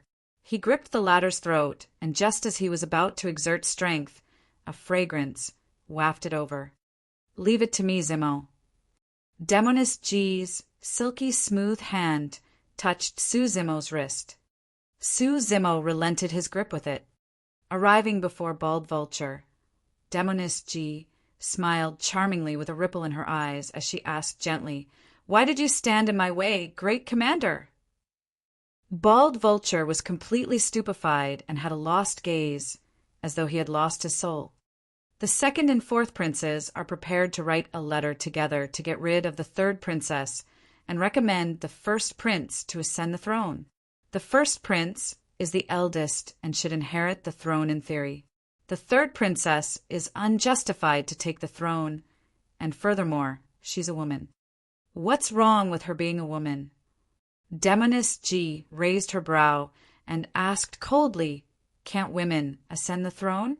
My sister is out there fighting against our enemies, and yet you despicable scum are scheming in the dark here. I think all of you are looking to die." Before she finished her sentence, Demoness G had already grazed her finger gently across Bald Vulture's throat. A thin red line appeared. Bald Vulture's eyes widened, and he gradually woke from his stupor. He clutched his throat with both arms, and his legs flailed, but he could not stop the fresh blood from spewing. Splash! Splash! Finally, Bald Vulture's gaze dimmed, and he fell, dead on the spot. "I need you to come forth for the affairs of the capital." Su Zimo said darkly, "Given your identity and means, you'll be able to suppress this matter." "Yes, don't worry," Demoness G nodded. Su Zimo returned to the carriage and helped Su Hong out before nodding towards Demoness G. "I'll be leaving now." Before his words were finished, Su Zimo had already sped into the distance at an extremely terrifying speed. In the blink of an eye, he was already at the horizon. "Where are you going?" Demoness G yelled from behind. There was no reply for a long time. Although Demoness G wanted to chase after him, she knew that at this moment, the capital of Great Zhou needed her more. A gigantic bird flew above the skies of Yin country. The bird was lined with scales and burned with a thin flame on its body. Its eyes were sharp as it surveyed its surroundings with wings that were hundreds of feet wide, spread apart. It was an ancient remnant beast, the purple flame bird. The most shocking thing was that the purple flame bird seemed like it was pulling an ordinary-looking carriage. Side by side, two people sat within the carriage. One was a refined scholar, and the other was a frail old man filled with white hair. The two of them were Su Zimo and Su Hong, who were rushing back to Yin country. Su Zimo captured an ancient remnant beast along the way and used it to pull the carriage temporarily, saving them quite a bit of trouble. The two of them crossed the 13 cities of Yin country that were massacred by Glass Palace. Even until now, the corpses left behind back then could be seen piled into mountains. The bloodstains on the walls had already turned black after enduring the weather over the years. With every city they passed, Su Hong would stop to kneel in front of the cities, paying his respect to the withered corpses. The final city. This was the capital of Yin country in the past. After 20 years, the glamour of the past had long disappeared. All their acquaintances of the past had already grown old as well. Uncle Zheng, Lu Yu, Yu Qihua, Song Qi, and even the black armored cavalry of the past were buried under the ruins. They had returned to the earth. I should have been here with you guys 20 years ago. My brothers, I have returned. As he stood on that familiar piece of land, Su Hong's tears streamed down his face as he could not overcome his sadness. Su Zimo seemed to be able to visualize the scene of the massacre that happened when Glass Palace descended. Against cultivators, mortals were helpless, and their lives were as cheap as blades of grass. Lowering his head, Su Zimo had a stoned expression. During the past few days of their travels, he had witnessed way too many corpses along the way. Massacre, violence, hunger, destitute, rape, snatching, killing, cannibalism. Every single bit of structure was destroyed. Human life was even cheaper than that of ants. The sight before him was no different from what hell was described as in Buddhism. As the flames of wars raged, the most helpless and pathetic ones were the mortals of the world who had no spirit roots and could not cultivate. Through those mortals, Su Zimo caught glimpses of himself. He was originally one of the most ordinary people. If not for Daiyu, he might have been one of the corpses they had encountered along the way. If Su Zimo had intervened, he might have been able to save 1, 2, or even 100 people, but he wouldn't have been able to save everybody. In fact, he could not even save his own kin. He could only watch as Su Hong approached the end of his lifespan. Along the way, Su Zimo had been contemplating a single question. Even if he was able to come out 10 years ago, what difference would it have made? Would he have been able to save Su Hong? After all, Su Hong was a mortal whose lifespan would be exhausted 20, 30, or even 40 years later. The two of them were going to have to face an eternal farewell, no matter what. Even if he had not offended Glass Palace, would the masses have escaped from a calamity as such? The mortals were still the first to suffer from the flames of war. Against cultivators, mortals had no control over their own fates. Cultivators could trample on the dignity of mortals as they pleased. No matter how the mortals struggled, nothing would change. If not for Daiyu, Su Zimo might have been killed by Zhou Dingyan when he returned from cultivation in the past. He was a fortunate person. Daiyu had altered his fate for him. However, who could change Su Hong's fate? Who could change the fate of all the living beings in the world? Were mortals that had no spirit roots and were unable to cultivate condemned to be sacrifices of war? Were they meant to be the food of demon beasts and corpses to be trampled on by cultivators? Su Zimo was not a saint. He had never thought of bringing salvation for the living beings of the world single-handedly. He merely wanted to help his kin survive. All he wanted, or perhaps all mortals in the world, should have a chance of fighting against their fates. I want to establish the Tao. All of a sudden, Su Zimo raised his head and gripped his fists. An unprecedented light shone in his eyes as he said slowly with an unyielding and resolute tone, I want to break free the shackles of fate that bind every single living being in the world. So what if one has no spirit root? I'm going to change the fate of all living beings. I'm going to allow all lives in this world the ability to cultivate and become immortals. His voice reverberated through the heavens and echoed with a deafening vibration. Boom! Right after he spoke, the initially clear skies boomed with thunder. A shuddering aura blanketed downwards with an unstoppable divine might, as though he had offended the deities above. At the same time, all the patriarchs that were in seclusion in various secret grounds across Tianhuang mainland jolted awake, looking at the firmaments with shock on their faces. Enigma Palace.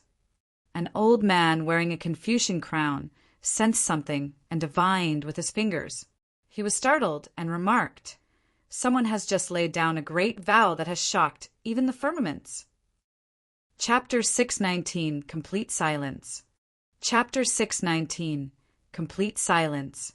How difficult would it be for someone to establish the Tao? Throughout history, there have been countless storms, and yet the only Taoists that were passed down in the human race were the immortal, Buddhist, and fiend Taoists.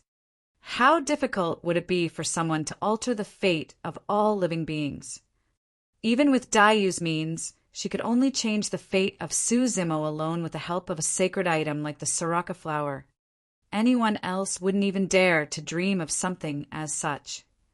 Prior to this, the greatest goal in Su Zimo's cultivation was to head to another world and follow in Dayu's footsteps. And yet, Su Hong's twilight and the hellish scene of Yin country had given him a tremendous trigger. It was a sort of helplessness that brought forth indignance in Su Zimo's heart. Was that Su Hong's fate? Were those the fates of the living beings? Why? I want to establish the Tao. Su Zimo had laid down a great vow. The Tao was eternal and had an immortal legacy. There were many legends about it in the later generations. However, it was rare for them to imagine that the fates of all living beings would start to change right from this dilapidated ancient city with a single old man in his twilight years as witness. It was nearing the end of autumn right now, and the weather had turned frosty. Su Hong stood in the chilling gust, and his frail body swayed slightly. However, he had no intention of leaving. Finally, Su Hong turned around when night fell. Let's go. The moment Su Hong turned around, Su Zimo discovered that his elder brother seemed to have aged considerably overnight. Those hazy eyes no longer had any fluctuation within them. They were still as an ancient well. For the past 20 years, the old man had been waiting every single moment for this day to arrive. Right now, he no longer had any regrets. Su Zimo supported Su Hong to the carriage, and they continued ahead. They were headed for Pingyang Town. That was their last stop.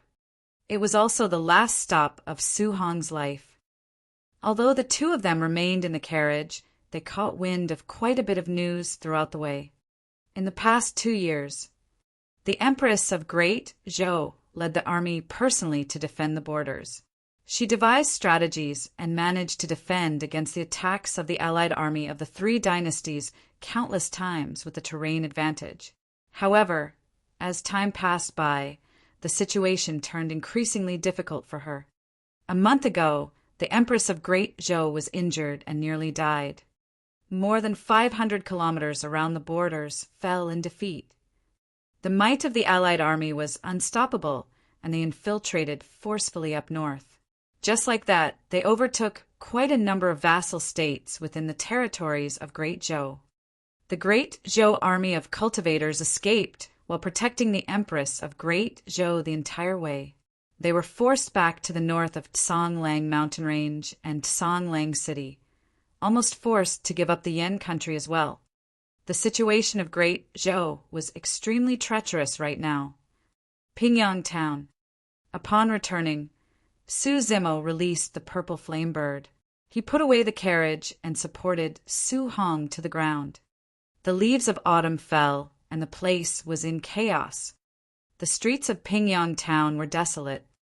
Although it was daytime, there were not many people on the streets, and doors on either side were tightly shut as well. Before long, the allied army of the 3 dynasties would cross Songlang mountain range and invade this place. There were not many people remaining in Pingyang Town by now. They were mostly old, weak women, children, or people who were extremely sentimental to the place. Su Zimo supported Su Hong back to his mansion. Pushing the door open to enter, the peach blossom tree was still present. Everything was the same as before. Su Hong said, "Let's stay outside, looking at the skies and the world to the end." All right. Su Zimo returned to his room and moved a bench outside. He helped Su Hong to lean on it before taking some blankets over to cover the ladder. He headed to the backyard and got some bricks and mud. Before long, he set up 2 small furnaces in the courtyard beside Su Hong and lit some firewood in flames. Even after many years, his skills of doing so were not rusty.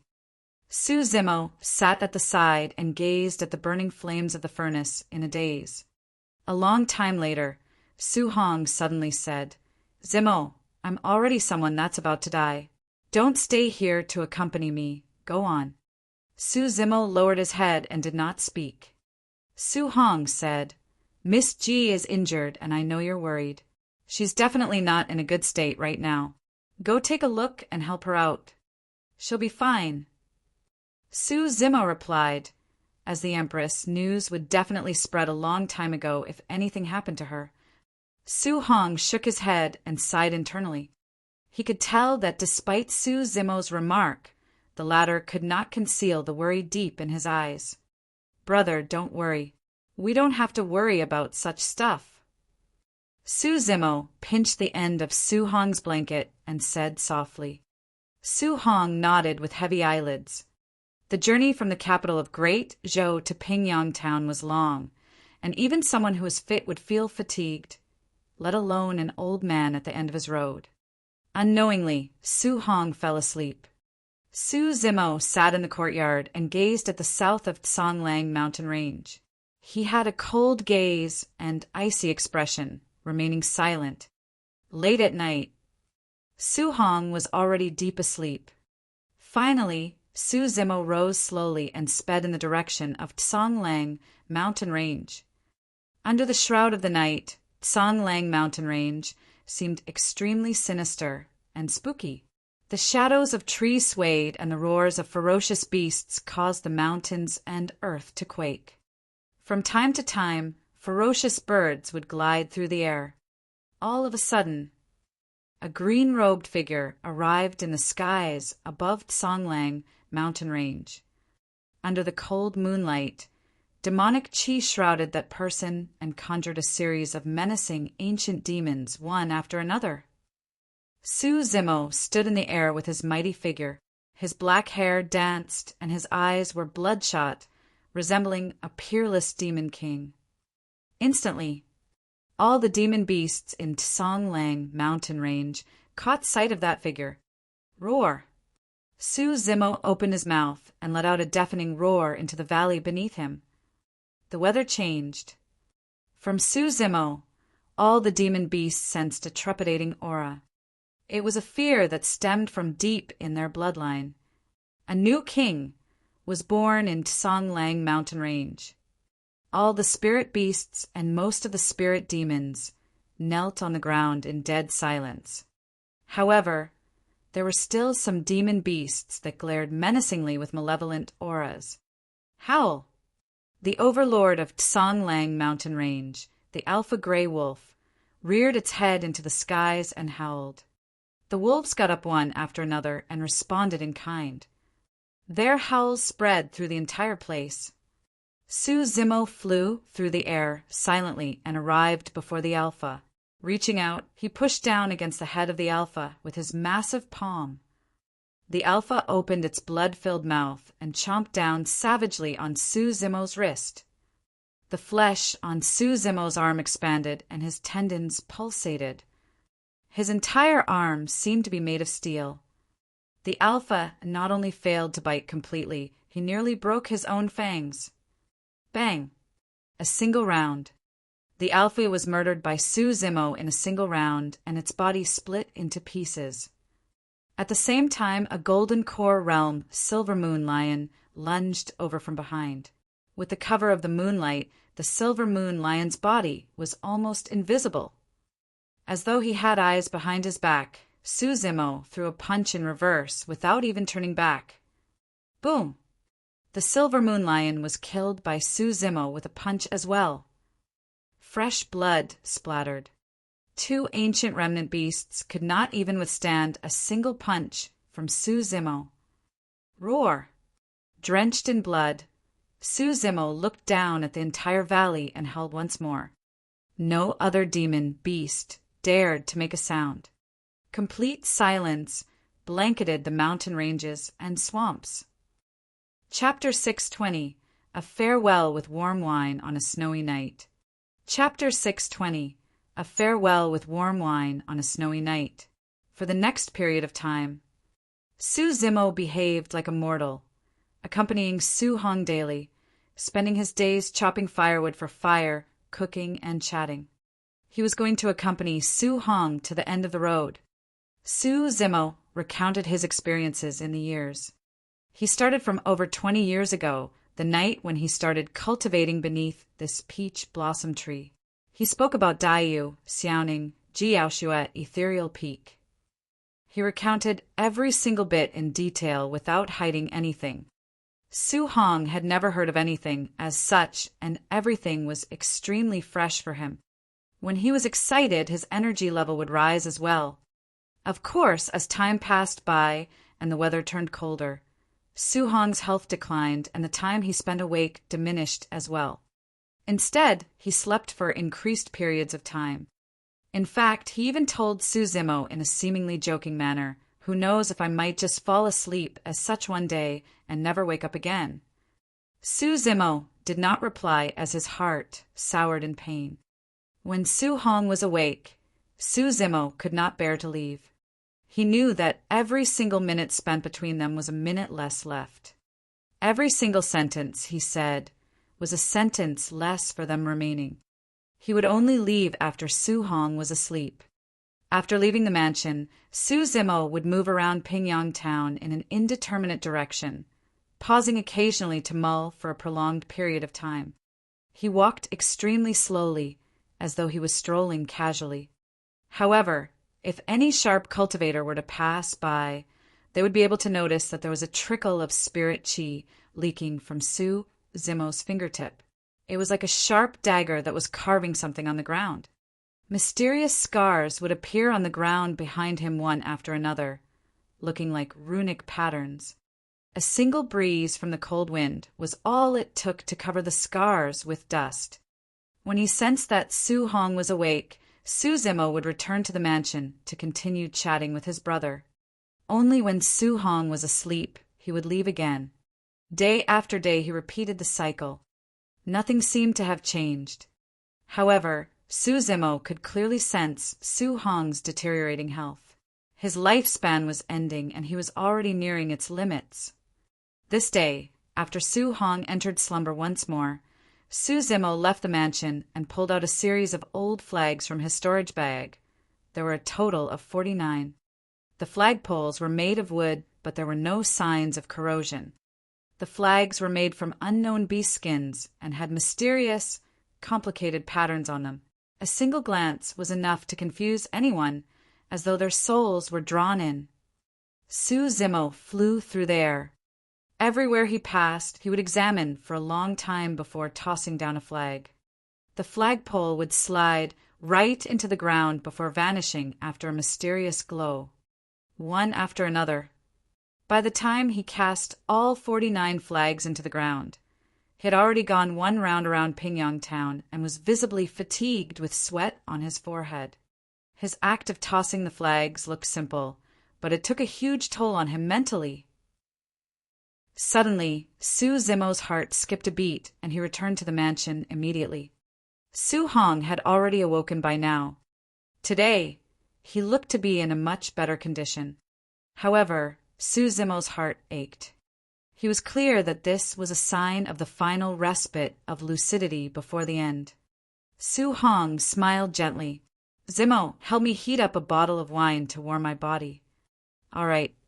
Su Zimo came beside Su Hong and lit the furnace to boil water. There was a bottle of wine in the boiling water. Su Hong said, "Zimo, the things you've told me about your immortality cultivation in this period of time are truly mysterious, magnificent, and inspiring.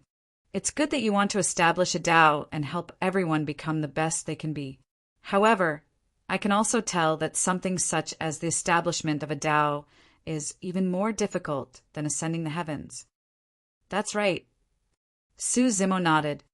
To establish a Tao unlike that of the immortal Buddha and fiend Taos, such that the masses without spirit roots could cultivate, that was something that even the primordial emperors could not achieve, let alone a mere golden core like Su Zimo.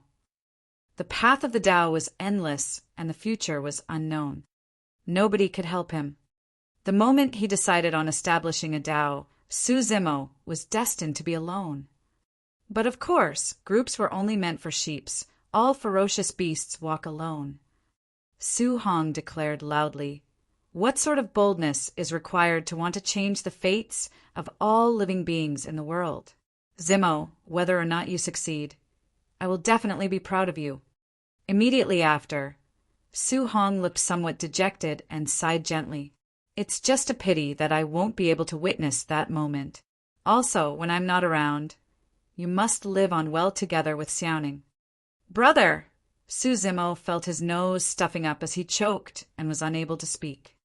Su Hong waved it off and pointed to the little furnace at the side.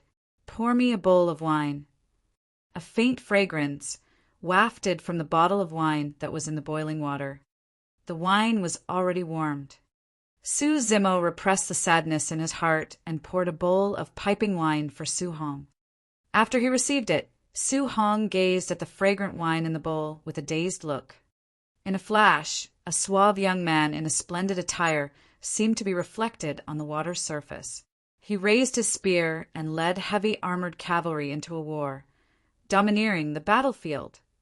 One after another, the scenes flashed through the water surface. A long, long time later, a glimmering snowflake landed on the wine and dispersed, breaking apart the water surface that resembled a mirror. It was snowing. This was the first snow of winter. The end of autumn and the arrival of winter seemed to imply something.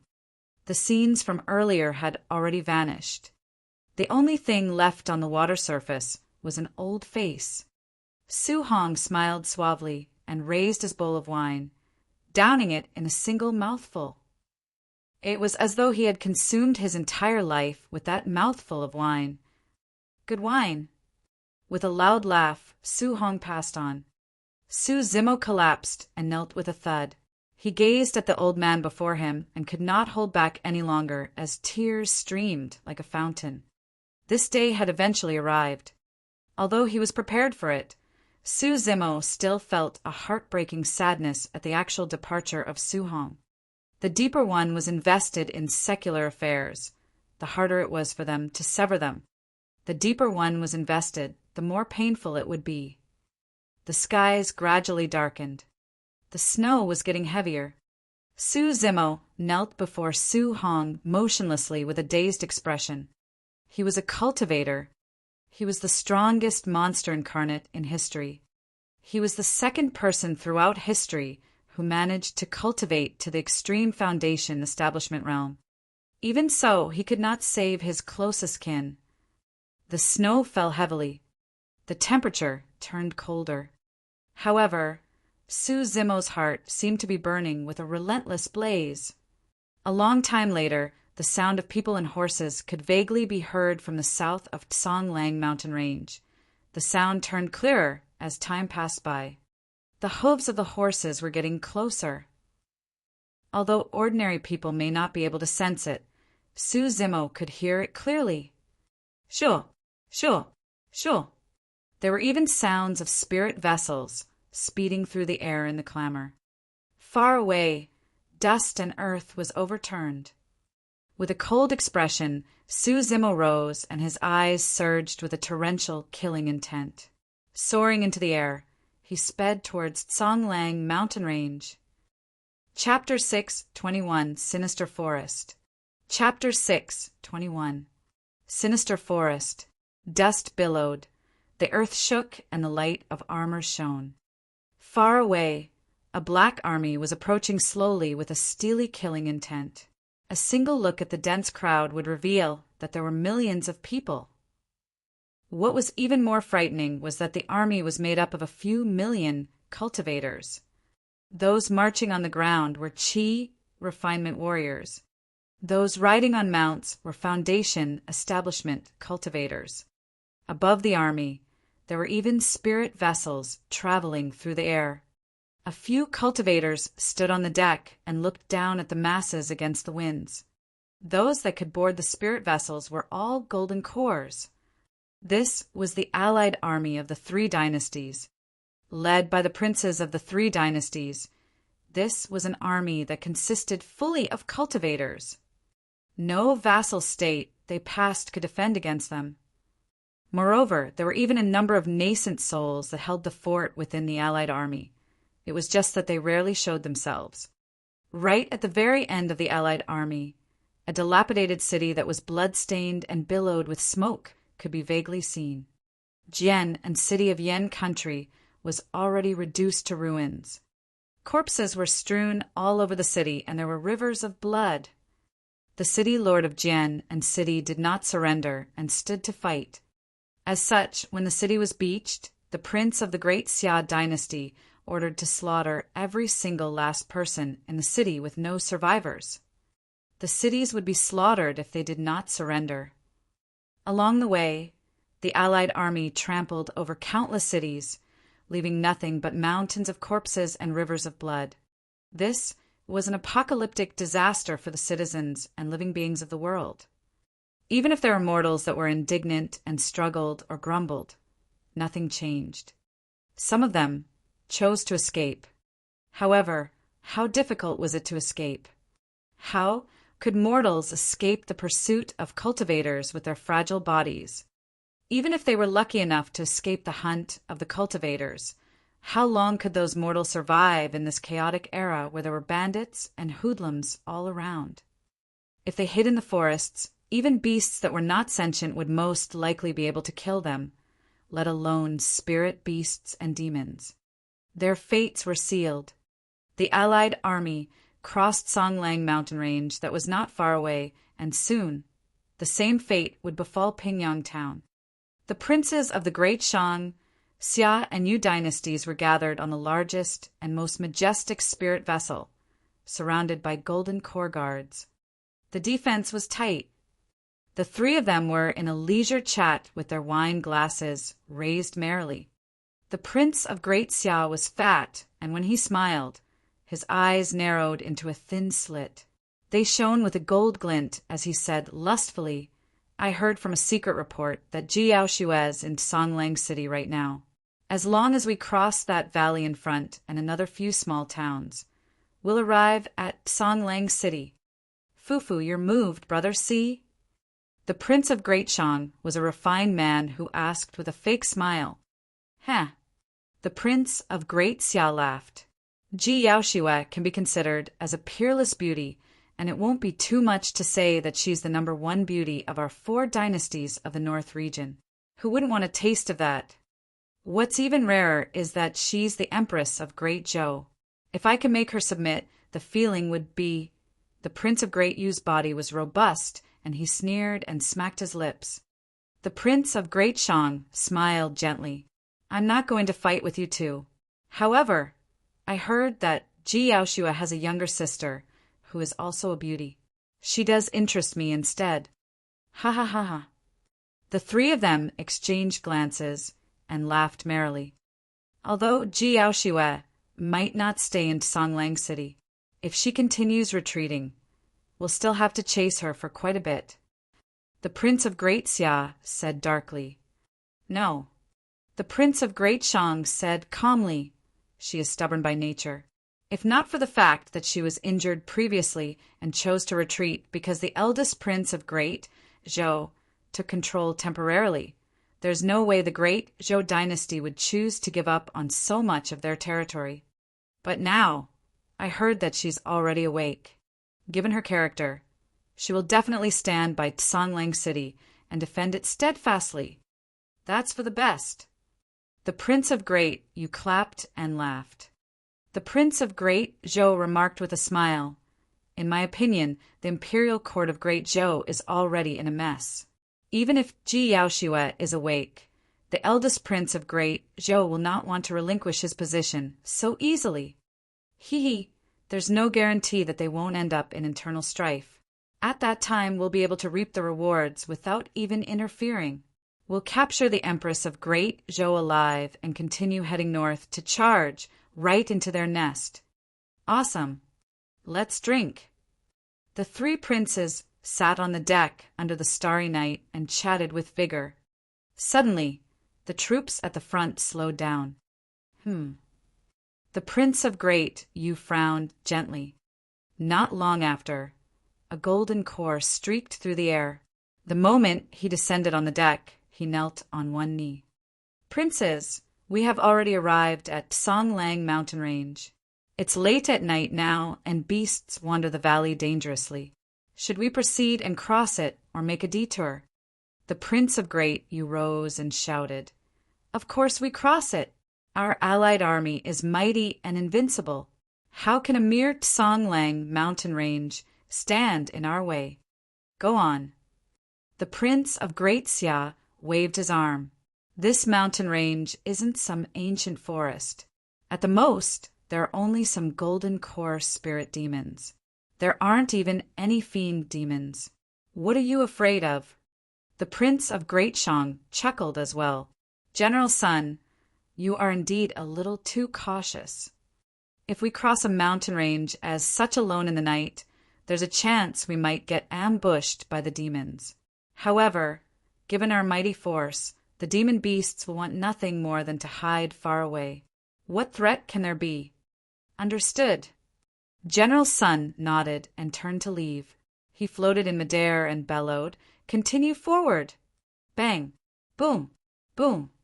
The army moved together with a terrifying might. Although the Allied army had a few million troops, it was also nothing compared to the Songlang mountain range, which spanned hundreds of kilometers. Not far behind the three princes, a skinny old man opened his eyes and gazed at the dark forest before them. It was as though there was an ancient ferocious beast laying in ambush with its mouth wide open awaiting the group of them to send themselves to him. The feeling arrived and disappeared almost instantaneously, like an impulse. The skinny old man frowned slightly and shrugged it off. He then closed his eyes and returned to meditation. The valley meandered around with ancient trees. Due to the low visibility, the army proceeded at a slow speed. However, the Allied army did not encounter any danger along the way. The surroundings were quiet. Everything went silent. Not long after, the Allied army had already crossed more than half of the Songlang mountain range. All the troops let down their guard. The Prince of Great Yu burst into laughter. Indeed, it's as you had expected. All the beasts in this mountain range are too afraid to even appear. Ha ha ha. Something isn't right. Suddenly, a voice sounded not far away. The skinny old man had a grim expression, and his glabella flashed, spreading his spirit consciousness slowly. It's way too quiet.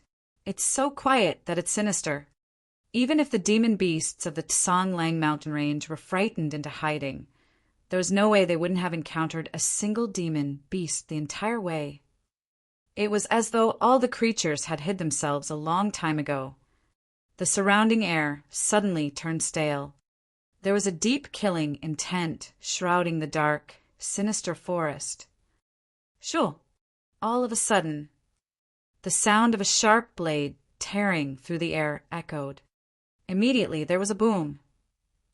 The bow of the spirit vessel seemed to have been struck by something and exploded right in front of everyone. The massive spirit vessel broke into parts, and among the dozens of golden cores, some of them died on the spot.